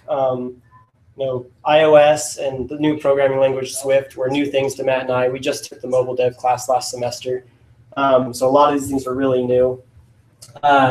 So one thing that was unique here. Oh, go ahead. So you're streaming the content from So yeah, this is actually live streaming right now. Yeah, so it's not locally stored. It's in Azure Media Services, and it's doing a progressive download of the audio file. So you are currently consuming content from another user that has never been downloaded to this. So can you submit anonymous stories? So that is a feature we want to implement, is that you could submit without logging in at all, but currently you have to log in. Yeah, or even if I'm logged in, that I choose this is a little sensitive. I don't want people associated with my. It's definitely something that's been considered. That's definitely something, we want to do too. So, and one thing I just would note here really quick as part of this is in trying to figure out how to lay out this app, it was actually really interesting kind of design exploration. Any app you play with, like once you get to the end of it, like it's simple and looks like whatever.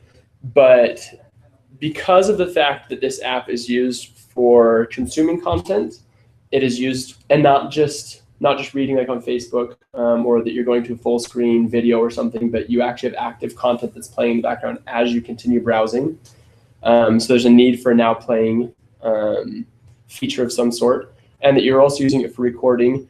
There are very few apps on the market, like very, very, very few that do that number of things. In that way, the only one that we could really find that explicitly actually did recording and playing of audio was the Memories app that Family Search put out recently. Even SoundCloud, for instance, doesn't allow you to do recording on their clients. You have to go to the website, or you have to record it elsewhere and then upload. And so it was a very interesting process of going through and trying to figure out how to handle that in a way that could still be cohesive for the user, and would allow you to move around the app fluidly. And anyhow, it was very fun. So. Okay. And I guess, we kind of go through this quick, but getting everything working with Azure to upload a recording, figuring out file formats, encoding, and progressive download, and probably was 50 hours or more of our project was just getting all the backend stuff working. So, and it works, so I'm really happy. Yeah, it's funny. When we first started this project, we were like, we're going to give this a really hard push, like our first week, get the basic app made out, and then keep going. And then we hit audio, and we're like, oh boy, this is way more complex than either of us considered. So that's definitely one of our lessons learned, is just, you don't know what you don't know till you're in it. Yeah. So let's go back to the Explore view, Matt. So let's just start playing another one. And I guess you can't hear them. That's too bad very much. But we'll just start playing. Is there a simulator audio setting?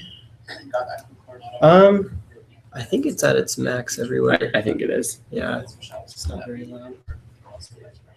I can check and see if you see anything that. Yeah, I'll look really quick. Well, and let's just keep clicking. Okay. So let's click into one of the narratives. So just kind of showing our data structure too. That so it does pull up all that user's information, and you can click on the. So this is that. If we had filled out a bio for Dr. Maservi, we need. Well, this is the full description for this. That's for that narrative, yeah. And so this was one place that actually, from like a navigation and app design perspective, was a little more complex. Was figuring out how to use a tab bar controller, but then so when you're in an app like Twitter or Facebook, you have entities that you can click into and then go basically go to a details view page. But being able to do that in a programmatic way where you don't actually have like one page that you have, I don't know who's done Swift design, but it's a little bit different. And so that was something that took a while to figure out how to do, to be able to get to the point where we could come in and say, okay, so this is this person in their bio, and we'll look a little bit more at that. But that was gratifying to be able to get to the point where you could actually navigate through the app like that. Okay, so let's go back to the Explore page. So just some other features. So go ahead and favorite one, Matt. You do have favoriting that just did a write to the database and save these ones.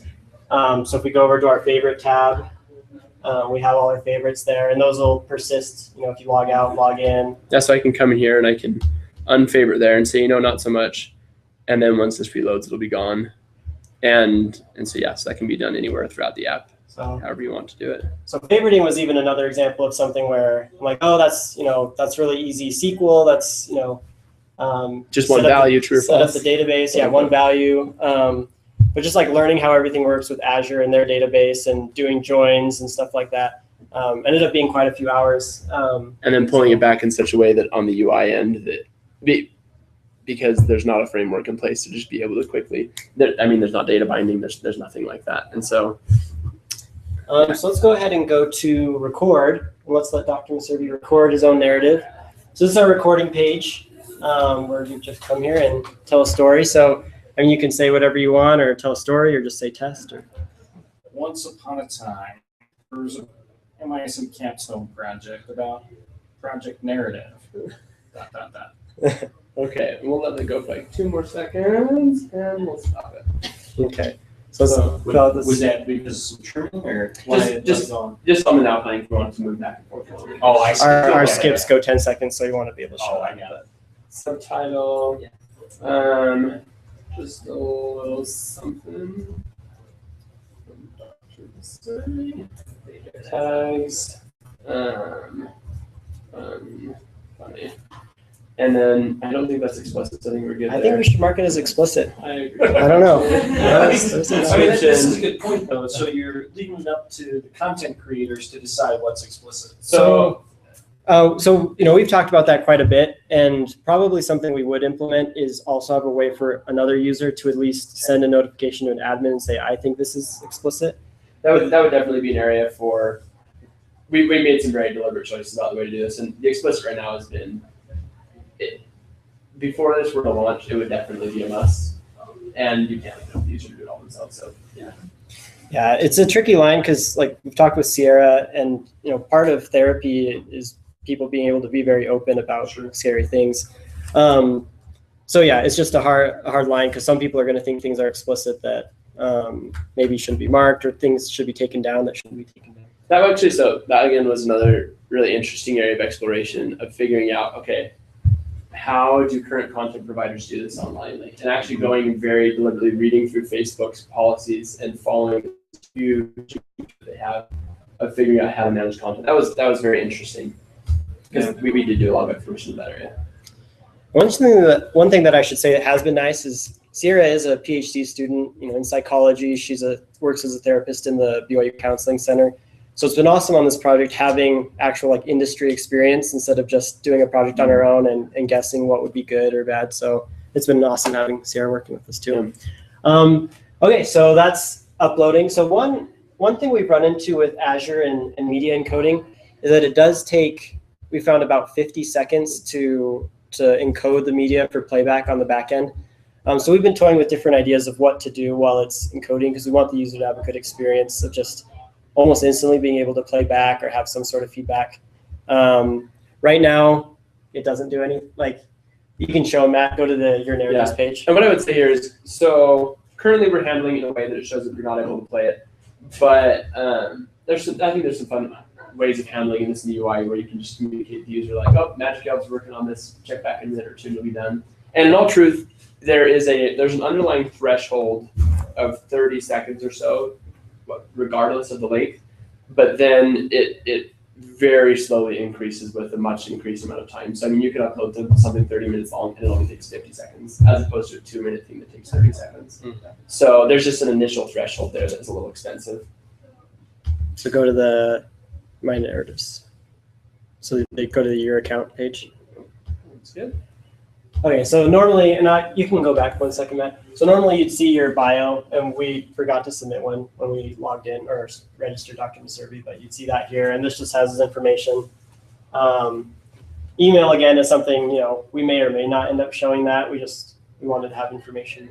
This is a place that would be a lot more filled out with enabling editing of the user profile and things like that. So go ahead and go to your narratives. All right, so there's Dr. Maservi's. It's marked as explicit. Let's go ahead and play it. We won't be able to hear it too well, but. Once upon a time.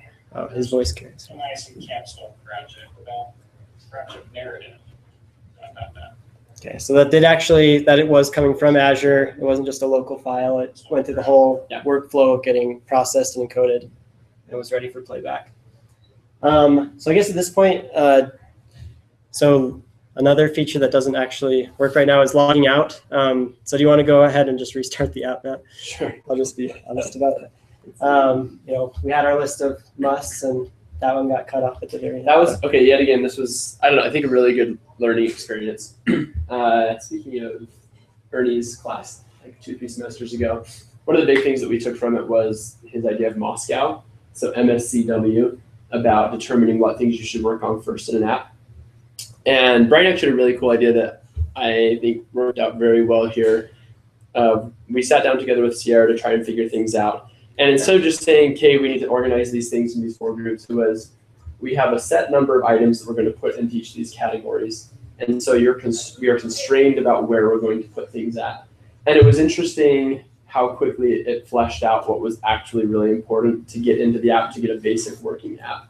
And I think had we not done that, and I mean, there are things that are still missing, but had we not done that, I think we'd have a huge mess of an app and we wouldn't have gotten the most important things, like streaming, etc. Where at this point, it wouldn't take that much more work to get this to the point where the app was actually viable and running in the App Store. Okay, do you want to go ahead and log in as you or me? Sure. You'll notice this is a very secure password as well. No spoofing me. Okay, so we see, that's what I just wanted to show, is that we logged in as a different user. Dr. Maservi's shows up. We can go ahead and play it, Matt, again, just to show that. And also note, I favorited this on Dr. Maservi's account. There's a MISM Capstone project. And so we're streaming that, but I favorited this on Dr. Maservi's account, but you'll note it's not favorited for me. So it's a per user thing. Right, which is, yeah. Okay. So I think those were basically all the things. I think that's basically it for that. Should we hop back into? Yeah, let's go back to the slides. Let's see really quick. So I mean, obviously a ton of lessons learned, a lot of whiteboard sessions. And I mean, really this project was just awesome. Working with Sierra made it feel like a real project where we had, someone giving us features and that we had to come back to and say, how do you like this? So I like the color differently. So that's been a great experience. This has been one of the first really big hurdles where we've had to we do not know how to do a lot of things. So we could bang our head against the code, and that works sometimes in little school projects. So we just, hack it till it works. But we really had to step back and learn big things to make the project work. Yeah. We've talked about audio video being very complex. Icebergs, of course, where you see a technical challenge and you just see the tip of it. But then find it's going to take 50 hours or just a lot of learning to really even understand what's going on. One thing that was kind of, I don't know, I'm glad we did it, but neither Matt nor I have Macs or iPhones or anything, so we've relied a lot on on-campus labs, and there are limited hours to get this done. So that was kind of a lesson learned, and but just also it worked out well that BYU provided a lot of ways to get things done. Yeah. And they were willing to help. I'd add to that just that we really were able to find some great resources. We worked with, I think it's Sharon, over in the JFSB, and she was very willing to get us set up on computers and make sure that we had the right version of Xcode. And we had huge monitors that were used for video editing and things. And then also we discovered that in the library, there's actually a really great media lab that's open till almost midnight every night. It's great as well. So there's some good resources on campus. And then the next slide is just kind of our next iteration things. It's kind of up in the air right now how what role we'll play in the project if we'll continue working on it. But Sierra definitely wants to continue development. Eventually web and Android versions. There is a website right now. It doesn't have the ability to upload. People have been emailing Sierra the audio files. And then just some of the other basic things like social media, paid and free versions. And a big part of that with the paid and free is the idea that this needs to be self-sustaining. The money doesn't just come out of thin air to make sure that the app can be paid for. And even though Azure's been super cheap and it's been great, like we've been charged like 13 cents so far. Yeah. it eventually would cost more as that scales up. So. All right, so we'll open it for questions. Great. We have about 1 minute for questions. Sorry. We have a one or two. You can pick one. How are the audio files organized chronologically? Like if I open up my feed, are they chronological? So that's a good question. It is chronological right now, so the most recent shows up on top. But we've toyed with different things too, of different queries you could do to change that. And eventually that would be segmented into sections, probably somewhat like YouTube is what it would look like. Feature categories. Yeah. Because you're tagging as you're putting it in there. Exactly. And the tags need work still, but you're tagging. You can write tags into a text box, right? Is it meant to be like almost social media and the fact that you can follow certain people? Yeah. So that's actually a big feature that almost made it into this semester but didn't quite, is to be able to follow another user and receive notifications when they post audio files. So that's something Sierra's mentioned as being something she wants. Now, one unique thing off that might seem like something that's missing and that hasn't been implemented is with this particular platform, we wanted to be really, really careful about the kinds of interactions that happen between users. We felt like, especially with wanting to make this place feel like a very safe place where people could share things very personal about their lives, we actually very intentionally are not wanting to support comments as they typically exist within social media platforms. And so the fact that that's not here actually is somewhat intentional.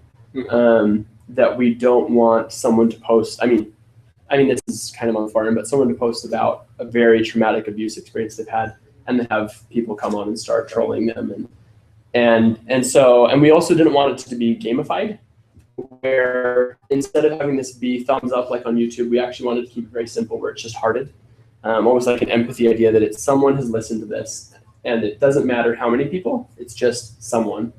And trying to prevent it from becoming more complex such that you could have unintended consequences of someone saying, well, not very many people listen to my story. It's not very popular. It's nope. Someone listened, that's it, it's done. And so there's some unique things we've tried to scale back on the social media side of things in that way. So. Very good. Thank you so much. And thanks both of you for coming. Appreciate that.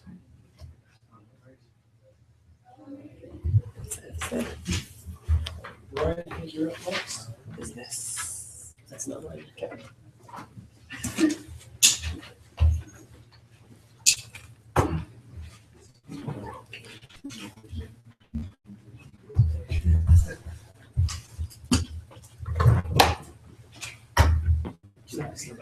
Yeah, thanks for coming.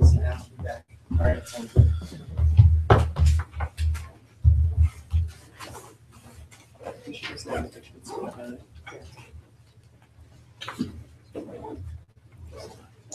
What's your second line?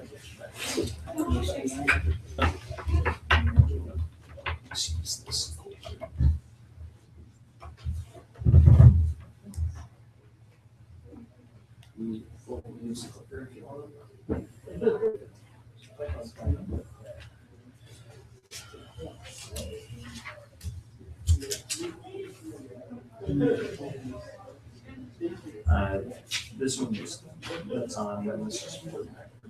This is just a basic control. You just X out of that.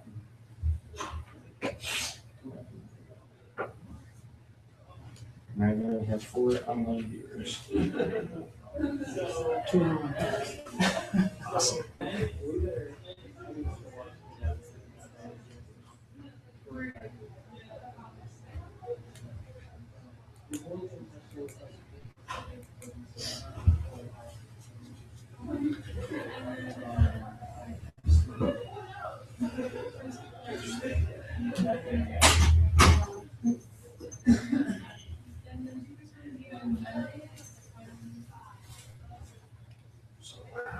Oh, I use on.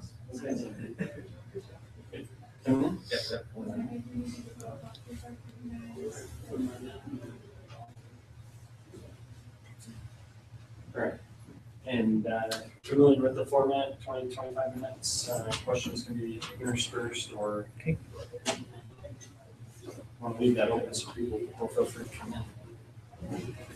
All right. Anytime that you're ready. Yeah, is any one of these lights? Yeah, so we've been turning off that big square one.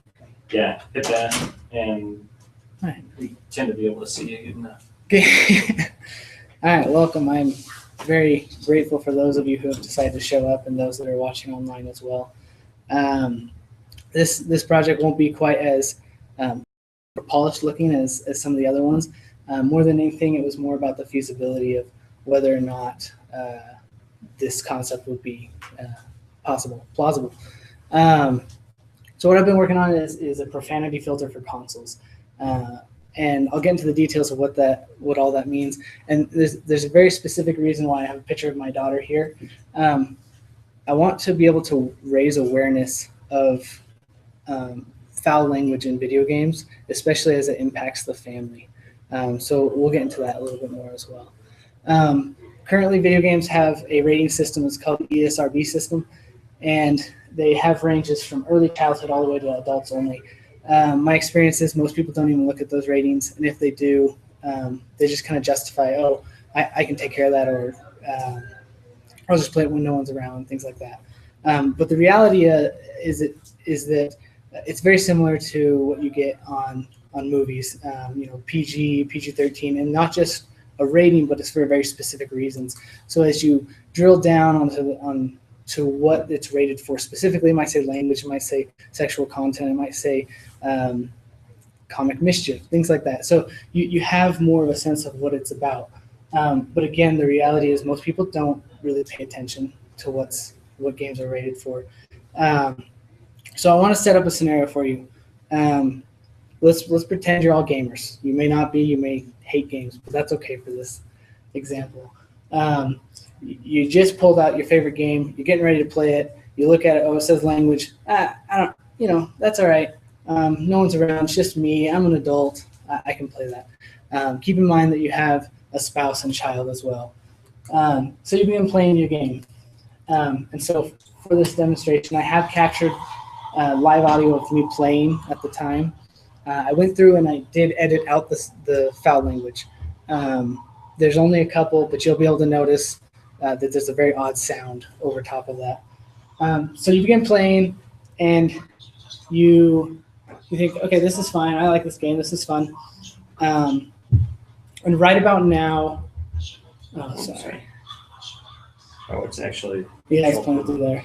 Right about now, your son or daughter who's 4 or 5 walks in and hears the foul language.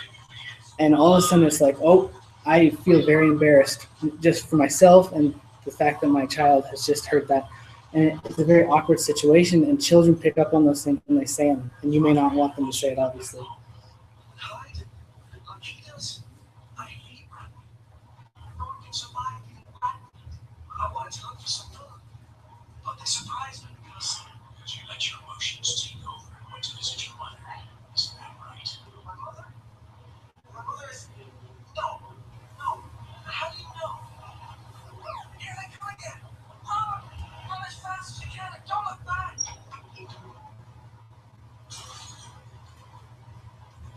So for those of you who couldn't quite hear, the little whoop sound was going over the foul language. So in reality, that wouldn't be there. What I want is something that allows you to still play games that you love, but make them more family friendly and omit language and make it so you don't even know that it's there. Like just phase it out or replace it with some other kind of word. You also notice that that game had a storyline. It was very personable. A lot of people don't realize that video games have become an emotional thing for people, very much like movies or books would. So this is kind of what I have envisioned is, so the user has the controller, their input gets received by the gaming console, and it gets intercepted by some system. At this point, it's still unclear what that system would be, but what it would be doing is intercepting the audio, analyzing the audio, identifying what sections of the game will have foul language, editing that out, and then relaying the signal onto the TV. Games are very lag-oriented. If there's too much lag, gamers will not play the game. So this is a process that all has to be done in probably less than 30 or 60 milliseconds at the most. More advanced gamers, they're pushing it more towards 30 milliseconds or even less than that. So as I've been going along, originally I was looking at doing kind of voice recognition, pattern recognition ideas. I hit a lot of dead ends. And mostly, it's probably still feasible to do it that way, but mostly it was my lack of knowledge and my own understanding of the domain of signal processing that kept me from pursuing that. I was talking to Brent Anderson in our program, and he suggested looking at Shazam and the process for them. So I have up here two logos, ClearPlay and Shazam. So ClearPlay, for those that don't know, takes movies and they edit out scenes based on timestamps. They have a database of the movies and all the different moments in which there might be foul language, there might be bad scenes, sexual content, things like that, and they'll filter that out for you. Whereas Shazam is a music identification software for phones that allows you to let your phone be a microphone, listen to the music, even in noisy atmospheres, and be able to tell you based on a fingerprint of that song what song it is. So I'm kind of thinking of a hybrid between the two. In reality, it really is more just like Shazam than anything else, where I'd have a database of the games, narrow in on that particular game when they're playing. So in that aspect, it's like ClearPlay, where it narrows in on that particular database for a movie. And then there'll be a bunch of fingerprints for each audio file that has a targeted word in it. And let's get into the details of that as well. So the way Shazam works is they take the audio, which is in, a time domain capture, basically, where you have amplitude on the y-axis and you have time on the x-axis. So it gives it that very distinct wave pattern because it's a very temporal capture of the data. But that's very hard to search against in the database to identify, well, what, does this match exactly, especially when there's noise and such. So what Shazam does, and other companies like them, like SoundHound, they apply what's called a Fourier transform. And what that does is it takes the temporal aspect out of the equation, and it gives you a fingerprint of what frequencies are in this time frame. So amplitude is still on the y-axis, but now you see the different frequencies available and at what amplitude they exist. So the Fourier transform gets applied in the time domain to frequency domain transformation, and then from there they take a hash of the resulting data, put it into the database, and you can search against that, and you can use some fuzzy logic to allow for some variability that may occur due to ambient sounds. So for my project, I've been working with Portal 2's audio files. It's been a long process on understanding how I can even capture that, because I wanted the pure audio. I wanted non-ambient sound audio so that I could create pure fingerprints and then when you are playing the game and there is other sounds going on, such as footprints or explosions and whatnot, you'd be able to match against something that was pure. So the process that I went through, lots of different third-party applications that people have created. USBX TAF literally just takes it out of its, so I was working with the Games on Demand version, which is digital. You're not working with a disk. Take all the data files, put it onto your computer. And then I used what's called Games on Demand to ISO to convert that into an ISO image, which I could have gotten a lot easier if I'd had the game disk from the beginning. And then there's one called WX360, which takes that information and exports it, so I have all the different files for the game. Unfortunately, once you get into there, there's these special proprietary zip files that I had to break using ZipFix. We'll get into the details of all the steps as well. I'll do a demo of that.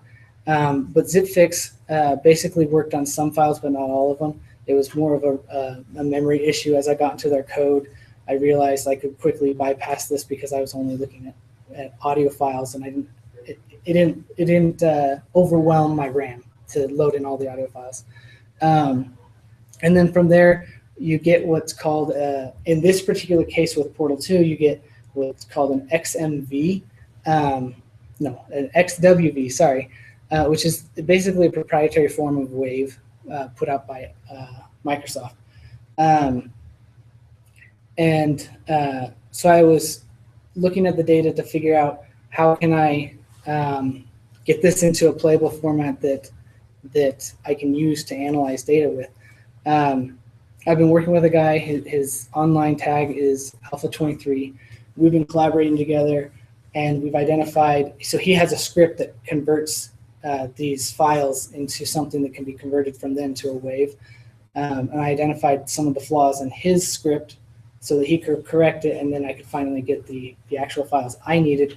And then 2Wave is a product put out by, his name is, his tag is Explorer, and he's in Russia. But basically, he cracked the proprietary XMA by Microsoft. That was the process. I'll show you a little bit of that as well. Actually, I'll show that right now.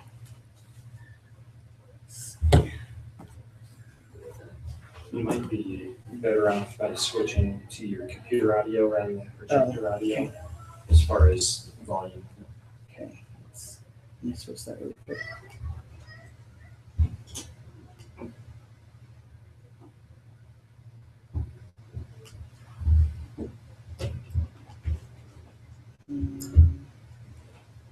Well, it already said it was there. Oh, it said it was on the Yeah, computer or something? I don't know what that's about, but we'll see. Okay, so first off, I want to show you a little bit about,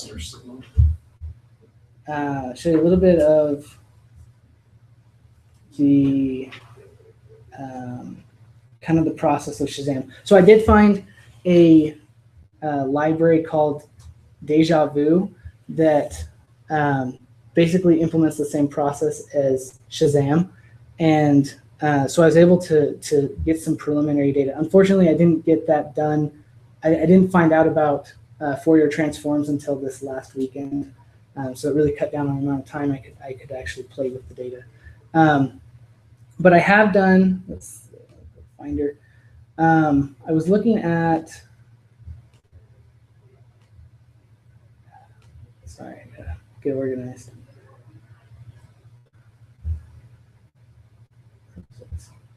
So I did take one scene from Portal 2. I captured the audio, identified what were the different audio files necessary from my pure data. I pulled those in and I made fingerprints of all those. In reality, I would have a very finite set of fingerprints that I would need, but just for kind of speed tests and understanding of that, I included all of the audio files for my fingerprints. I ran it against 4 random audio files that I found within that same set, just to see kind of how this program works. So you can see here, basically this is telling you the confidence that identified correctly each song. One of the songs, and this was, this was for 1 second sample This was for a 2-second sample, and you can see that that third song, it had complete confidence that it was the right answer, correct match. In reality, I'd have to do 1 second or less on my capture, but it's good to know that I still get decent confidence with that.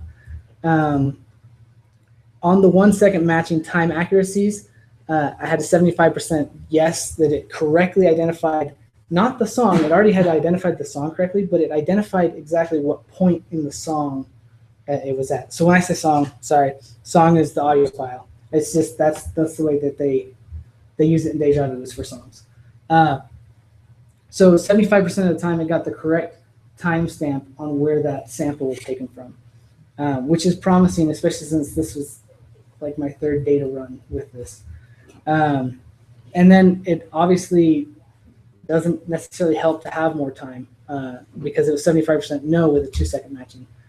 And then here you can see this is the matching percentage. Did it get the right song or the right audio file? And 100% it did on this particular test case. And then the time it took was about 70 milliseconds for 1 second clears. So how many target songs did you, or how many songs did you fingerprint or audio snippets, and then and then I'd be curious about your test against that. Yeah, so this particular data set was somewhere between 30 and 40 audio files that I actually fingerprinted. It was all the audio files for the very first opening scene of the game. And then I just randomly selected 4 of those just to kind of test against that. In their entirety, or when it says 1 second, did you? Yeah, so it just took off the first second. Of the first second. Yeah. Okay. So if the audio was something like, "Hello, are you there?" It probably caught the first "hello." Yeah. And that was about it. And it used that to match against which audio file it was looking for. Now I did try it with actual gameplay that I captured and converting those to audio files with the ambient noises and such. Unfortunately, with that data, I got 0% correct matches. And I think part of that is because there's not a very good fuzzy logic on the match that the person who has Deja Vu has implemented. So going forward, I would have to identify how can I improve this algorithm to do a better query that includes more variability. And so you don't think that it's related to which second you're sampling? And it might be, and that's another thing. This is just literally a snapshot. Yeah. Whereas in reality, what I would want to implement is a continuous sampling so that it could match. So in reality, the way the fingerprinting works is it may match several songs or audio files. But when it matches the next one, you've just narrowed the scope on which ones it matches. And so since this is just a snapshot, there is some errors that are going to creep in. But if I can write so this is in Python, if I can write some Python algorithms that will allow me to maintain which ones I've already matched against as I go forward, I'll be able to very quickly identify the correct phrase more accurately. Also with this, the reason I want the database of audio files is so that I can match early on for a word that will be later on. So if the word doesn't appear until the 4th or 5th word in the phrase, and I can identify which audio file that is from the 1st or 2nd word, then I can identify, okay, I need to cut off the audio here later on. All of this was beyond what I was capable of doing in a semester, but these results were promising. When I found Deja Vu and I was able to play with it and identify that this is a possibility that, although this is used for music, that it will also work for voice files, it was very encouraging to me. One of my initial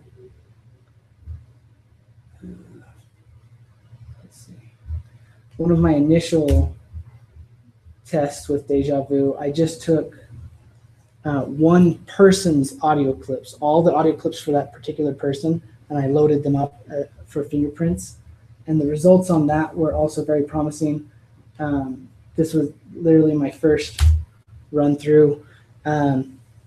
So there were several files that had greater confidence than others, obviously. But the matching accuracy on the time was about 50% for 1 second matching. And then 70% of the matches were correctly identified, which was very promising. And there are actually no matches. The ones that the 29% that you see are invalid matches. I still need to identify what exactly is going on in the algorithm, but there's something that's basically crashing in the algorithm, and it's just coming back and saying that was invalid. So these are things to look forward to as I go forward. Also, let's see.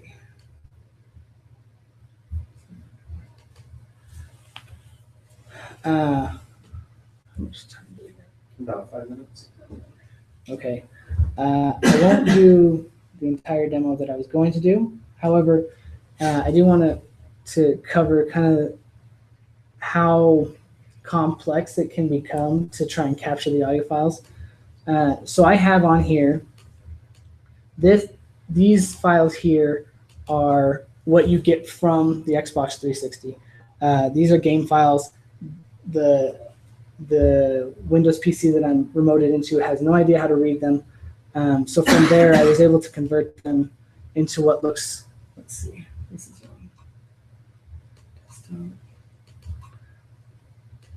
looks like this, where I have, there's the binary, there's the maps, media, and so forth. But unfortunately, all the sound files are captured inside of these zip files, and they say .360.zip, and when you try to load them up into a normal unzipping program, it just crashes. It spews at you errors. However, I was able to modify some code that I found out there and be able to get into that zip file, get the sound files, and then and by the way, there's 8,000 sound files in Portal 2 alone. Of those, about 3,000 of them are voice files. And so then it gives me this .360.wave, which is, it's not really a .wave, that's that XMA that I was talking about earlier. But through some scripts and working with the Alpha 23, I was able to convert all of those, and I get a very nice,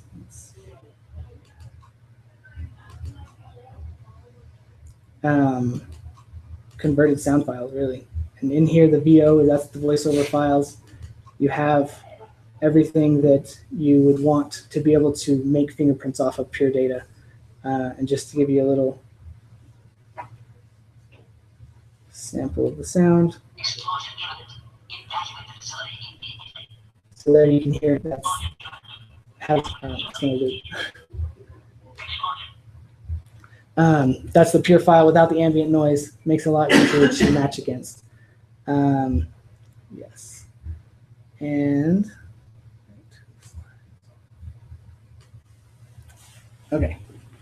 To wrap up, the feasibility of this process, is this something that will work in the time frame given? I can clearly capture the game files. It'll be different for different publishers and different engines that the games were created on, but that's just a matter of learning what they are and making the scripts more robust. There may be some legal issues with that. I do not know at this time. I'd have to look into that. And the voice audio fingerprinting seemed to work. It's very possible to do it. It's going to take some more time to make the algorithm more efficient. Maybe I need to focus the frequencies a little bit more, whereas music covers a lot more frequencies. Intercepting HDMI signals, I've already done that. I've got a device that does that. I just was not able to get to a point where I could utilize it for the presentation. Recording and analyzing in-game audio, that's possible as well. I still need to understand better what I can do as far as signal processing and capturing that data, but I know that that's possible. Again, fuzzy fingerprint matching is crucial to make this be more accurate. And again, that's probable. I don't have the knowledge of how to do it yet, but I'm going to look into it this summer. And then lastly, the game files being modified, or the audio stream being modified in less than 60 milliseconds, from the query data that I saw on a fairly large data set, I think it's feasible. It's also, I mean, it's going to depend on how finite each game's database is, and then whether or not the fuzzy logic is able to query very quickly and efficiently. But it's worth looking into. I think it's worth moving forward. I think particularly if you aren't tied to those 60 milliseconds, you can still match on Yeah. the second, like you said, just do it 2 seconds ahead of time. That's true. And then know where to insert your. Yeah, for the files that the audio is going to come up later on, yes, I can surely do that. Some of the lessons learned. Signal processing is complex. It was beyond my knowledge. I've learned a lot about it, and I'm going to continue learning more, and I'll work with other people. And that's the other thing. Working with people that already know is crucial. I had no idea about how Shazam works until I talked to Brent Anderson. And unfortunately, I did it too late in the semester. I had no idea how to bypass the proprietary audio files. But when I was looking at the headers, I understood what the headers were saying, but I didn't know how to convert that. Working with Alpha 23, we were able to identify that. So again, working with new people that are knowledgeable.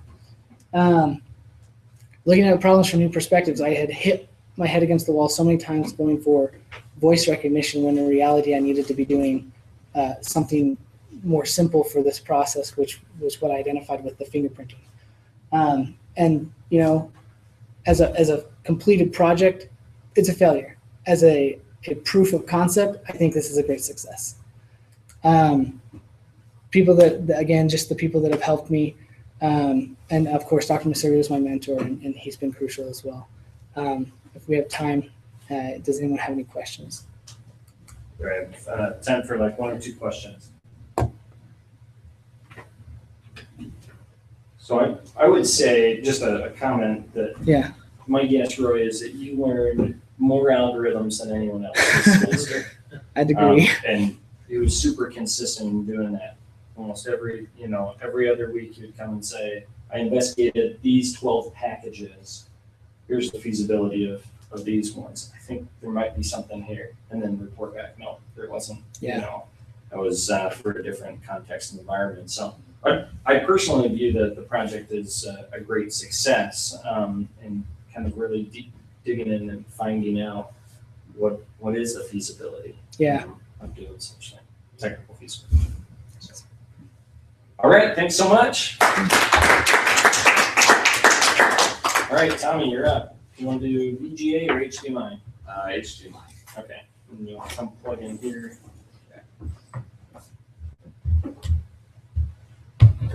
Yeah, this results. So, yeah, it's promising. I'm doing a lot more this summer. That's good. Not an easy problem.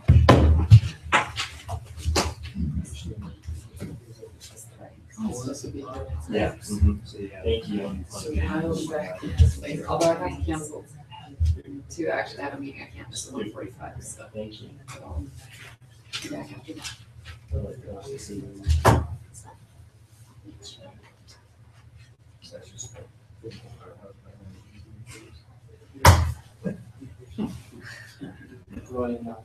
Focus on my cough. I'll be like every 2 minutes. Actually, see, like sometimes my wife or kids will ask, did you hear us during this time? I can check you. No. Didn't hear anything. Students will tell me, oh, sorry, I had to leave her. Didn't see it. I didn't hear you. Because I was like, oh.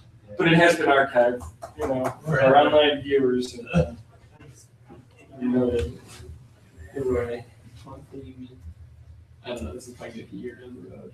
I know Xbox is changing somewhat with the apps happening. I don't know.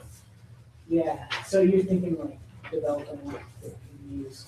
Well, not even so much that, but just like the fact that they're going to a more universal platform. Hello? Could mean like it could make the platform more exploitable. I mean that in a positive way. Yeah. Where you could target a larger number of games that How did you leave? How are you? Yeah, for sure. As that platform becomes more universal. Yeah, I agree. I didn't. I'm sorry. The biggest thing I want is awareness, because if customers can show you they care about it, perhaps developers will put it into the menu options. Yeah.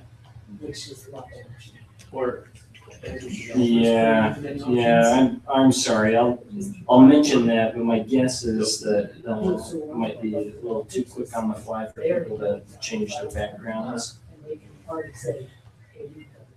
Yeah. Well, what do you think?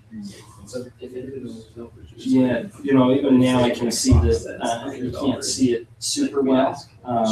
It's just kind of washed out there. And frankly, the screen's not super bright. I think it's a combination of the webcam I'm using for that bright light source.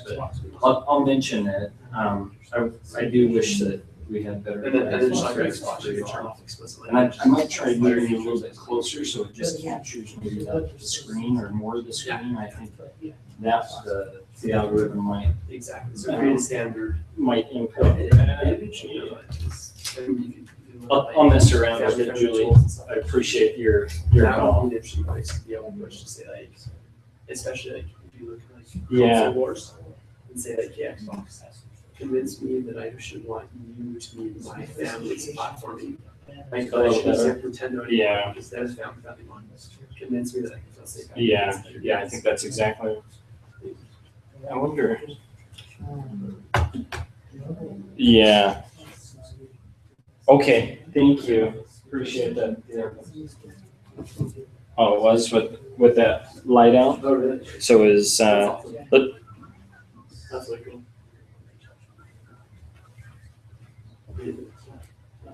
Yeah. Let me see if I can get even closer. Well, it's like, we were like 3 people on the bridge, like that basically. Yeah. It's like, we were like, All right, we'll see. Yeah, I've noticed where the autofocus messes up sometimes too. But I understood it. Stand over here. Okay, thank you. Appreciate the focus All there. right, thanks so much. Bye now. Let me try. Sure. How was this? Focused? Actually, it looks better than what it had. Great. So not perfect, but do what we can. Sounds great.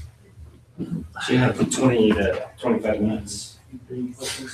Okay. All right.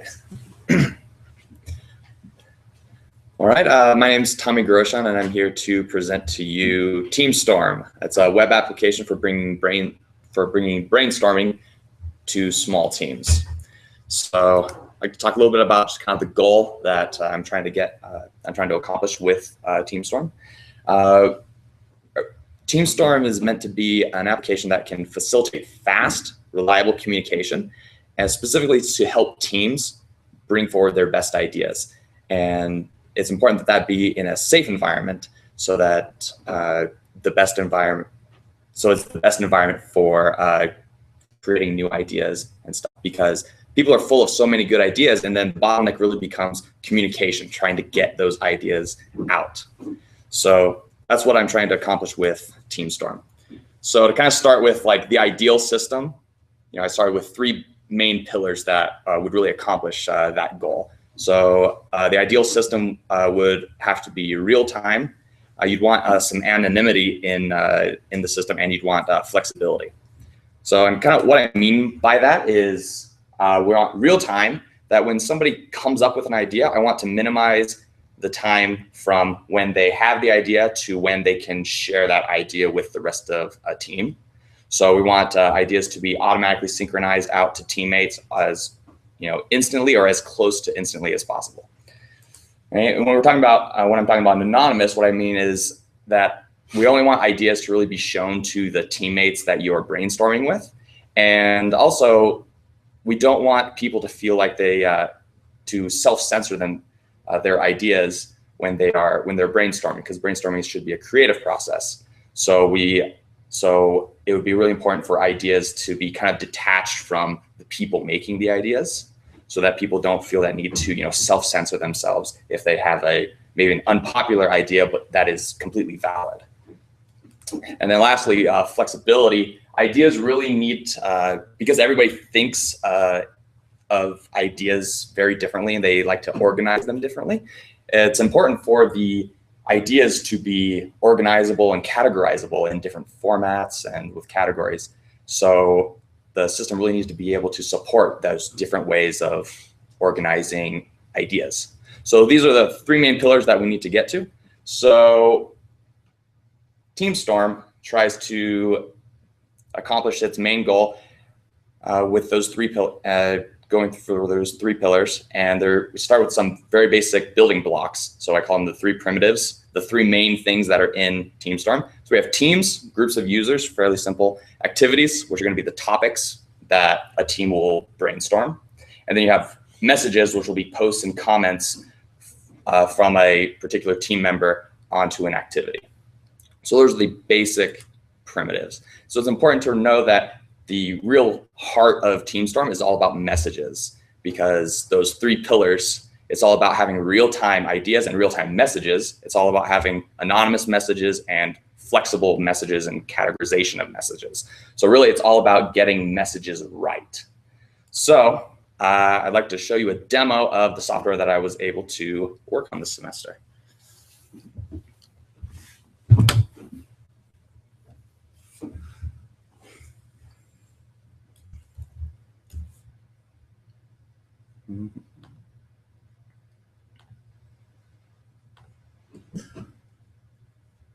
All right, so right now I have TeamStorm is launched up on Heroku. So if you go to teamstorm.herokuapp.com, you can see the live running site.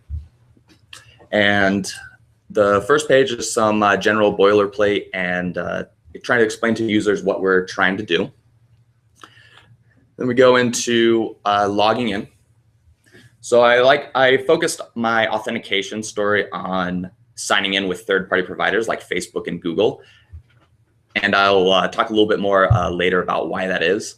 But I also have local email providers as well. It's a little better, sorry.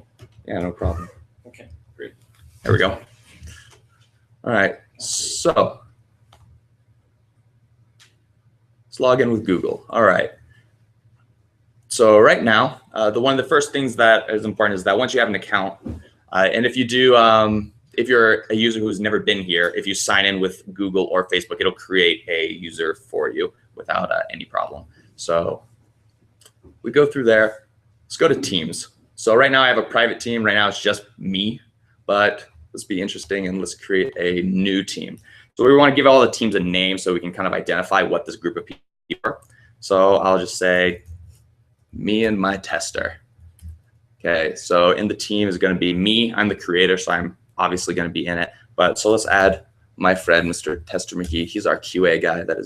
He's going to help us out. Okay, there we go. Me and my tester, Tester McGee, and I.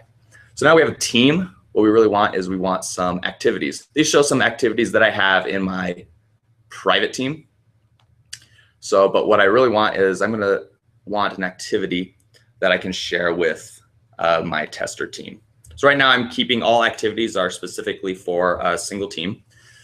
And an activity is fairly simple. What you really need is a topic of discussion. I think what we'll start with is let's talk about Netflix strategy.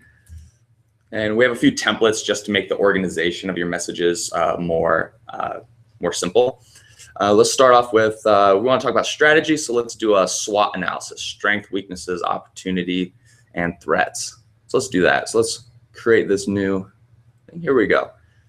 So he popped up right there. So this shows just some of the basic stuff. Our activity is active right now is using a 4x4 grid. That will become apparent in a second what that means. And that's our title. So let's go in here. So this is what our our SWOT analysis template looks like. So in the beginning here,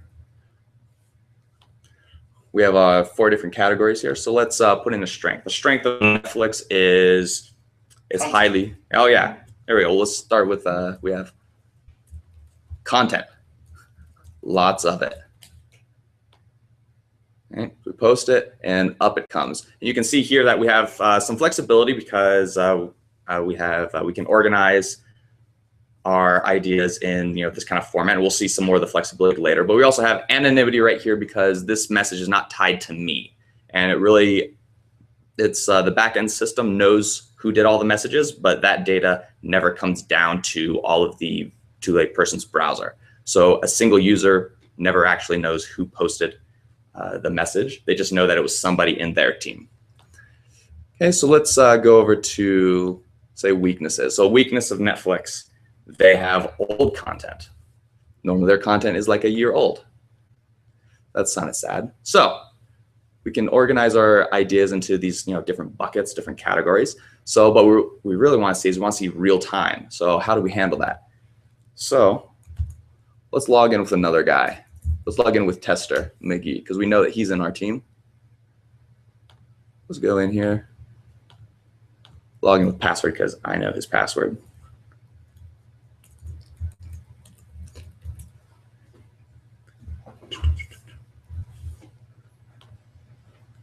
All right, and we can see here that because I am in the me and my tester team, I have access to all the activities in that team. So right now we have 1. So let's see here. So I see all the old messages. That's great. So what we really want to see is what happens here. I want to add an opportunity. Let's get newer content. So when we see here that the messages immediately come up on all the users who are viewing this activity.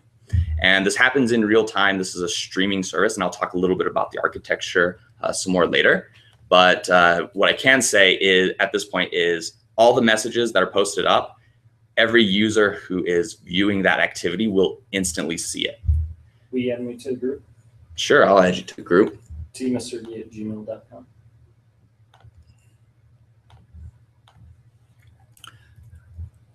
Oh, sorry, tmrg. Here we go. At gmail. Yeah, vy at gmail.com. Gmail. Let's see.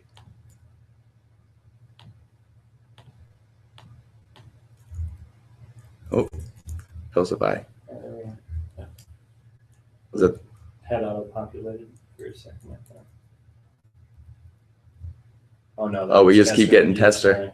All right. So right now the team thing is being our autocomplete is being weird. Can you add it without auto-completing or not? Not really, because it wants to guarantee that it's actually a user in the system. So it'll want to autocomplete. So, but yeah. So normally that's what would happen right there. So I'm going to provide you some nice content for your presentation. Oh yeah, wouldn't that be nice? No, that would just be too easy. We can't be that easy. So moving along. We also have a few other activity types. So some of the other templates are, see here, we have a pros and cons list. It's fairly simple. So what are the pros and cons of buying a house? I'm kind of in the mode of buying houses nowadays. Would love to do that. Hopefully that'll happen sometime. Okay, so this time Tester McGee created it. So let's, I come over here and I also see it. Hey, great. You can see that the type here is a 2 column. So let's see what that looks like. So we have pro and con. Works basically the same way as everything else. Pro, buying house. I have a house. Okay, and we'll see the same things going on right there. So, and then the other one that is also very nice is, so we have also there's a deliverable template, which is, it just sets up for you some categories is and is not. If you want to do a project management style brainstorming. And then we also have a fairly simple one, which is, I call it the forum list, which is basically just a glorified comment list. Very simple. But let's say if we want to say I'm really into doing my housing search and I want to do I have this activity builder here where I can take the primitive of the different types, like a 2 column of 4x4. I want to do a 4x4 because I want to not just the pros and cons, I want to compare stuff. So let's say that I want a category of a house, apartment, condo, and how about a basement? Okay, don't want to say that in the private team. There we go. So now we have housing right over there. So let's see here. So one of the nice things here is because this guy is in that team, he will see it. So now we have basically the similar thing as a SWOT analysis, but with our customized categories. And it will basically work all the same way. House. I have a house. That's, of course, a benefit for everybody. So these are just some, the system is fairly simple, but I wanted to keep it simple so that the ideas could be used in a lot of different ways, like especially ways that I could think of, that it would be a basic building block of, hey, let's talk about this idea. Let's put up some things. So that's one of the big benefits in the system is when you try to keep it flexible, you want to keep it small. So that's the quick demo there. So let's talk a little bit about what it was like to build the system.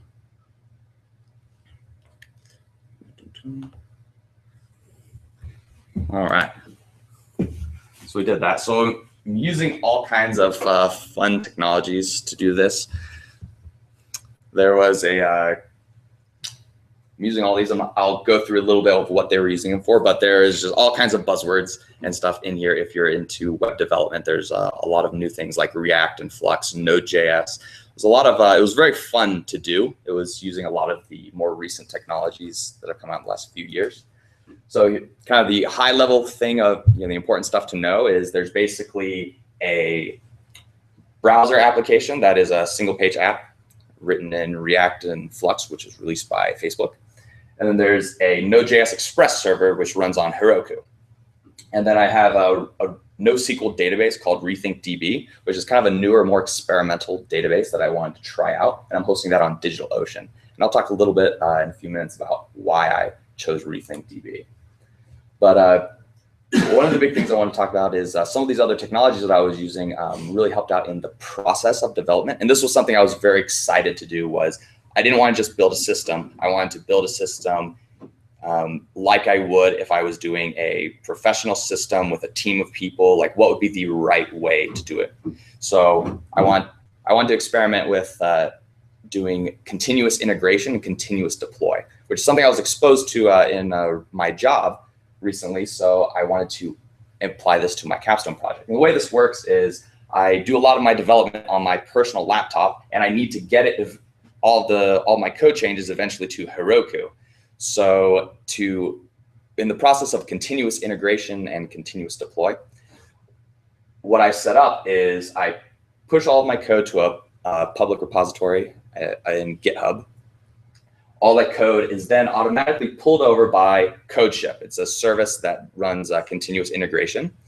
And he will clone your repo and he will run all the tests. You kind of do some setup in the continuous integration environment to say how to run tests. And he knows that when all the tests pass, that it's safe to deploy, and he will automatically deploy everything to Heroku. So I can be sure that in all the code that I have pushed up to my GitHub, basically all the code that I've published to the rest of my team of developers, is all the code that is stable and passing tests is now on Heroku. So there's never a worry of, did I forget or did I remember to publish all this stuff? I know if it's on the stable branch and if I published it to GitHub, it is definitely on Heroku. And if any tests fail, then it won't deploy and it'll instead just send me a nasty email and say, your test didn't pass, shame on you. They don't tell me to go and fix it. So this was a really fun project to do. So some of the lessons I learned, I've worked with a lot of NoSQL databases and I mostly don't like them, but I loved working with RethinkDB. It did a lot of things right that I just haven't found in a lot of other NoSQL offerings. So I would say that in my experience, it's definitely the best NoSQL I've ever worked with. The other one is testing is good. In fact, I wish I did it more, because continuous integration, which is my next lesson learned, was how to do that. It's really only possible if you have good tests. And when you have good tests, you can, on one hand, you can be sure, oh, everything is, I'm sure that all these things that I've tested run how I think they run. But in addition, when you have a good suite of tests, then you can reliably say, oh, if all the tests pass, I'm confident that the app works, might as well publish it. And it's just really nice that your users can always have the most up-to-date things that pass all the test cases without a lot of effort on your end, and just automate that a little. One of the other things I learned was that the later you pivot your project, the harder it becomes to like do stuff. So my project was originally, has changed a little bit. Last semester when I was doing the plan, my project was originally to build a smaller version of brainstorming into a project management web application. But there was another team that really wanted to do project management also, and they had a great idea that I really liked, but we just wanted to focus on different things. So when it came time for this semester to actually start building it, I felt, you know what, it wouldn't be fair to have two kind of overlapping, but only slightly different things that just focused on different aspects. It makes sense to just have, a really good project that does, that have less overlap. So I decided, you know what, I will get out of project management and just do brainstorming. And I think that worked out really well because I was able to put in a lot more effort into the brainstorming side of it. And the other team that was doing project management did a great job with what they did. So I think it worked out really well. And the last one, originally I was primarily doing emails and passwords. And I was being very secure, as I felt. I was encrypting I was hashing and salting all of my passwords using bcrypt. I was very proud of myself. And then I thought about it a little and I thought, wait a minute, well, if you have passwords, you need to be able to reset your password. That's just an expected thing. So, well, to reset passwords, what's the right way to do that? I'm trying to build a professional system. Well, I need to be able to send emails. Okay, well, what does that mean? Well, that means I need to get an email provider in order to do it well. And it just snowballed into all these things that to add a password reset to do it right, it would mean I need an email provider, which means I would need a custom domain name. And when I use a custom domain name, I lose my SSL certificate for Heroku. So I need to buy my own SSL certificate because you don't want to be posting passwords in a non-HTTPS website. So all in all, I realized, okay, to add password reset, it basically means I tallied up all of the costs. I basically need to pay $250 just to add a password reset. So that was when I quickly decided, you know what, we're going to log in with Google and Facebook, and that'll be primarily what we do. So I wasn't expecting that because I had thought through all the technology of what it takes. And then when I got into, when I was implementing it, I realized, oh, wait a minute, this is gonna cost some real money. So I'll pause that and I'll do the free version, which is we'll log in with Facebook and Google. So that was interesting. So I have a few ideas for some potential future developments. So these are just a few of them. The one that I'm really excited about would be message voting. I would really like to be able to rank your messages by how many stars that people give it, how many +1s. So that's one I'm really interested in. And then a few of these others I am just kind of I'm looking into to see what it would mean to do, especially the unlimited categories. I think that would be really cool, and I have a few ideas of how I can make that work. So I have a few minutes left here. I just wanted to talk about 2 minutes. So I just wanted to say that Rethink DB was really great. The main feature that brought me there was the ability to subscribe to change events. And what this really ended up doing was I could subscribe to, I could make a query on the database and subscribe to any changes so that events came very efficiently. And it was actually my database telling my client when to update itself, which is really interesting. So in normal parlance, you would be doing an AJAX request to your server, and then your server would execute a query on the database, and you would have to redo this AJAX request several times a second, in order to get that real-time feel. So alternatively, you'd want a streaming architecture, which is what I went with, which has worked just great.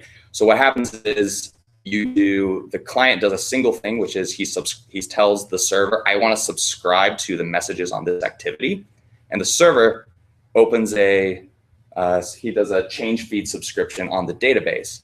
And basically whenever any message gets saved to the database that would alter that would affect the queries that have subscribed to it, the database pushes a change event to the server, and then the server is able to then push updates down to the client.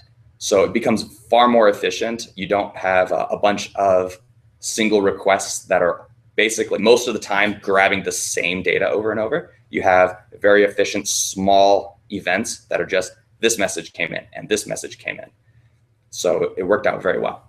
Yeah. So just a question, like the natural evolution for that would be like to take it even a step further would be to cache things locally. So like when the database communicates back and says, here's new stuff, is that cached locally, then that you don't have to refresh it? Yeah. Yes, all those things are cached locally. So the your browser remembers all the messages that you've seen, and it's listening to any new messages. So if the database returns a message that it already knows about, it just drops it. But if it returns a new message, then it sticks it into its storage, and it now has more messages. And it all happens without a page refresh. It's all happening just in the browser. And if you ever do a page refresh, then pretty much all it does is it just fetches the latest set of data from the database, and then it just starts listening again for what has changed since the last refresh. So it works out really well. So these are just some pros and cons you can check out some other time. So that really brings us to the end. So are there any other questions? I've noticed like you have it in different columns, the different activities and whatnot. Sure. You kind of have, templates, I think you call them. Have you thought of like a little bit more free form, maybe just like a wall where you can put Post-it notes pretty much, because that's kind of what some of them look like. Just kind of just sticking them under there, even if it's just, I guess, one column, but then you can just kind of move. Does that make sense? I think it makes sense. So basically one column, lots of Post-its, because they do look like Post-its. Yeah. Draggable kind of thing. Yeah, I've thought a lot about that, and that was kind of what I was trying to get at with the list view, if you're able to see that. But you kind of lose the coolness of seeing the Post-it notes themselves. So one of the nice things about React is if the data, everything is componentized. So when I want to add a brand new type, like a column or something like that, like different columns and stuff, it's adding a new component and there's no other architecture change. So that's good to know that you want that. So that's definitely worth looking into then. So are there any other questions?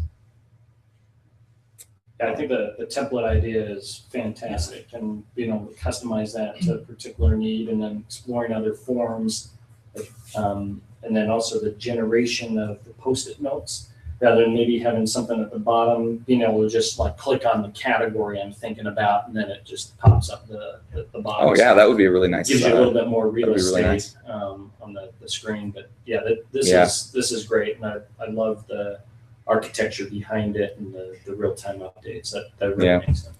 Thanks a lot. Yeah, Matt. I was just gonna say, so question and thought. Sure. One was, have you considered looking back at Dr. Sherrington's class and like the chapters that we did about brainstorming to see if there's any fodder in there to work off of, like to further grow your ideas?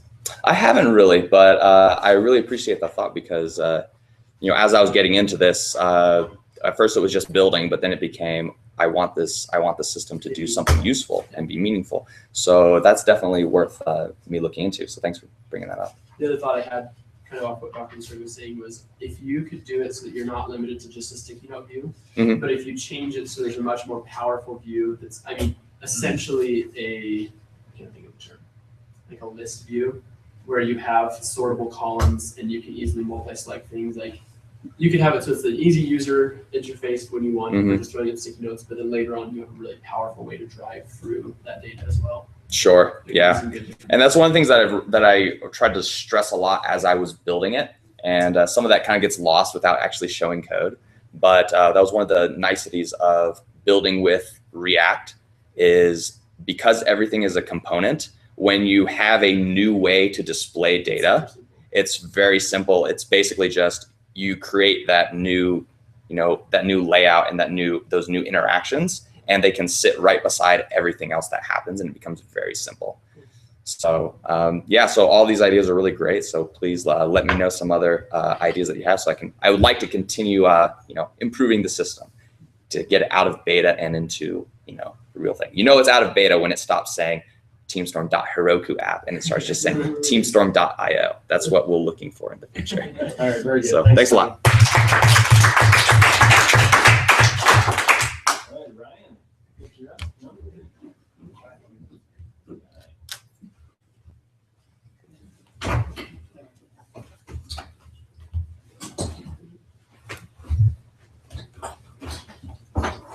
Sorry, I hope it wasn't too long. I was a little worried. Tommy. Yeah. One other thought, just from what we had done with authentication. Have you Mhm. considered using AWS or Azure for authentication? I had looked into it a little, but like, which thing are you talking about specifically? We're currently using Azure for authentication, and it was pretty darn slick to set up your own custom authentication. And like, yeah, basically free. And so that way, like, you can have the ease of like Facebook or Google, but still have a little more control over it. And, you know, just as a thought, like as you're talking about that, that scenario that you players as well.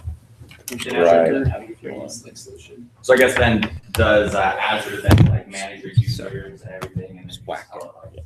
Those listening on the internet. Yeah, just so got like, blast. Boom. Well, you were here first. Yeah. So the little login page we made was just a custom page for iOS. Like, it was basically just plug and play. We were worried authentication was going to take hours and hours and hours. It was like super slick. But it could be really this still like keeping your costs way down. Oh, I probably just need to push that again. I probably just need to unplug and plug back in. It happens to me sometimes. AWS or Azure. Well, because I've used a lot of Seen AWS and I times, don't usually. like how they do some of like their authentication stuff because it doesn't give you as much control as like they can say it does. So darker I always backgrounds are especially in better, something like you know, I was at this originally looking at stage. using like Firebase, Okay. but I realized We're, that Firebase was a bad fit taking when you what- try to do like private anonymous type of data and things, and especially if you want data to remain, not in a third party hands. So I kind of took a similar view of I would like to keep all of my user accounts, closed in, closed system. So that kind of just made sense, like from a data side, So that was, I guess, one of the things. I guess Because I expect it probably does it's not like a OAuth. I believe it does use OAuth. Yeah. So Brian implemented that particularly, but so you could ask him on that one. I mean, it's basically cloud Active Directory is what it is. And so. Yeah. So I guess then it would kind of be the question of would I want to pipe to Azure in that case, Yeah. Because then it'd be kind of a more major architectural change. Yeah. Yeah. So one thing I was thinking about just as you said that because All right. So 20 to 25 minutes. Can be what? Be Yeah, especially handled if you've done it right. during or It's kind of after. like the only problem I had was, the things that a normal site needs. We're ready to go, Tom. Yeah. I'll see you guys. All right. Thanks so much. Good job. Appreciate you coming.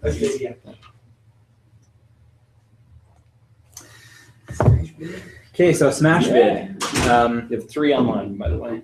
3 online, okay. So Smash Bid. Smash Bid was basically my project this semester. It was kind of just my way to get involved in mobile development, see what was out there, kind of learn about the different cross-platform technologies that are out there, learn about the different services that are out there for connecting with it. And I thought that it'd be fun to build a video editing app just to kind of learn about it.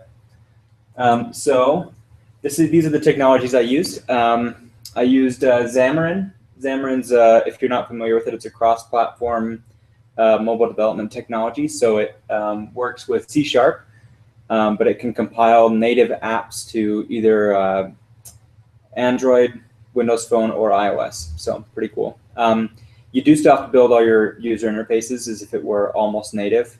You still have to use all the APIs and things, but there's some code that can be shared on the back end. And then I used Microsoft Azure. I used Azure Mobile Services, and then a little bit of other services that I'll talk about here in a minute. And then of course the first one that I decided to do was just to do an Android app. So see if I could get Xamarin going on Android. So my vision for SmashVid was that you take a video, you share that video, and then you send it out to any number of your friends.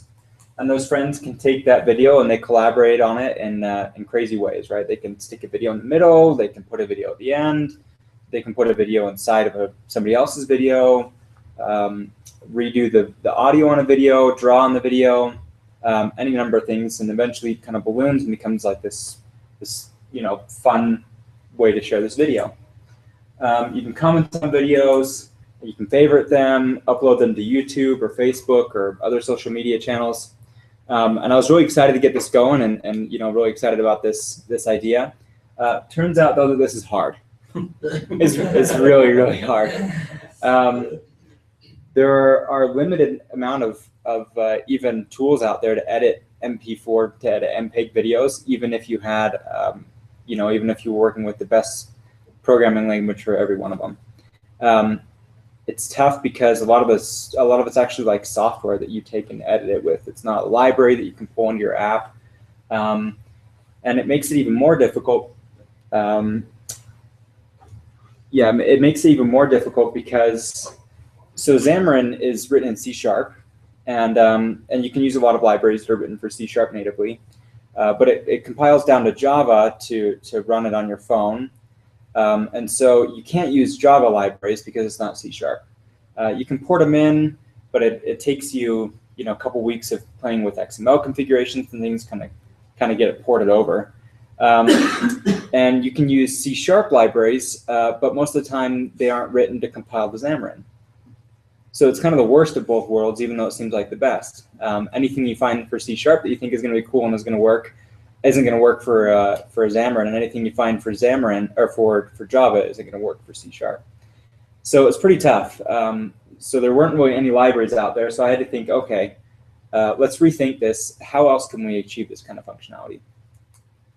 And I thought, well, what if we just do really complex containers, right? So we have like a container that has a video in it, and it has some information about that video, maybe where the video is hosted, and start time and a duration, and maybe it can have videos inside of it, right? So we have like this this Russian nested doll situation, just to do it through recursion and just do a lot of recursive functions. And then we just maybe take those videos that are playing and then buffer one in the background and swap it out real quick so it looks like it switches videos. Turns out that's also now it doesn't work, because it won't start playing a video in the background until you have it in the foreground, and it's just not fast enough to like switch the videos right on. Like if you just were to stop a video and start it again. There's also the buffering issue, right? Like you only have so much bandwidth coming in to pre-buffer things, so it's tough. And then how do you upload a video? I thought maybe I would just upload it as proof of concept based 64 string. Turns out you have to download the entire video before you can start watching it if you do that. So not a great idea. And then I thought, so then I found Azure Media Services, which is pretty cool. You can actually upload a block of things, and you can just upload blocks continuously in the background and then commit them all at once into a file. And then it will create like these variable bitrate streaming containers for you, so you can actually stream to somebody based on how much bandwidth they have. And I was like, that's pretty cool, and it's with Azure, and I'm using Azure. But they had SDKs, and they had SDKs for Java and for C# and for Ruby and for Python and for Node.js, but none of them worked for Xamarin. True to form. So so they also had a REST API. So I thought, well, let's just try and do the REST API. And so I spent quite a lot of time trying to get the REST API to work, and I got it going pretty well, and I got it up to a point where I could see the response that it was giving me, and I could match what my response should look like exactly with the documentation, but it just wasn't doing what the documentation said it was going to do. So after maybe 25 or 30 hours trying to get that to work, it didn't work. You just have to. So I think that if I were to do it again, I would probably just find. I'd probably do like an intermediary web service, right? That the user calls it, and then it can actually interact with it like on a server, and pass that request on. Especially since you have like private keys and things like that you don't want to store on somebody's phone. And then there was Facebook, and I thought, well, that's going to be easy. We'll just log into Facebook. They have lots of, you just say, hey, here's a Facebook button, and log in most of the time in your apps. But Xamarin doesn't use those, so I had to use the Azure Mobile Services to log in, which worked pretty well. But it actually logs in through like a web portal, and it keeps its key on Xamarin. or on Azure mobile services. So if you want to do anything with that key, or interact with like the Facebook Graph API, you actually have to interact with it through Azure mobile services and through like the Node.js backend, which that wasn't too bad, but it did take some getting used to, and there's no like real-time debugging. There's just, you can print out to the log, but that's about it. Okay, so it's tough. Where am I today? I guess that's what we all want to know. I guess I'll show you where I am today. I just kind of wanted to get mostly kind of the UI set, and I wanted to see what my problems were, so that I could go and I think I'm going to restart this in the future, because it's just not going to work on Xamarin.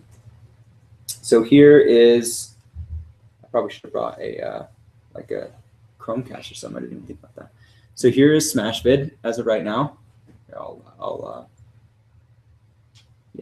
wipe the data so I can add it. Okay, so here's SmashVid right now. So it's logged me in over Facebook, and I have some smashes here. So this one says, it'll give you like the so this is actually coming from Azure Mobile Services. It has the time since the smash was created.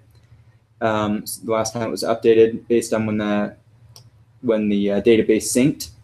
That's behind here, and it pulls in my username and my account picture from Facebook, and it has some information about it. It has like the original comment, if you will, about the smash.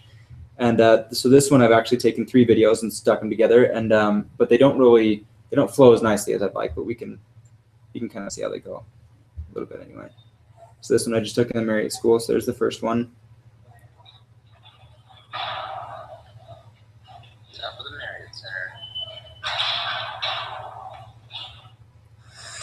Looking for W352 here. Just looking for W352. 219. That's not 352 yet.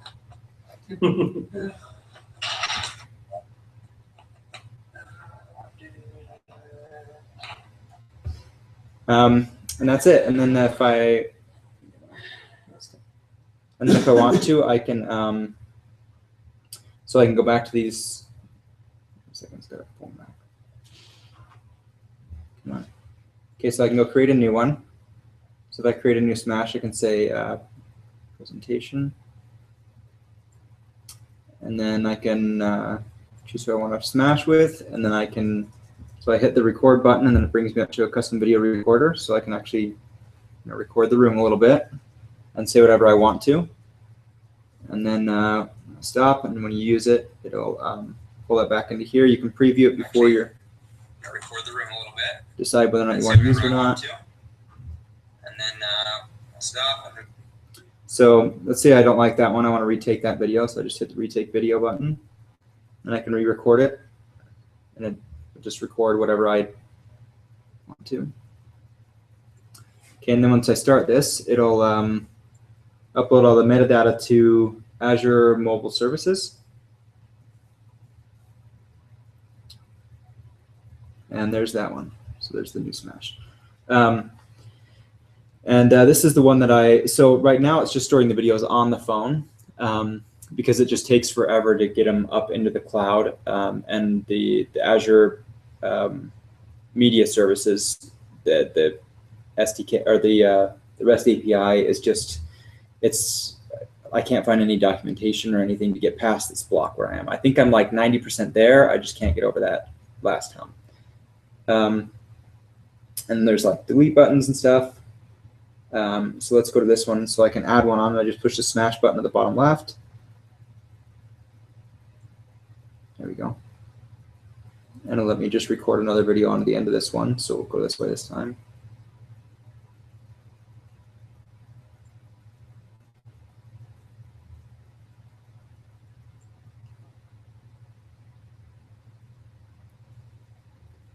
I think it's having trouble because probably should turn my Wi-Fi on.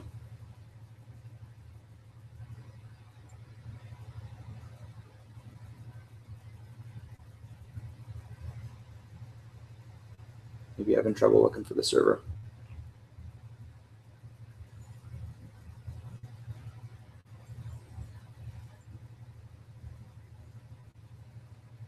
Try this one more time. We'll record that video again. Stop it.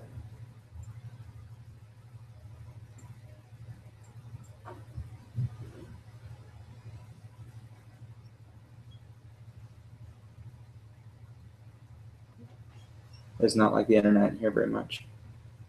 Anyway, you get the idea. It will pull the video. It'll put all this stuff online for you. And then it will it puts all the metadata online and it pulls in your Facebook information from. There we go. Finally went. Just record whatever I want to. Just one more time, we'll record that video again. That's it. Just one more time, we'll record that video again. Okay, so it's not nearly where I wanted it to be, and it was extremely frustrating. I think I worked way over my hours on it, but I don't feel like I got a lot done. But I do feel like I learned a ton. So I learned a ton about Android UI and how to lay things out. I learned a ton about Xamarin. I learned a whole lot about why it's still more popular to create native apps. I learned a ton about recursion, trying to do those nested doll containers, those complex containers. I think I know the Azure Mobile Services APIs by heart now. You should write a tutorial. Yeah, I should. I'm bet there are not many out there. I learned Node.js, which was kind of cool because the Azure Mobile Services backend is in Node.js, and I'd never done that before. So that was pretty cool. I learned a lot about OAuth. I learned how to do native REST calls in C#, which I'd done maybe once before, but I didn't really know how to do it a lot. I learned all about Azure Blob Storage, which is pretty cool. You can commit blocks, and then you can just commit it all to a blob. I learned a lot about the Facebook Graph API and how that works and how to kind of query it and what the limitations are. So that was kind of cool. I'm sure I'll use that in the future. And then I learned about delegates and asynchronous programming, which I haven't done a lot of before, but now I know how to use them pretty well. And then I learned that video editing is really difficult. So I think my lessons learned, number one, the road less traveled is often difficult simply because it's less traveled. There was hardly any documentation. There were no tutorials. I mean, there was absolutely no tutorials on how to use like Azure Blob Storage over REST API. There was like the documentation, and that was it, because they had native SDKs for everything else. But unfortunately, I couldn't use them. So that was really tough. And then Xamarin, there are quite a few tutorials on Xamarin, but most of it is like skin deep, right? It doesn't go very deep, and like there's one tutorial on porting a library over from Java to C# that I spent a week trying to get like a video editing library over. I think the second one is probably prioritization. I was so excited about a lot of these big features that I spent a ton of time trying to get them to work, and they never worked. Like, you'd start it, and then I'd say, okay, I'm going to work on this for 5 more hours, and then 25 hours later, I'm like, it's just not going to work. So I think prioritization for me, there would have been a lot of things that would have been easy to get into the app that didn't make it in, that probably would have made it look better and be a little bit more user-friendly. It would have been easy to get in comments and like a favorites button. And those are things that didn't get in because I think I was too focused on, making it stream from the cloud at a variable bit rate and, actually editing the video and things like that. If it seems way too complex and convoluted at first, it probably is.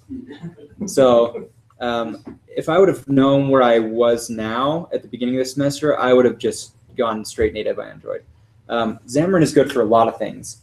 And I think it would be really good if you were building like a simple forms application, something that just updated to a database, or an app for an organization that just interacted, with their organization. But to do something like video editing that needs a lot of native libraries that you don't want to build yourself, I think that was probably a mistake, and I probably should have just gone with native Android or native iOS or native Windows Phone. Even probably been a little bit better off. And the last one, perseverance. I'm one of those people who, if a project gets like too tough, I'll just get excited about something else. And this was kind of a test in perseverance for me because, I committed to this idea and I committed to using the frameworks that I was going to use and the technologies. And even though it was really tough and I don't feel like I got very far, I feel like I learned a ton just because I kept digging. And that was really helpful. So where next? I think I'm going to start over. I think I'll probably take a lot of my code. A lot of my code is pretty portable to Android or to Java, and I'll just go straight to Android Studio. And I think that because you have to build the UI native in Android anyway, pretty much. So I can still reuse a lot of it. And then I think I would put a custom web service in between my app and most of the Azure web services, just because then I can use native SDKs and I can, have more control over queuing and like what happens with my data, and kind of also have more control over debugging. That was really frustrating too. And then I think I would probably narrow my scope a lot. So I'd probably just choose one major feature to get out and just make it really polished instead of trying to go for all of them at once. And last, I think that I would actually create a custom web service for video editing instead of doing it on the phone. So you just make small changes on your phone and it just incrementally sends those up there so that the server does all your media processing and then returns it back to the client. I think that would be a lot easier than trying to do it natively for Android and iOS and Windows Phone. That's it. Any questions? I can answer anything you want to know about these things. You do know more about them than Yes. Plus, then also just a question. I don't know. It was interesting because we actually talked about Xamarin when you first got started because we were looking at using it. Yeah, I was really excited. And like, I don't know, hearing this definitely feels out for me more like I don't know, even after our discussion, like Xamarin has its place, but this is not it. Yeah, definitely. Like, this is definitely not it. If you're building out like if you're American Airlines and you need like okay, we're gonna display like your seat number, yeah. Great, Xamarin probably is great, but if you're needing to do heavy duty stuff, it's really like a custom built app, like Xamarin's probably not the way to go. Yeah, exactly. And that was really frustrating. I thought that I would be able to port, because it's like, they always say, you can build a bindings library where you can put any Java library in here and then it will work. That doesn't work like that. It's painful. Yeah, I tried to pull in a Java library that would allow me to actually edit the videos, and I just wanted to put them on the beginning and then the end, not even stick one in the middle. And it took me like a week of trying to figure out all these complex XML configurations and transforms to get it to, and finally it built, but then it still didn't do anything. So I was like, forget it. I just have to move on. Yeah. So it's kind of tough. So despite the pain, worth it. Was it worth it? Yeah, I think it was worth it because a lot of the knowledge is transferable to Android. And I'll probably go back. I have another idea for an app that I'm probably, believe it or not, going to do in Xamarin because it's a little more lightweight. It's a lot more lightweight. And so I think that it will be helpful for that because it is useful that it can, you can compile to all three platforms. At the same time, though, you still have to build the UI for all three. I was thinking, So I know that they do offer some things for. Yeah, like forms. That, yeah, Xamarin forms. But it sounds like the project you still want to do that. I don't know. I'm actually going to explore that. Yeah, I'll consider forms because this was just, it was almost like building it in Android, but just more cumbersome. Yeah. All right, very good. Thanks, Ryan. Yep.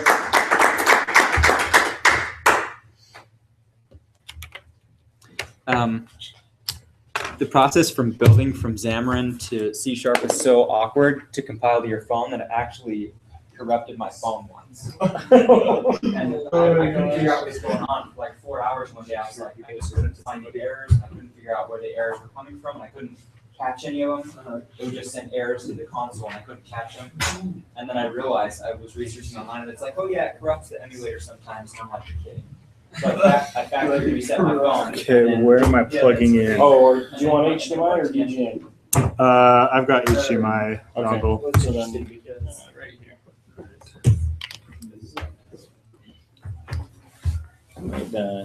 to 2 minutes and try to eat something real quick. I'll be Oh, back yeah. in just a minute. Sure. 2 minutes. Eat fast. I don't know where I'm going. I was like, well, the UI is very limited on what I saw. Yeah. It works. The UI is pretty nice. How are you doing, Josh?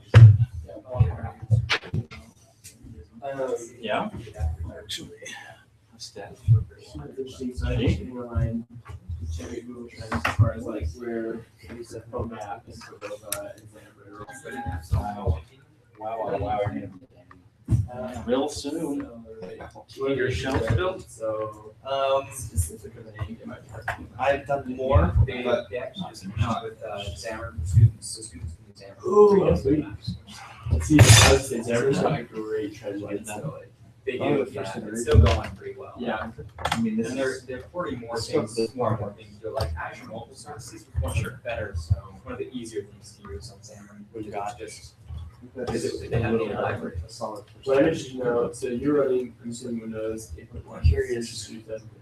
So I'm running Xamarin. I was running Xamarin. Yeah. But it's like the same thing. You watch it? I'll say because I know visual students that's often a break. I don't say them because they yeah. And obviously, I'm not just interested to see how continued support goes. It seems like it's got strong trend. Yeah, and it's really good. Like, it seems like Microsoft's right. Yes. I think they are. Well, I mean, I think it's, I don't know, it's interesting. I think it's kind of the development style. But it's like, So it's Node.js and Angular front end with Strapping. Oh, it was mostly it was a lot. Yeah. Oh, yeah. So that's it's cool. It's like so we were together. So media search particularly, that's a lot of. It was like cool. What it feels like for frameworks. Like, Kind of JavaScript. Yeah. No, you learn this like it has these two main publishers. And so I do 4 hours deep in single file. And with Had a following image. She and I are not on good terms. That's funny. It's like Ryan. I don't know. I was just laying here, so I thought I'd try to use it, but it's not working out too hot. Jeez, what are all these people? You can take a look sometime. I mean, iOS. I know. Yeah. He's here. And then Boom. Thanks. So I got it to, here's what I got it to. And I got it to, so it creates an asset. It creates an asset. So much for it. Creates a Do you know how I set this up? Yeah, just hit the X and then it should work. Oh, okay. So if I. Okay, cool. I mean, we don't have a ton of slides, but get rid of all the transitions. I did. I'm sorry. I just. That's okay. I don't know. So I know we did use authentication with an SDK. So I guess if you wanna kick it off, go ahead and play it. But I was just saying, everything you said, like we were doing all that. It was so crazy. Like, it makes you take your entire REST, your entire HTTP call, sign it with your base 64. Okay, so basic format is, 20 minutes, 5-minute questions, or 25 minutes if you want to intersperse It's not them. moving at all. No, so I'll give you like a 5-minute warning. That'd be awesome. All right, and the floor is yours anytime you would like. Do we turn off these lights or just Unfortunately, deal with it's it? all or nothing, so you can try to turn it all off, hit that. Yeah. And that dramatic? Is that going to be all right, Yeah, or I would think we so. rather it be dim on the screen? This is nice, easy on the eyes. Yeah. Lessens the stress. Yeah. All right, well, I'll go ahead and get started. So, geez, thanks for coming, guys. I had a lot more people here than I was expecting. Toward the That's end a of the good day. thing. Yeah. So, Chandler and I, we worked on a knowledge repository for Chiasma. So, the first thing I wanted to do is kind of give you guys an overview of Chiasma and what they are, what they do, so you can kind of put the whole project in context. So we are Salesforce implementation specialists. So they say we're business consulting, and there is a lot of process consulting and stuff that goes into it, but it all revolves around Salesforce. And we're actually partnered with Salesforce.com. And so what ends up happening, we have a sales team, and Salesforce obviously has a sales team, and they work together to help clients figure out whether or not Salesforce is going to work for them. So what makes Salesforce.com such an incredibly, such a huge platform is the fact that it's a skeleton. it can be adapted to fit tons of different business models, tons of different, it's extremely customizable. But it's kind of a niche thing. There aren't a ton of developers or people who want to really dive into Salesforce. And so that's where firms like us come in. So our sales reps work together to figure out whether or not Salesforce as a platform can meet this company's needs. And if it does, then we step in and we do all the customization and the building out of these things. So essentially what we are doing at Chiasma is we sell knowledge and expertise. When it comes down to it, there's no products or anything. We're selling what's in our heads. Which is great, but the problem right now is that there's no good way to share that information. So we have a few people like Morgan Robertson, who a lot of you guys know, who has been working at Chiasma for 3 or 4 years now, and he knows just about everything there is to know. But there's no good way for him to share that information with people around him. There's 3 main places that Chiasma recognizes is a struggle right now. So I guess first, the scope for this project was absolutely massive. They recognize this is a problem. It's something that they've been wanting to address for a long time, but they didn't have the skills or the expertise or the motivation to take consultants and remove them from billable hours and set them, make them work on something internal. So this was a great opportunity for us to kind of put our foot down and say, we have to work on this. And so there were 3 things that we decided were most important as far as sharing goes, and it's code between developers. There's developing in Apex and Visualforce, which are the native or the proprietary languages to Salesforce. There's a ton of caveats. They've created an environment that's a little bit restrictive because they need to be able to control what people can and can't do in the environment. And so it's a little frustrating at times, and there's a lot of, like I said, caveats and little things that are kind of different working in that environment. Those things need to be shared better. So snippets of code and tips and tricks and stuff like that was something that needed to be shared. Another thing were the little tips and tricks and caveats of working in Salesforce. So when you see this error, it is most likely a permission issue or a profile issue or something like that. And the third thing is documentation. There's no central place right now where we're storing documentation for clients. And that obviously can create a problem because if you ever want to go back and check on something, it's not there. So these problems, they've led to a lot of lost knowledge. When somebody leaves the firm, everything that Chiasma has, because they have to invest a lot in their employees. They have to bring them up to speed and train them, and there's a lot that needs to be learned. And if they leave, that knowledge is essentially lost. We also have a slow onboarding process. So when people first come on, there's a huge learning curve, and it takes a really long time to get up to the point where you're productive as a consultant because there's so much to learn. And if we had a central repository where we could quickly access that information, that would solve the problem. The third is hard project transitions. So if somebody's working on a project and there's nowhere to store documentation, and they get pulled into something higher priority, or they leave the company, or something happens and they can't work on that project anymore, because there's no central place to store documentation, it becomes very cumbersome, and it's a difficult transition process. So the solution we have built is the knowledge repository. We call it the knowledge repository. Chiasma came up with the motto of unlocking potential. We want to help people unlock potential both in ourselves and in clients. And so that's why we named it that. And this is the landing page. So I'm going to turn it over to Chandler right now. He's going to kind of walk us through the ins and outs of the program. Yeah, so we actually got this. It's up on Heroku. Unfortunately, because we're working with the business, we haven't gotten our hands yet on a credit card. So we're on a free tier of Heroku, and we're not able to get the MongoDB add-in that we need.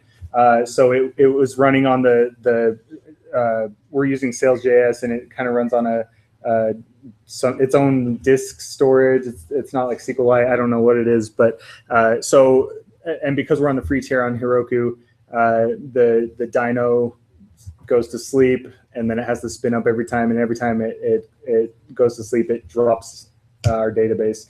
So we're going to be showing it on my local machines so that we actually have content. And we wanted to make it so that you could only register if you have a Chiasma LLC domain.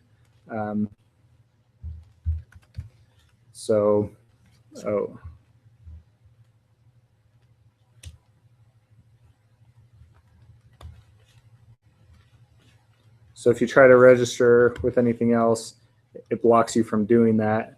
We didn't want to explicitly say you must have a Chiasma LLC address, because currently you could just make up an email address, but we're going to get into whitelisting in future iterations.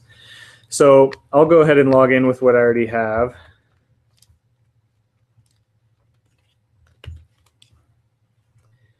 And here's the search page that we open up to, and you can see a list of all the existing articles to the right, and then to the left all the tags that for articles that you have. So I'm going to go into one of the articles that's already been created, and this is an article that teaches how to create an object or an API for an object in Sales.js, which is what the framework we're using with Node.js. And we're using Angular on the front end, and as I mentioned, MongoDB on the back end. So since I wrote this article, I have access to edit it. And one of the nice things that we've taken advantage of are the GitHub gists. They have a nice API where we can create snippets of code that are stored in a central repository on GitHub. For us to access and import into our knowledge repository. Some of the main reason we chose GitHub and their gists is that it's super easy to use, and when we figured out to implement. And even though we're only seeing the most recent revision of the code in the knowledge repository, you can click into GitHub and see older revisions. So you can see here I copied something else originally and then replaced it with other code. So that way we have a central repository for all our code. You can see I'm using my own GitHub account. That's another account we haven't been able to get yet for Chiasma. And there are multiple sections in the article. And you can tag the article. So if we go into edit the article, now we're in edit mode.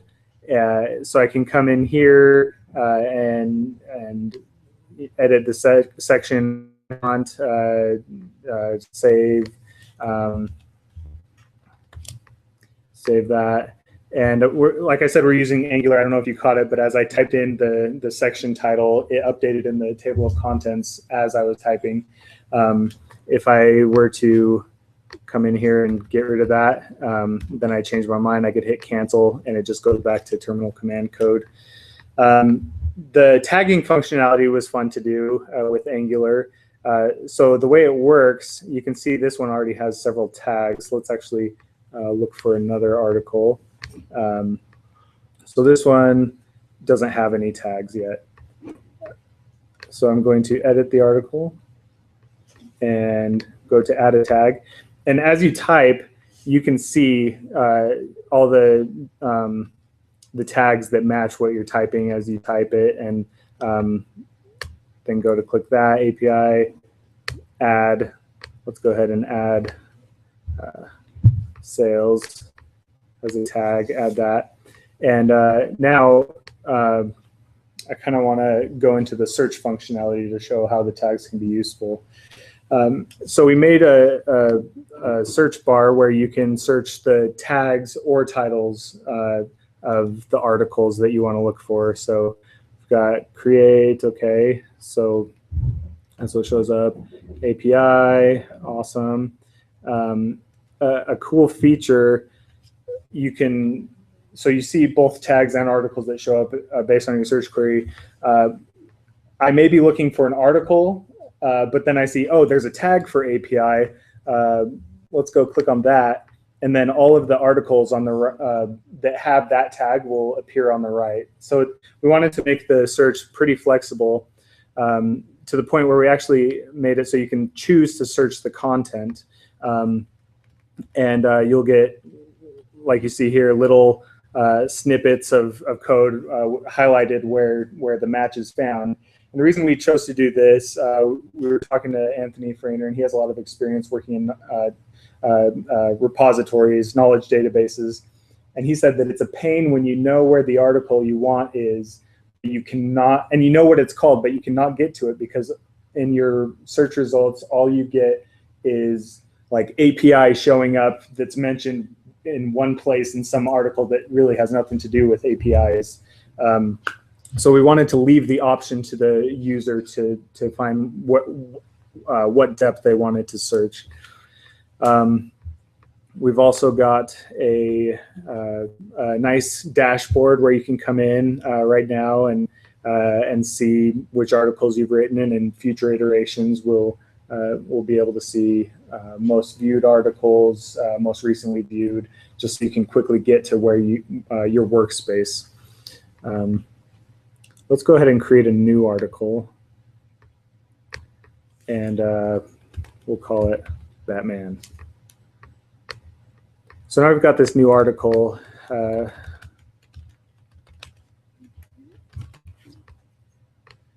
And we'll just create one section.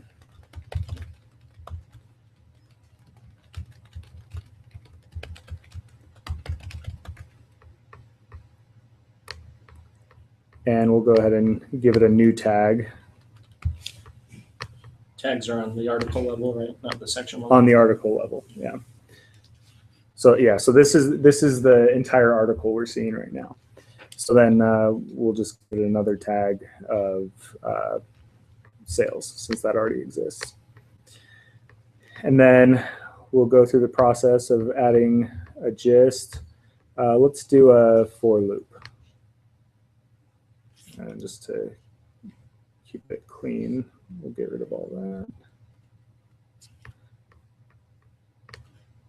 Put it there.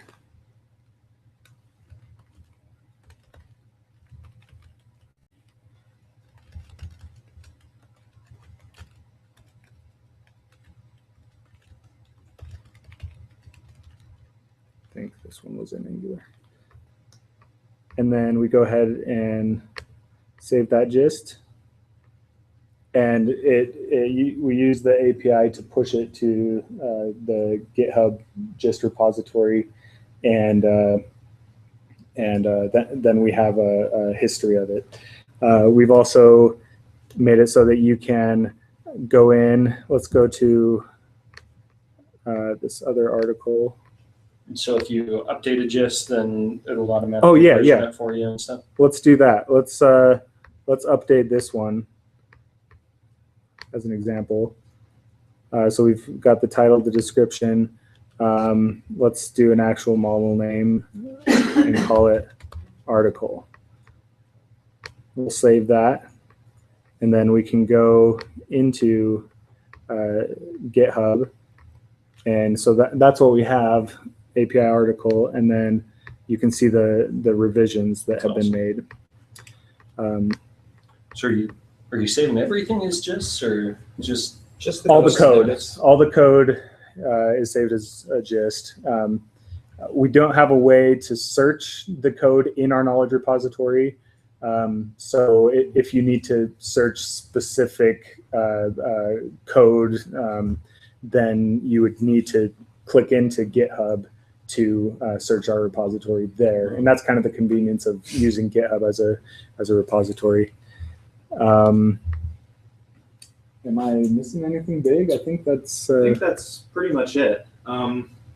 As far as what we have so far. Now, again, the scope of this thing is massive. This is like 1/10 of what they want this to do, which is why we went the custom route. There's a ton of stuff out there that could, kind of do some of the similar functionality, but again, what they want, like the future plans of this are huge. And some of the cool things about the sales framework that we ended up using. So we used Sales.js framework. It's a Node.js framework. on the back end. And some of the things that are kind of cool about it, it automatically sets up APIs. So everything here is API accessible, so we can integrate it with pretty much whatever we want. We tried to think big picture. So we sat down with John Gunther. He was our stakeholder internally. He's in charge of internal operations and stuff like that. And so we had several meetings with him where we sat down and scoped out everything that we wanted this to do. And we made sure to choose a framework and build in such a way that it could scale to what they wanted it to be. So some of the things are kind of, you might think like, oh, it's kind of silly. Why are you doing it that way? And it's because we have the big picture in mind. So when we sat down and we demoed this for John, he was absolutely blown away. His expectations were far exceeded. So that made us feel pretty good. It validated all the work that we've been doing because we'd spent, a lot of time doing it. So kind of dive into lessons learned now. So it was really fun working with Chandler because we had a pretty good split of interests and work level. So I ended up doing the majority of the UI, UX, the design of everything, kind of working with the stakeholders to figure out what the requirements were and working with them to try and get approval for certain things and get approval for funds. And then I really got to dive in and learn a lot of CSS. I'd never used Bootstrap before. I'd never used Angular before. I'd never used Node before. I'd never deployed an app to Heroku before. So literally everything we did was new to me. And that was really fun. And Chandler got to dive quite a bit into the back end and some of the logic. And I'll let you go ahead and talk about what you learned. Yeah, so the only experience I had before was with Bootstrap and Heroku. But I'm not a UI person at all. I mean, I do what I can, but I think the one thing I contributed to UI, we ended up taking out. But so hang in there. Yeah, I know. But yeah, Bootstrap helps a lot with that, and Nick was able to dive into the heavy customization of that.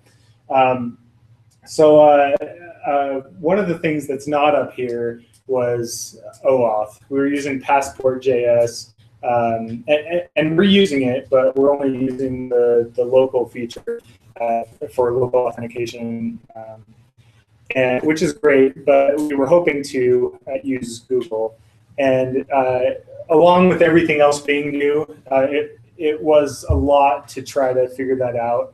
I would wake up in the morning. I don't know if I was dreaming at night or whatever, but I would think I figured it out, what I'm missing to get it to work. And then I would go try to implement it, and it wouldn't work out too well. And I consulted a couple people, but I didn't spend as much time on that as I could, I suppose, in future iterations. So that was a huge lesson learned in the difficulty of working with OAuth. And at least for me, it seemed like a pretty complex thing with callbacks and everything. But yeah, Angular was one of the big ones. All of this was new to me except Heroku and Bootstrap. MongoDB was awesome to dive into initially. We probably don't necessarily need it because we could have easily used a relational database. But at the same time, we wanted to track page views, and we thought that this would hopefully take up less space. But like I said, unfortunately, we don't have it up and running in Heroku. But my demo was running on Mongo on my machine. So yeah, I guess we're out of time. Do you have any questions? So I'd be interested in lessons learned related to the organization buy-in, particularly when the rubber meets the road and you're trying to get a credit card. Right. So right now at Chiasma, things are just absolutely insane. There's a complete restructuring. We're growing really fast. We have a really solid reputation with Salesforce, and we're trying desperately to maintain that that reputation, because obviously it's really important as far as continuing to get referrals from them. We have a unique business model in the sense that all of our leads come from that source. So we have to manage the relationships on both fronts. So we're trying really hard to maintain quality of work while growing quickly. And as a result, John and Hans, the owner of the company, are both they're incredibly busy. And so John was my go-to guy. So I'd sit down and meet with him and say, okay, we need this. And he said, okay, get me numbers. I need to know exactly how much this is going to cost so that when I present it to Hans, he has hard numbers to work with. So I'd go back and I'd get the numbers and I'd hand it to him. And he said, okay, I'm going to go talk to Hans. And then a week later, I'd follow up and nothing had happened yet. Oh, I'm sorry, it slipped my mind. So eventually I went straight to Hans and he said, yeah, that's great. This was just about a week ago. But he didn't have his credit card with him. The lady that did have the company credit card was out of town. And so he's on vacation now, yeah. Some cruise somewhere for the week. So it's the biggest lesson learned there is you got to keep following up, because a lot of the time, this stuff is important, but there are so many things that are important in a fast growing small company that it quickly falls down the list of priorities. You got to fight to so you got to fight to keep it up there. But fortunately, they recognize how important this is, and it's not just us trying to push for something they don't want. They're just busy, and we only started pushing for the credit card 2 or 3 weeks ago. About a month ago. About a month ago. But I think another thing is there is a delicate balance on people being busy, and then most people that are busy don't mind if you come and follow up with them too. And that persistence, I think, generally pays off. You can't be annoying, but I know for me at least, please come contact me. Yeah, because sometimes I forget. Yeah, now that's been the general feel as well. And another part that's really cool about this project is we were given complete ownership. It's not just build this app. It's okay, you're managing all the change. We are getting on the schedule a lunchtime where the entire company is going to sit down and we're going to walk them through the process of how to create an article, how to get set up, and the entire company is going to start moving. So we're managing the whole thing. This is happening. Yeah, like we're creating documentation. We're working with stakeholders to figure out what the requirements are. We're building it. We are managing, handling all the change management and making sure that the adoption goes well. So we're getting a pretty awesome dose of a little bit of everything with this project. Nice. Any other questions? Yes. Back to 551. So how are you gonna make it worth people's time to put information in there and make sure it's good enough quality that it's useful, that you're not dragging people to enter junk and So making people connections? So that's obviously always going to be a difficult thing. When people are busy, the last thing they want to do is take time away from what they're being quote measured on. So their KPIs, billable hours and things like that. It's hard to take somebody away from that and have them do something that doesn't directly benefit them. Fortunately, we have a smaller group of developers, and step one was get developers up to speed, because that's where our biggest bottleneck is with senior developers. And so each developer has their own local repository of tips and tricks and snippets of code. And so the first thing will be getting everything, all the developers dumping their code in here, and they're all pretty excited about it. They're excited to have one place. But as far as getting everybody else, we're talking with John Gunther about setting up KPIs. So some sort of indicator that is measured and tracked, that will indicate how many articles are contributed, the quality of those articles, and then having some sort of reward structure, whether it be bonuses or just recognition. We're still working out the details, but that is something that we have specifically talked about with John. I'd be interested to see how it works out for you. Yeah. You guys come up with something that works really well. Yeah. It's very tricky. And Good luck. To add to that, thank you. To add to that, part of the goal from the beginning was to make this a good experience for the user, so that it's a tool they actually want to go to and not something that's just there and clunky, takes a lot of space. We still have work to do. We got great feedback, and that felt really good from John. That it far exceeded his expectations. But to get it to be there where it's not in the way that they actually want to go to it to use it. It does also require a nice, simple to use interface. We've still got a lot of clicks where maybe we can add in some keystroke shortcuts, things like that to improve the user experience. But that was part of the plan from the beginning as well to help the adoption. Yeah, kind of the mindset, or at least what I've found is if it looks cool, people are interested in it. If it's easy to use, then they continue to use it. So that's really what we strive for. We try to strip. I mean, if you look at the UI of the website and the way things are designed, we've tried to strip out as much as we possibly could from the design and from the UI and how many clicks you have to make.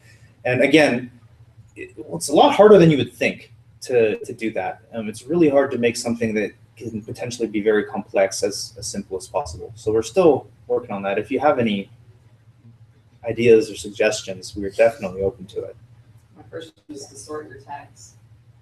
Sort the tags like alphabetically or something? Some sort of sorting. Okay. So it's easier. Like give them the option to sort, or just sort it for them? Like I think alphabetically would be good. Okay. Okay. Perfect. Thank you. Another suggestion, like looking towards adoption, it may be out of the realm of, or too high the scope of gamifying things. You look at Stack Overflow, where people have reputation. Yep. If you could introduce something like that, And that's I imagine your developers initially be like, all right, I'm gonna be top dog here. Yeah, and that's something that's along the lines of the reward system we're talking about. So we haven't implemented it yet, but we have the structure set up, I think, to do it, where we can track, like How thumbs much up an or article thumbs is down, how used, many and- times an article is viewed, and things like that. And so eventually, when we get those things implemented, that is absolutely something that we're in the talks of doing. Okay, we're at the end of the time. Thank you so much. Thanks, guys.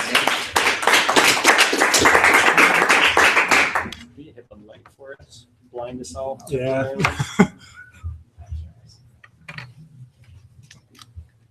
You guys gonna do VGA, Stephen? Yes. Okay. So we'll just connect in there and start up the system over there. Great. Can't do that. Yeah,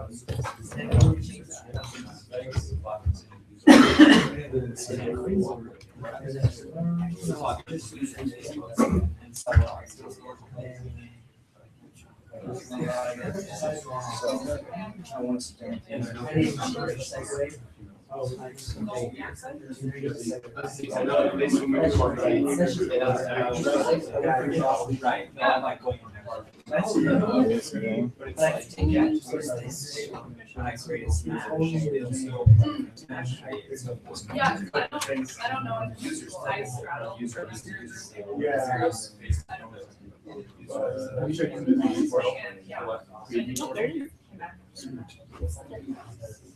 I mean, oh yeah. I was thinking just so you can build text to the icons, you go into it and see it. BYU is news. It's just like non-still working. No. Should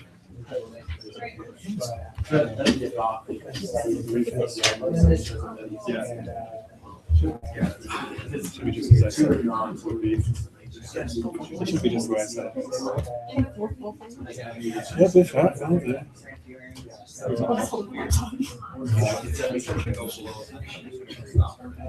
We're ready whenever you want us to go. Yeah, I think we're ready any time, the background 20 minutes presentation, 5 minutes questions, or 25 comment. Okay. All right, we're gonna go ahead and get started with Stephen Lara's presentation on BYU IS News.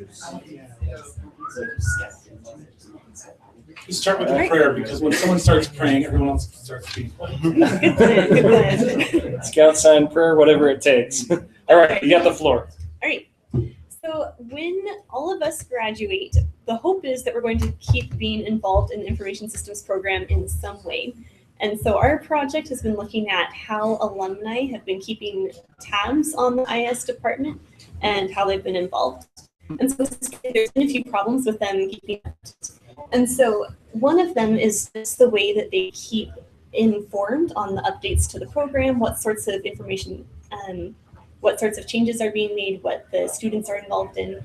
And so there's a lot of different sites and different resources that students have been going to find updates. So if they want to find out what faculty research is, they might go to the BYU Marriott magazine, or if they want to find out what their peers are involved in, they could go to LinkedIn. And all of these are different locations, and if they don't check every single one of these sites, then they'll miss important updates on what their peers in the department are doing. And so that's one main focus of our solution that we came up with. And then another one is that alumni are often interested in giving back to the program, whether financially or through service or other ways. And it's been hard for them to figure out exactly how to do that, both to know what opportunities are available for giving back and also where to go if they want to sign up for something or to donate. And so we wanted to give them an easy way to find out what their options are. And working with these two different goals, then we've run into a few different constraints. One of those is the red tape around actually implementing anything. And so right now we have a Marriott School website that we've all visited that's removed for room reservations and things.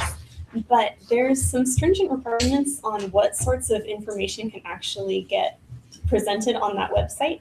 And because of the nature of our solution that we'd be having updates on what people are doing, then it would be updated pretty often.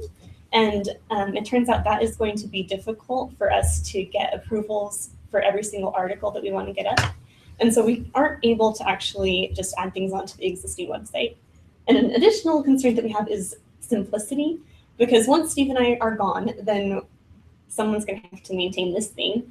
And so our student secretary, Hannah upstairs, and also Carolyn Thorne are the main people who are going to be keeping this thing up and running. And as they work on it and as future people work on it, then they don't have as much of a technical background. And so we want to make this as streamlined as possible for them to keep working and keep things up to date without a lot of trouble. All right, so as you can imagine, our solution is essentially an alumni one-stop shop. So the idea is that it's a site that's department maintained and controlled, so that it is easy for us to go in and put in what we want. Like we said, Caroline and Hannah are going to be the ones maintaining it. And it's great that we'll be able to have our own content.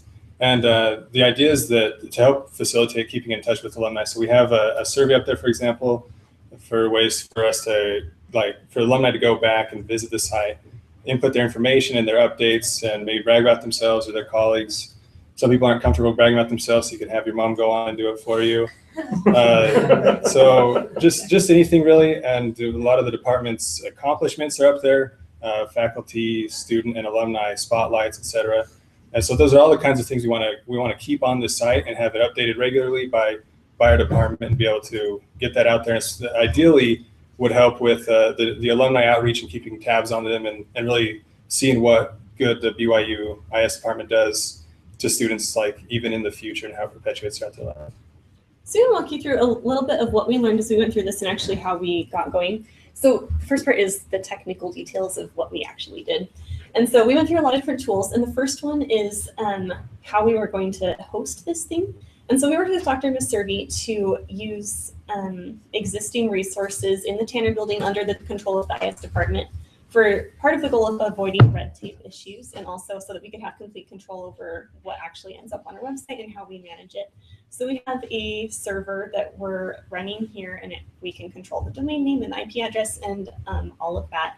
And then also for the goal of keeping things simple and easy to use, then we went with Joomla. That's a content management system, which means the translation is that's really easy for people to use.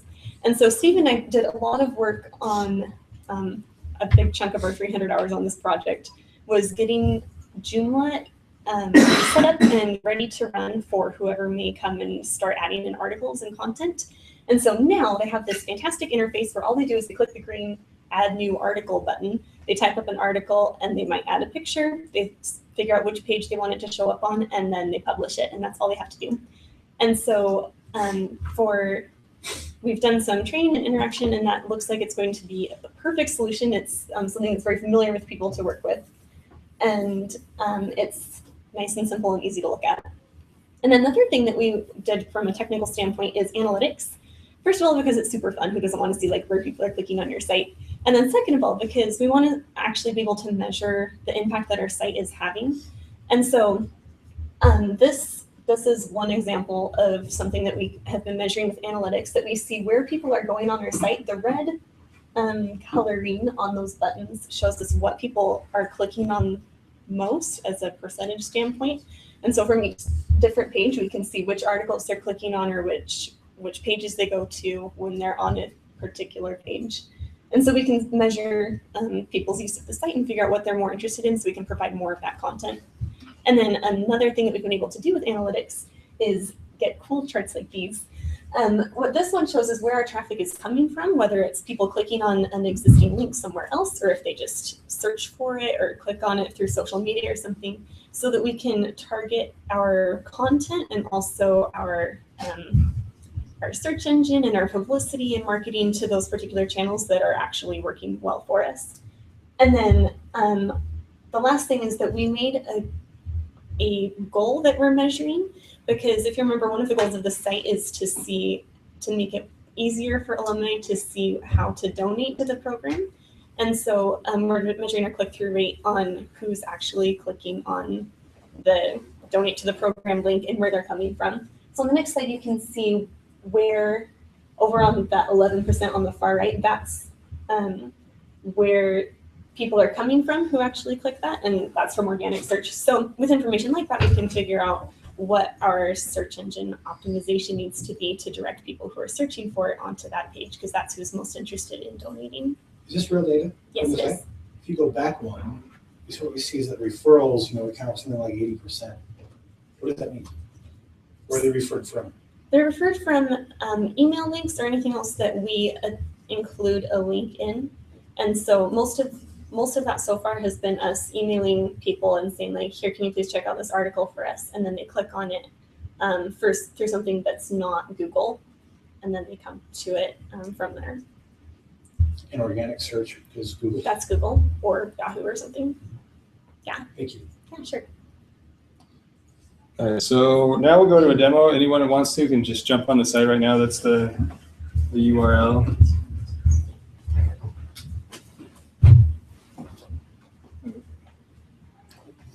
All right, so when you get to the site, the first page is just our department overview here. It's pretty basic. So first of all, when you see this, if you say, wow, that's a really beautiful site, then we nailed it.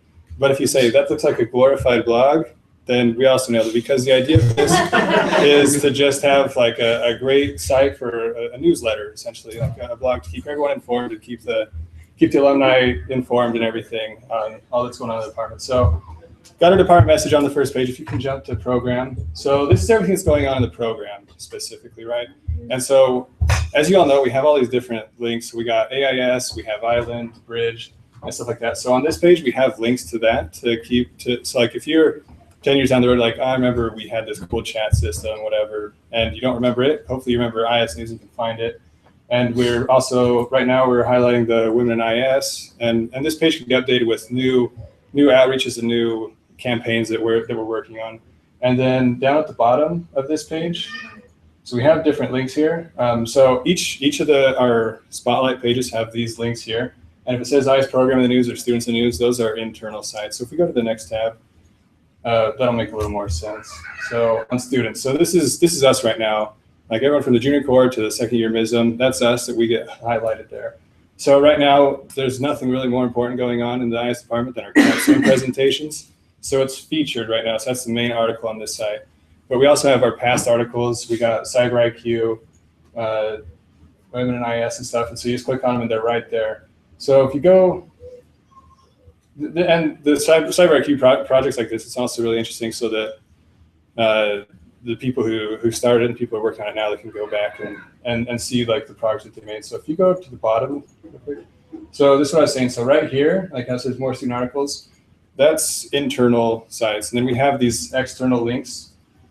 These are all articles that we appear in. So the student, faculty, or the program, those are all articles that we appear in outside sources. So we have just one place where if you want to learn about students in IS from BYU, you can go here, see what we've done, and also see what other people have done. So then the faculty, it's the same story, really. It's just spotlighting faculty. So right now we got Dr. Vance and Anderson, the research they're working on right now. That's the featured highlight there. And so same story as students really, and then going to alumni.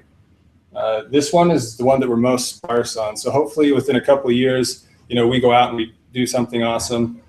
We can come back to this site and fill out our survey, write down the information of the stuff you've done, and then be featured on here as an alumni on something really, really awesome.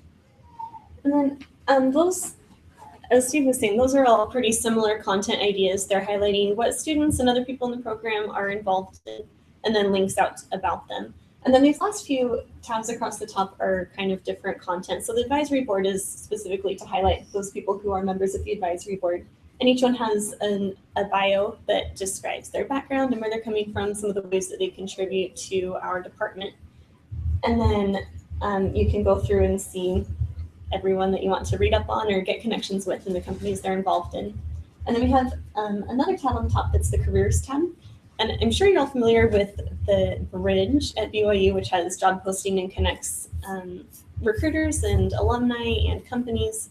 And so rather than recreate that content, the purpose of this site is really to point people towards those existing resources. So we point them to the bridge and to some PDFs of starting salary information and companies that people usually go to, and also to the AIS website so they can see current involvement with companies in the program.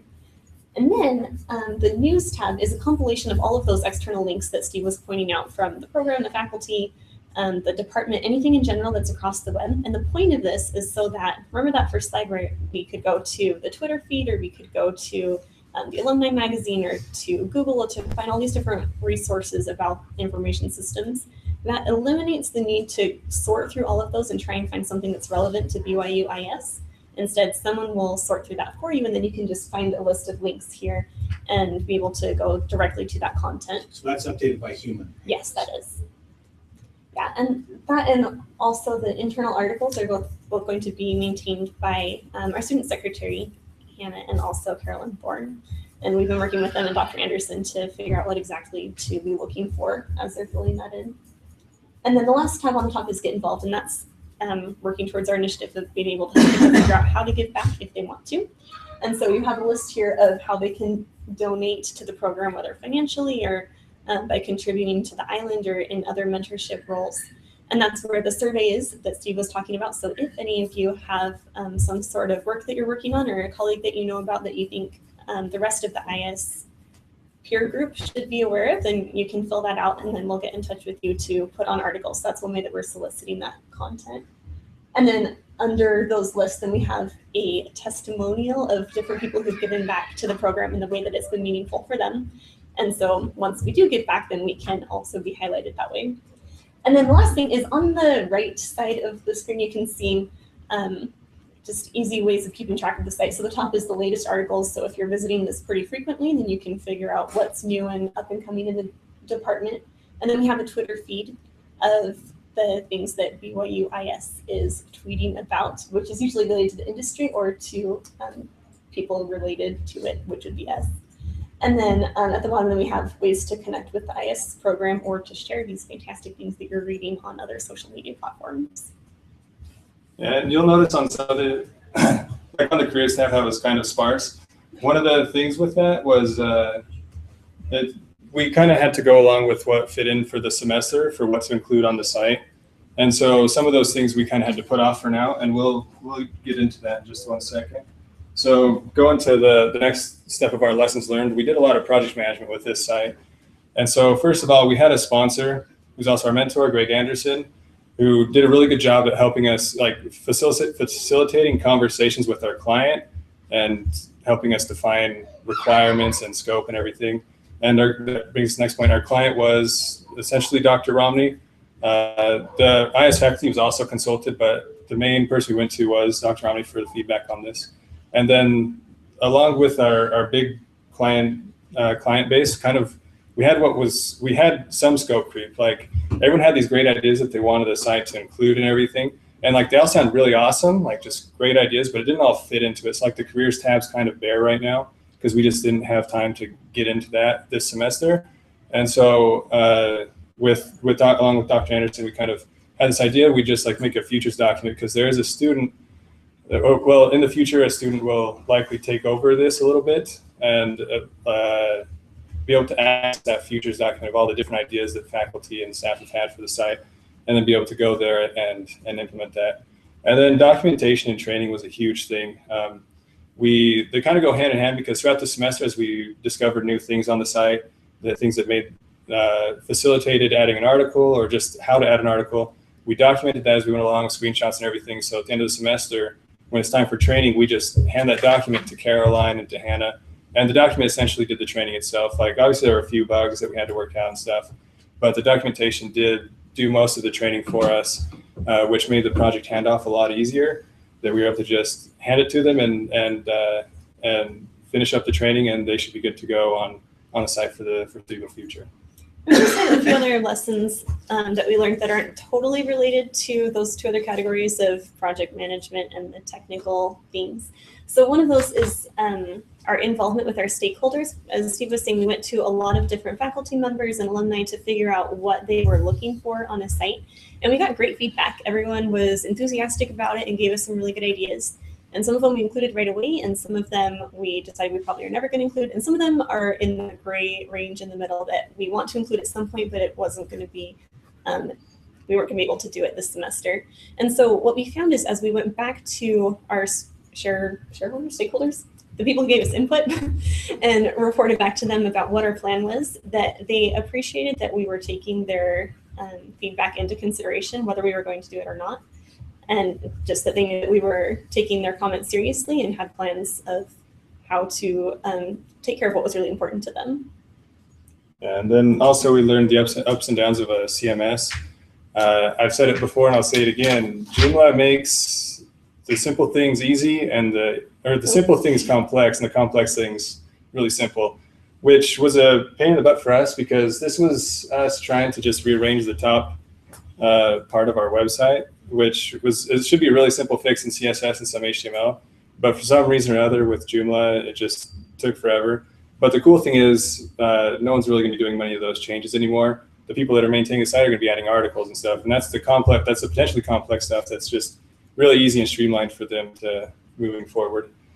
And so the future of IS is, again, the next steps really are publicity for the site. We haven't got much word out yet, but we're kind of leaving that in the hands of Dr. Anderson and Dr. Rami to decide how they want to proceed with that. And then again, the future document that we mentioned that hopefully is referenced in the future to decide what to do next and what to add to the site. And it's all department managed, so hopefully making those decisions will be easy going forward. So any questions? Yeah, one question I have is that Marriott School is the reason that it's so difficult to get an article up there on the official website is because we're really trying to manage our image. It's a quality control issue. What you've just done is you said, here's another site that says byu.edu, and we're going to let whoever post. I mean, the whole point is we're trying to bypass that really hard thing to get stuff up here. Are we doing that kind of under the radar, or is this site kind of approved? Yeah, we are. I heard an answer, but I didn't see anyone's lips move. This is our faculty mentor. Well, because they don't really have a say on that. But yeah, the chair of the department has said we've tried 2 years to get a site up, and yes, you can do it. No, you can't. Yes, you can. No, you can't. And it's been we've had other faculty in that meeting where finally it's like we're just doing it because other departments are doing it also. Yeah. It's okay. The county department has a website that doesn't look as nice as this one. Thank you. So we'll ask forgiveness later. What happens and on YouTube. Remember that legal contract you signed?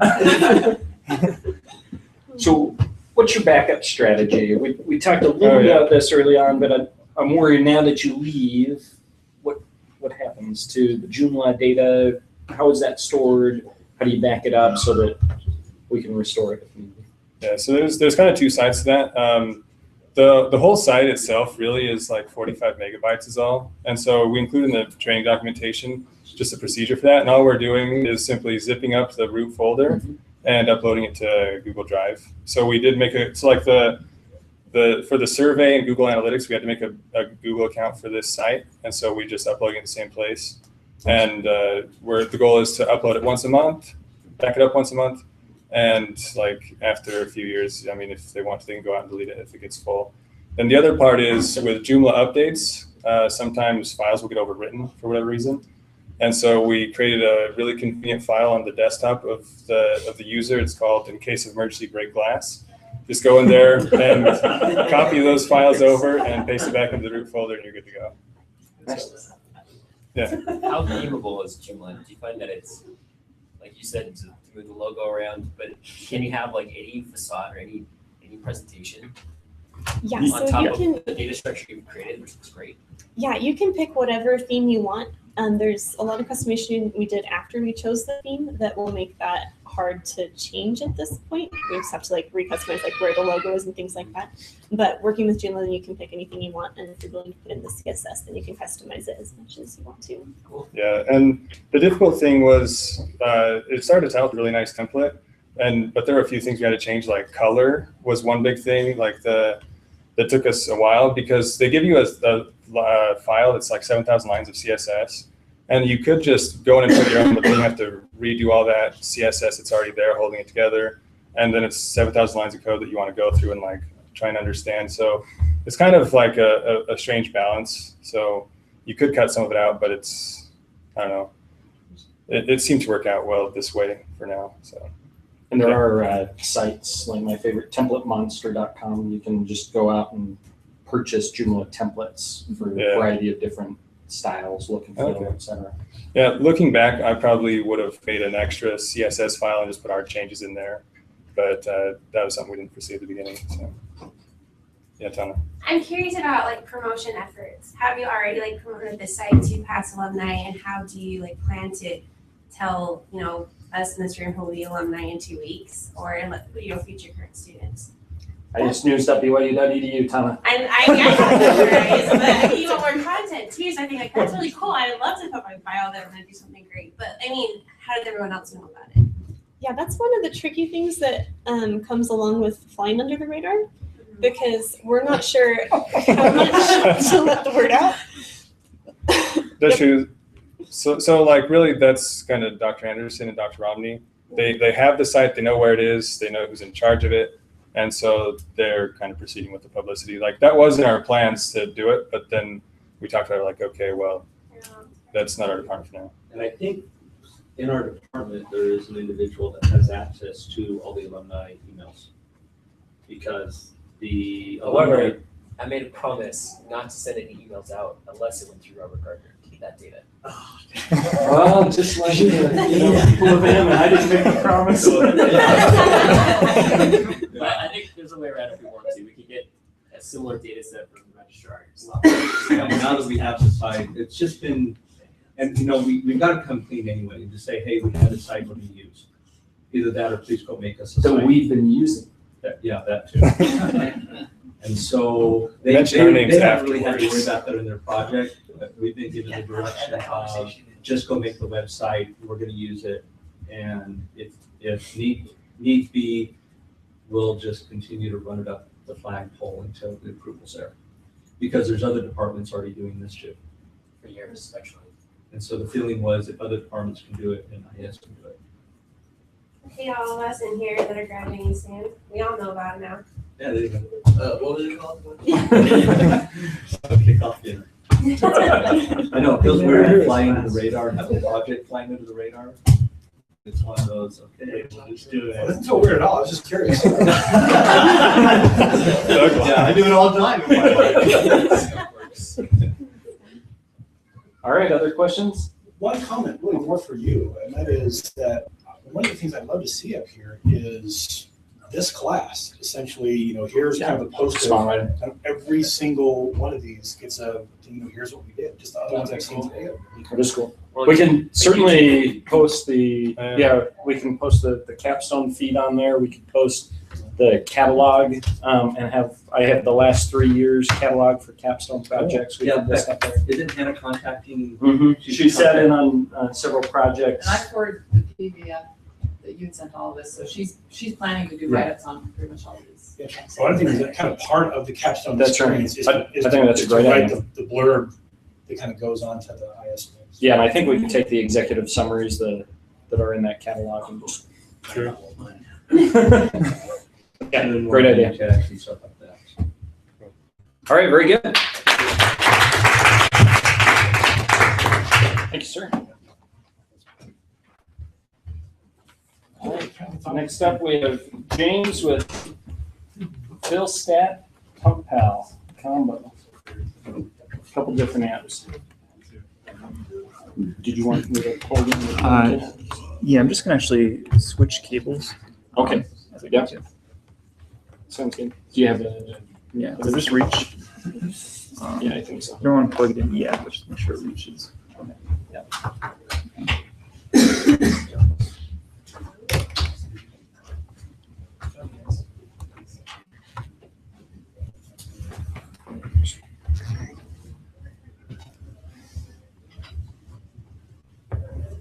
I also sent out the projects to Robert Gardner to do some stories on. He's over at Marriott School, external relations, and then also to Todd, who is a BYU rep for PR.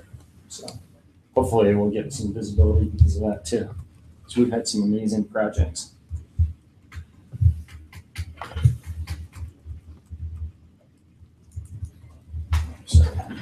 Oh, that's the problem. Yeah, that is right. I can see the power button. I'm gonna have to actually shift this just a little bit. Okay.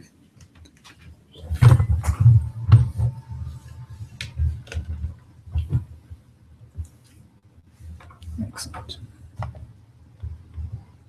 Would you just scoot that mic just a tap? Which way? Just this way. Yeah. Perfect.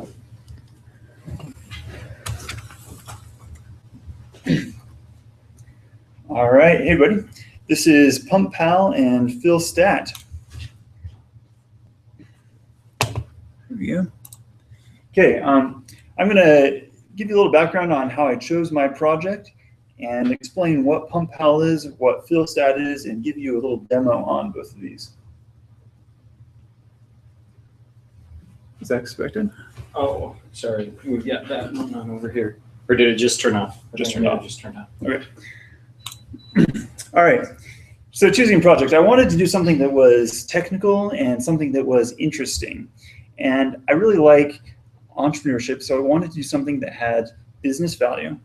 And I'm interested in machine learning and artificial intelligence, so I wanted to choose something related to those fields as well. So here's PumpPal. I'm going to walk you through the original plan of PumpPal. It's an app to find the cheapest gas prices near you, and it'll allow you to update those prices by taking a picture. The current solution is GasBuddy, and if you want to contribute a price to GasBuddy, you have to open up the app and manually enter in the new price and hit upload. The proposed solution was to allow you to take a picture of the gas sign, and the numbers would be transcribed off that picture and uploaded automatically. 80% market share in the first year and 9 million revenue. Just kidding. There's some serious challenges with this.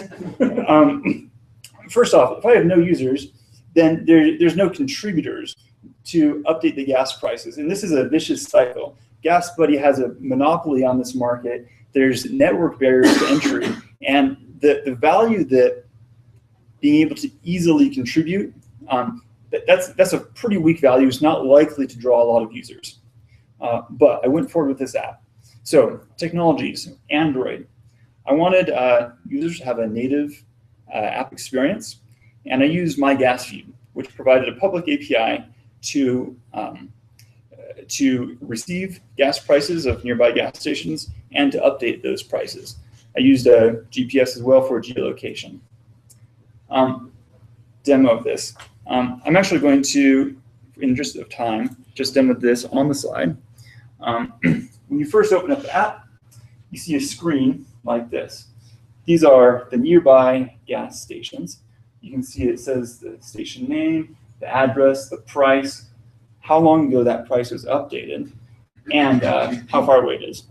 If we were to click on one of these, we'd see this station detail screen.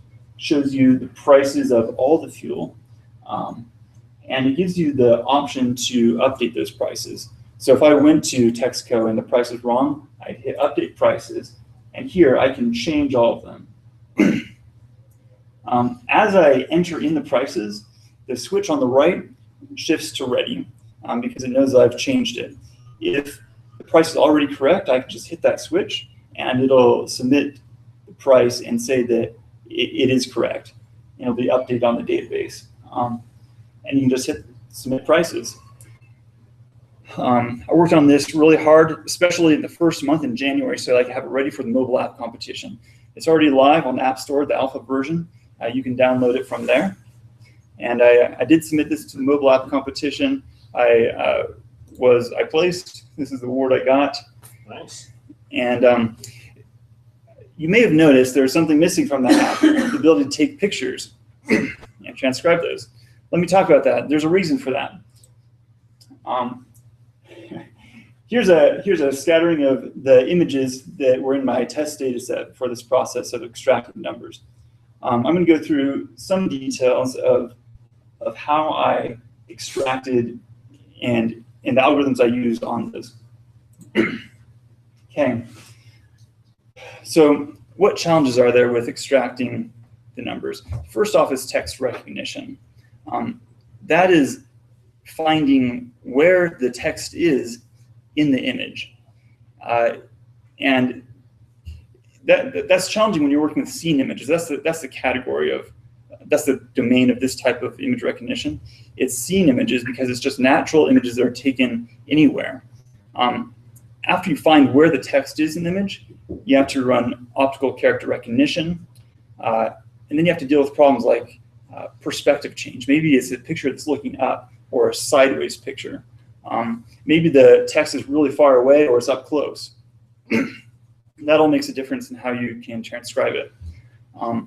The text may be various colors. The background may be various colors. Just the sign itself may have different arrangements. Not all gas signs go regular, mid-grade, premium. Some are diesel, some are lengthwise.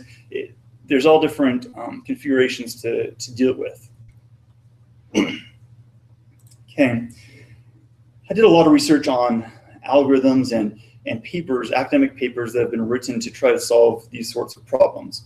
I'll just give you a subset of what I looked into.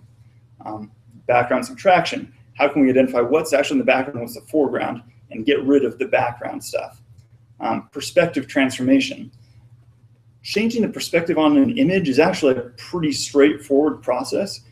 The tricky part is identifying what the correct perspective is. And one algorithm that does this looks for essentially lines, vertical lines and horizontal lines. If it sees a few lines going like this, it figures that maybe the image should be stretched like that to get to a correct perspective. Specifically with detecting text, somebody came up with a really interesting method called stroke width transform. What this person discovered was that text, the stroke that makes up text tends to have a consistent width. So if the image can be processed and you can discover which objects have a consistent width, then it means that it's likely to be text. Another thing is grayscale. Many algorithms just convert the images to grayscale for simplicity. Key point identification. One example is the FAST algorithm. That stands for something. It also is fast because it is fast. It's really simple. It takes a point on an image and then looks at the 16 surrounding pixels. And if a quarter of those are darker or lighter than the remaining pixels, then it identifies that point as a corner. And that can be used for object recognition. Another algorithm is a HAR classifier. This is used for facial recognition by OpenCV. Essentially, a window scans over an image and marks the lighter part and the darker part of it. And the window gets smaller and smaller until it builds a model for a face or a car or any object you're working on. A HAR classifier wasn't a very good strategy for this application because it tends to take a long time to process. Software. I used OpenCV. It's the premier open source computer vision library, Tesseract. It's the leading open source OCR engine. One of the first things I did with Tesseract was just try to transcribe some numbers from the images into text. And it performed remarkably terribly. I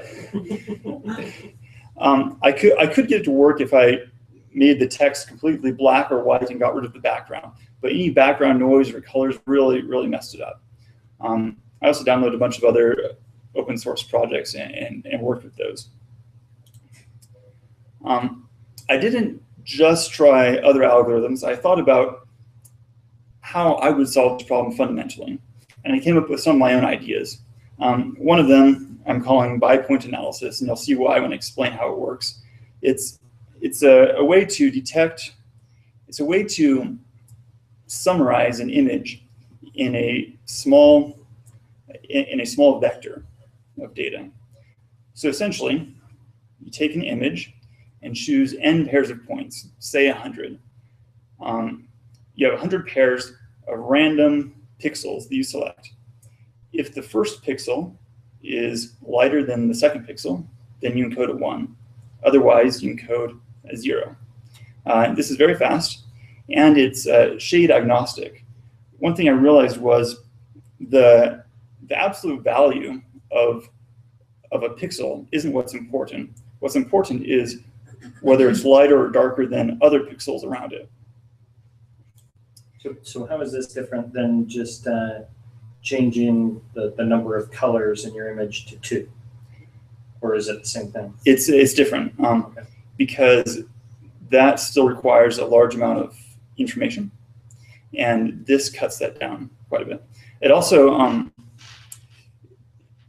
allows some different kinds of analysis, because if you have an image, right, maybe this point, it's important that this point is darker than a point over here. And my algorithm encodes that information. Whereas if you just convert to grayscale, it doesn't encode how the pixels relate to any other particular pixels. Do you kind of do this for a certain number of cycles or is there some like asymptote that you reach and then you call it, quits? And can the same pixel be compared to another pixel? Sure, yeah. Pixels are chosen randomly. Yeah. So it could appear twice. And then you average the data for that pixel? It actually appears twice in the data set then. So once this pixel could be compared to one over here, it could also be compared to one over here. Okay, I'll wait to see. Yeah, I'll walk through it here. Actually, this is a visualization right here of what's going on. This is an image. If you can tell what this is a picture of, let me know. We've got white pixels and we've got black pixels, and those are in pairs. Okay. Here's another one. If you see what this is, raise your hand. Okay, that's what it was. It was a 6. This was created with 100 pairs, 1,000 pairs, 10,000, and 100,000. I created these visualizations as part of the debugging process and to help me in the development. I would never actually use 100,000 pairs on an image this small, but it helps you see what's going on here.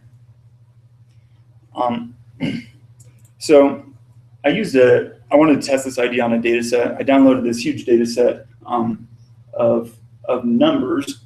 These are people running, and the data set is the numbers on their bibs that they're wearing. So I divided that up into a training set and a validation set, and I tested it. I used the k-nearest neighbor algorithm to match each image to the most similar ones. So the image over here is the one from the validation set, and I'm comparing it to the ones over here. So if you see down here, it says 0.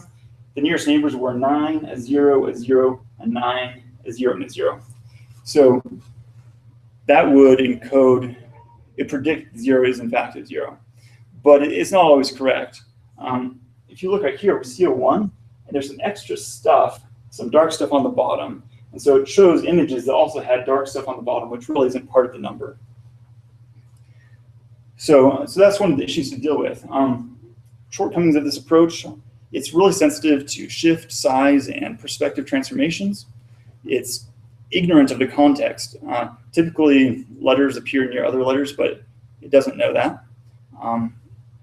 It must have a similar image in the data set, and it sometimes detects features that don't help in the prediction process. I did come up with some ways to improve this using simulated annealing. This is an artificial intelligence technique that is inspired by real life. How it works is if you imagine a rough surface and you want to find the lowest point on that,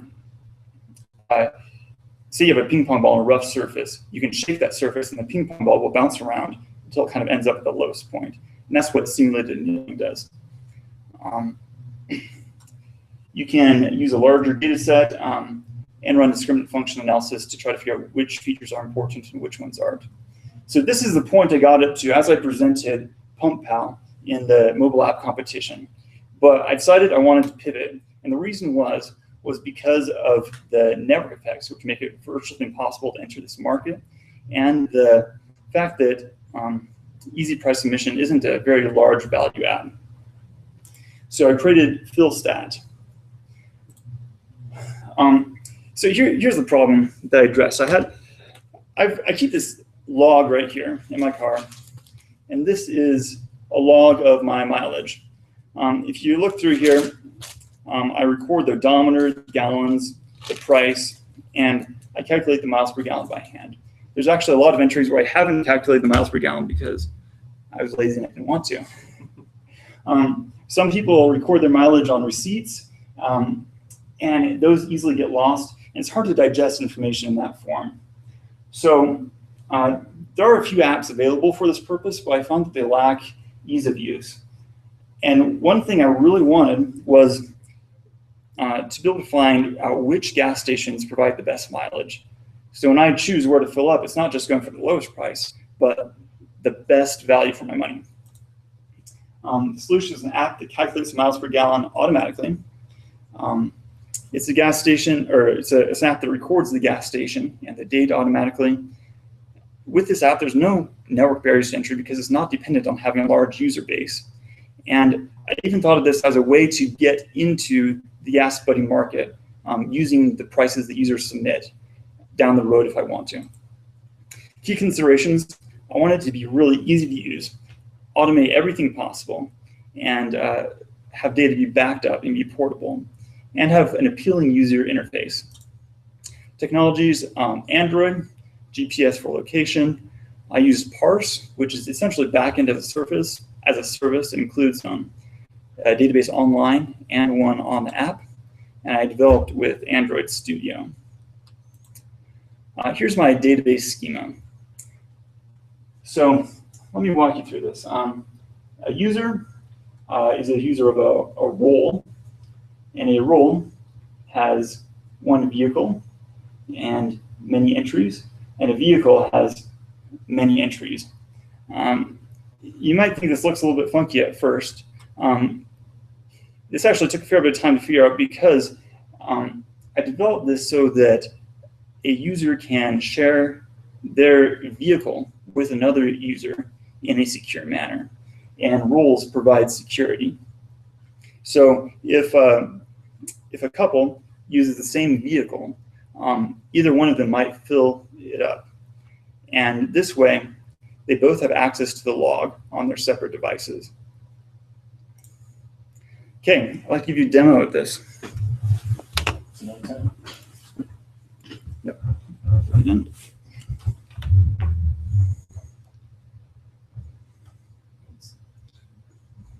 Might need you to grab that. Oh, thanks.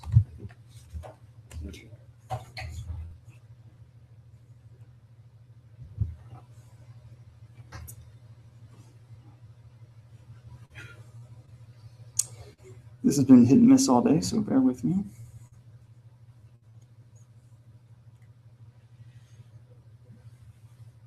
Here we go. Okay, this is PhilStat. When the user opens up the app for the first time, they see this screen. They can create an account, They can log in with Twitter. They can log with Facebook. If they forgot their password, it includes password recovery. I already have an account, so I'm just going to hit login with Facebook, and it'll log me in. Okay, this is my data. This is real data. I drive a 2001 Honda Civic. You can see these are places I filled up.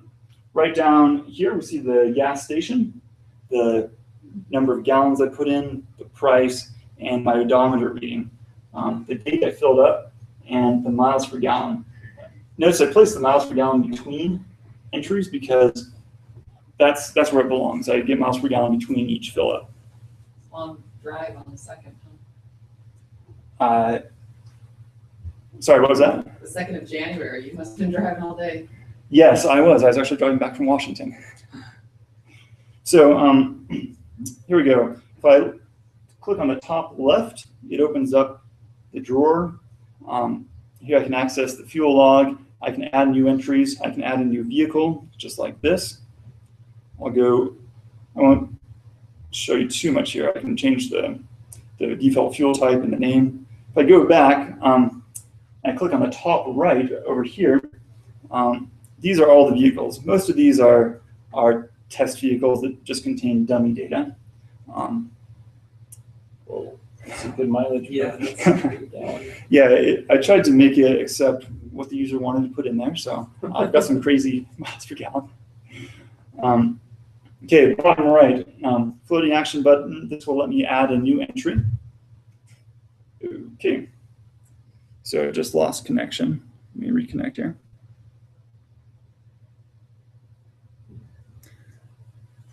Okay, while this is connecting,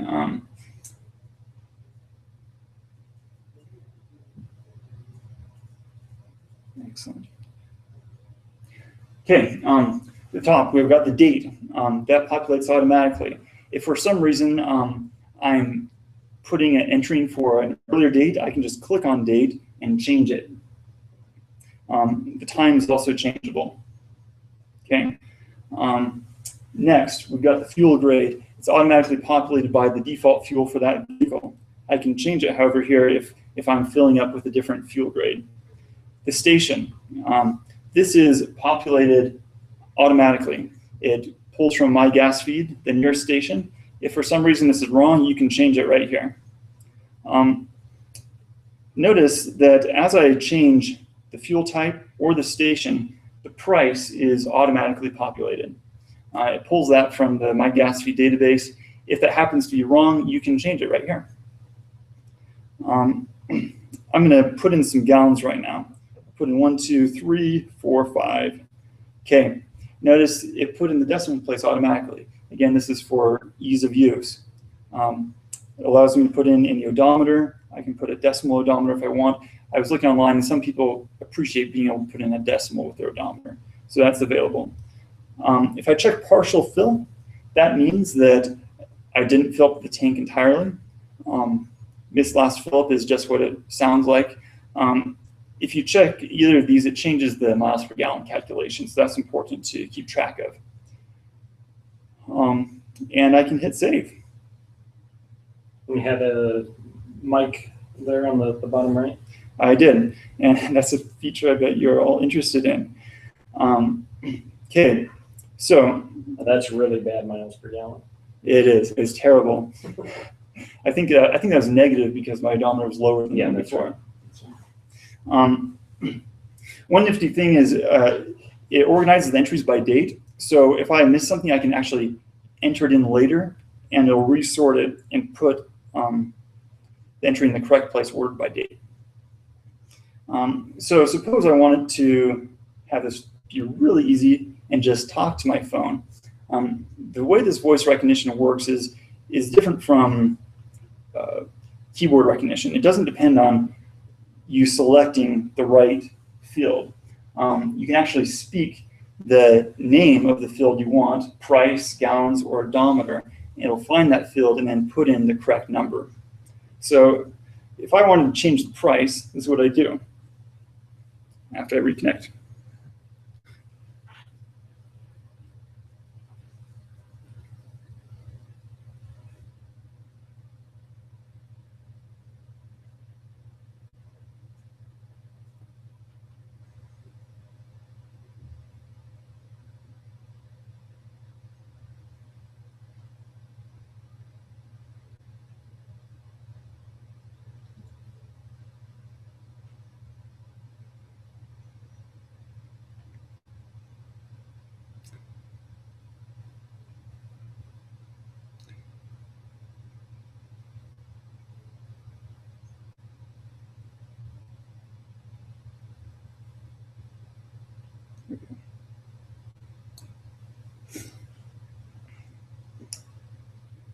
Yeah, I just filled up with gas and the price was $2.95.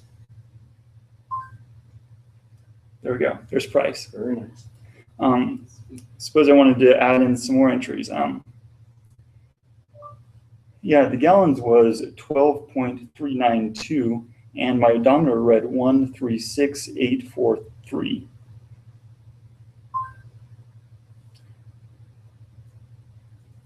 Yeah, that's very good, Android. This was a partial fill this time, and I would like you to save that. Oh, didn't capture that right. I'd like you to save that, please. There we go. There's the entry. So you may have noticed the text scrolling along the bottom. That's what Android detected me saying. I'm using regular expressions to extract the right information, and it parses it and figures out what I'm trying to say. So can you do all of the data in one speaking? Yeah, it doesn't do the date, the fuel grade, or the station. Oh yeah, but all the other you ones can do, after like, that, price and gallons and odometer, all those can be done at once. Nice. If for some reason I entered something wrong last time, I can just click on that and I can update it. Maybe I didn't mean to put a partial fill there, so I'll hit update. That's gone. Or maybe I didn't actually want to do this entry at all, so I'll hit delete. I'll ask for confirmation. I'll delete that, and it fixes it for me. Oh yeah, another thing. Suppose I'm about to make an entry for my Honda Civic. I put in the gallons, and then I realize, oh, it's not the Honda Civic. I'm driving Buddy's Jam today. I can just change it right there.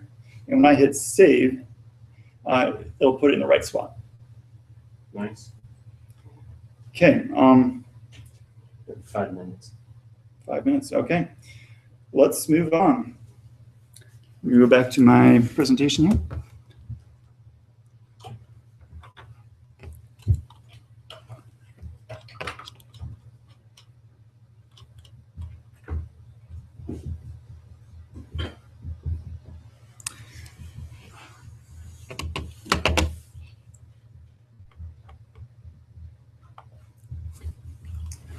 Right, so there's a lot of features I want to put into this app, but it is just about ready for the initial version to be put on the Android App Store.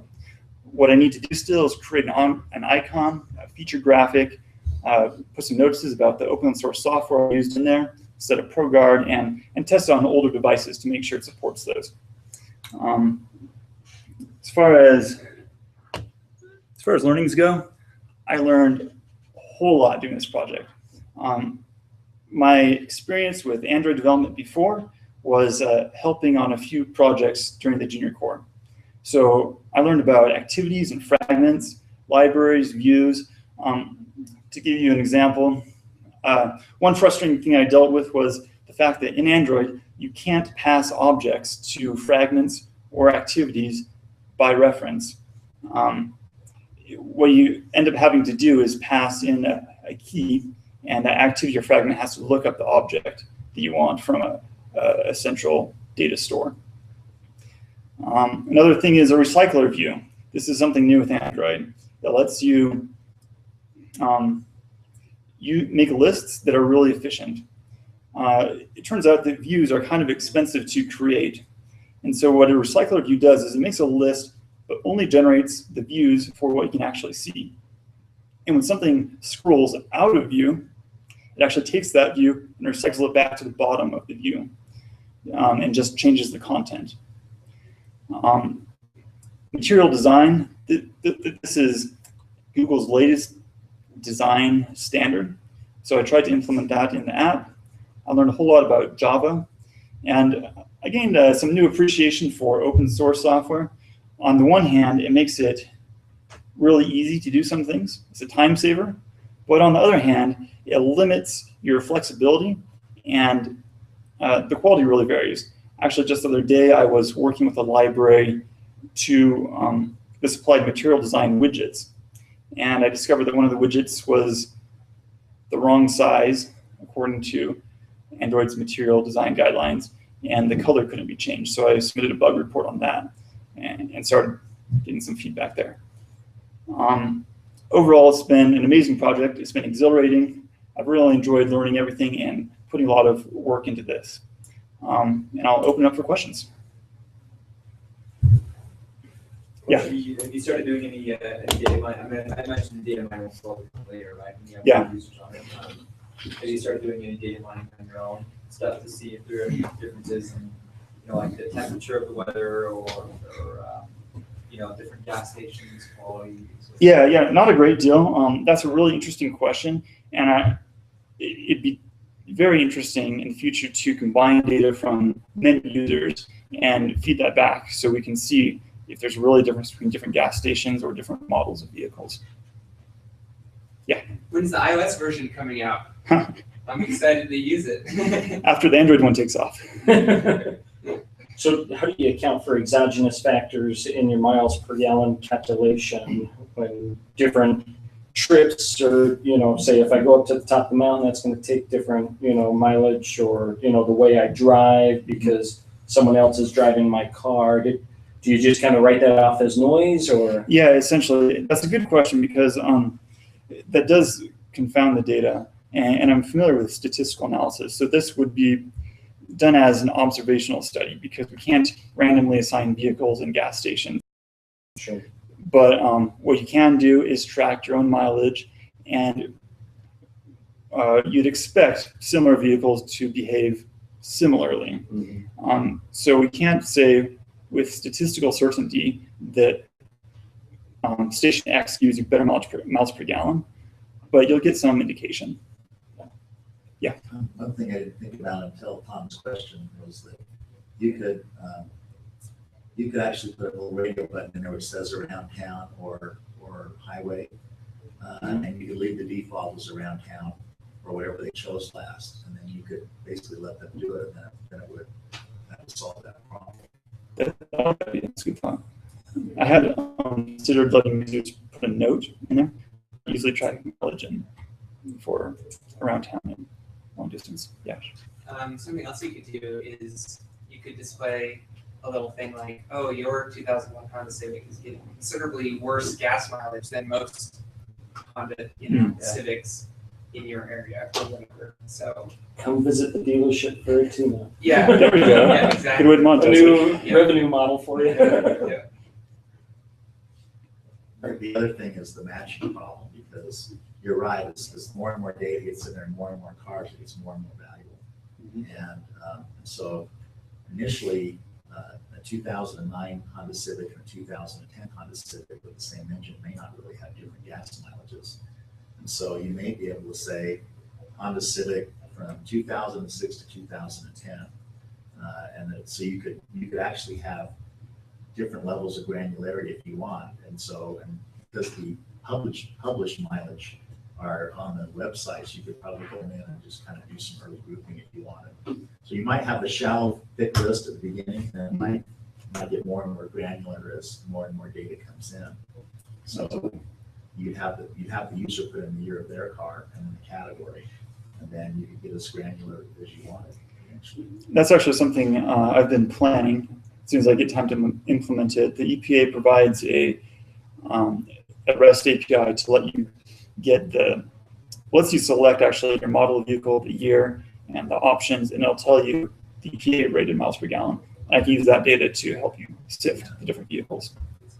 Yeah, I think this is pretty cool. I think that given like the gas mileage and stuff, I think you could start getting probably even more data as you decide, maybe I want to put in other details about the car, like when's the last serviced it, things like that. So somebody can see kind of like Sean was saying, if your car is getting less gas mileage than somebody else's, you can compare and say, okay, when's the last time they serviced their car? Is it worth it? Or let's check your tire inflation, check your air filter. Here are some potential reasons that your car is getting worse than others.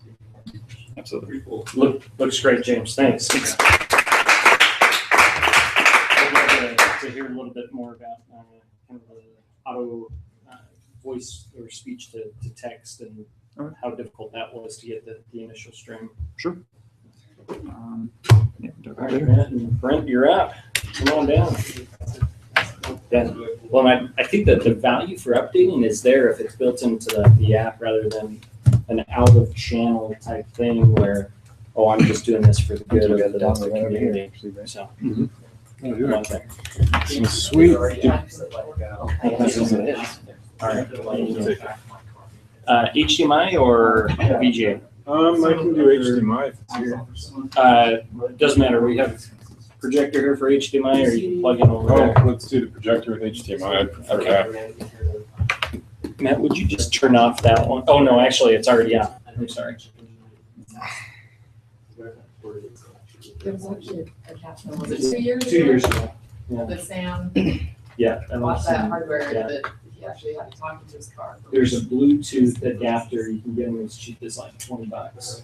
And then you can actually tap into their API and get the codes off of it automatically. And they grabbed off like how much gas was being fed to the car, and I mean like real time, and then they displayed it in the Android app. There's gotta be a space for that, because at this point, like, that port's been the most proprietary, scary, like, you have to go. What autos you have to go to you can't figure it out on your own. Yeah, that's right. So the basic format is 20 minutes presentation, 5 minutes questions, or you can kind of group them together.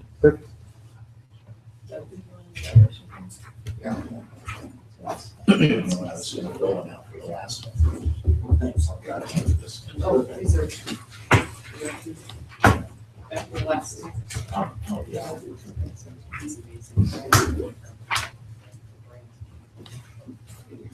I'm actually going to stop the broadcast for those that are on it, and I'm going to restart. We have an 8-hour limit, and we'll be coming on that in the middle of this presentation. Oh, wow. So give me just a minute and look for those watching online. Look for it on the Capstone channel.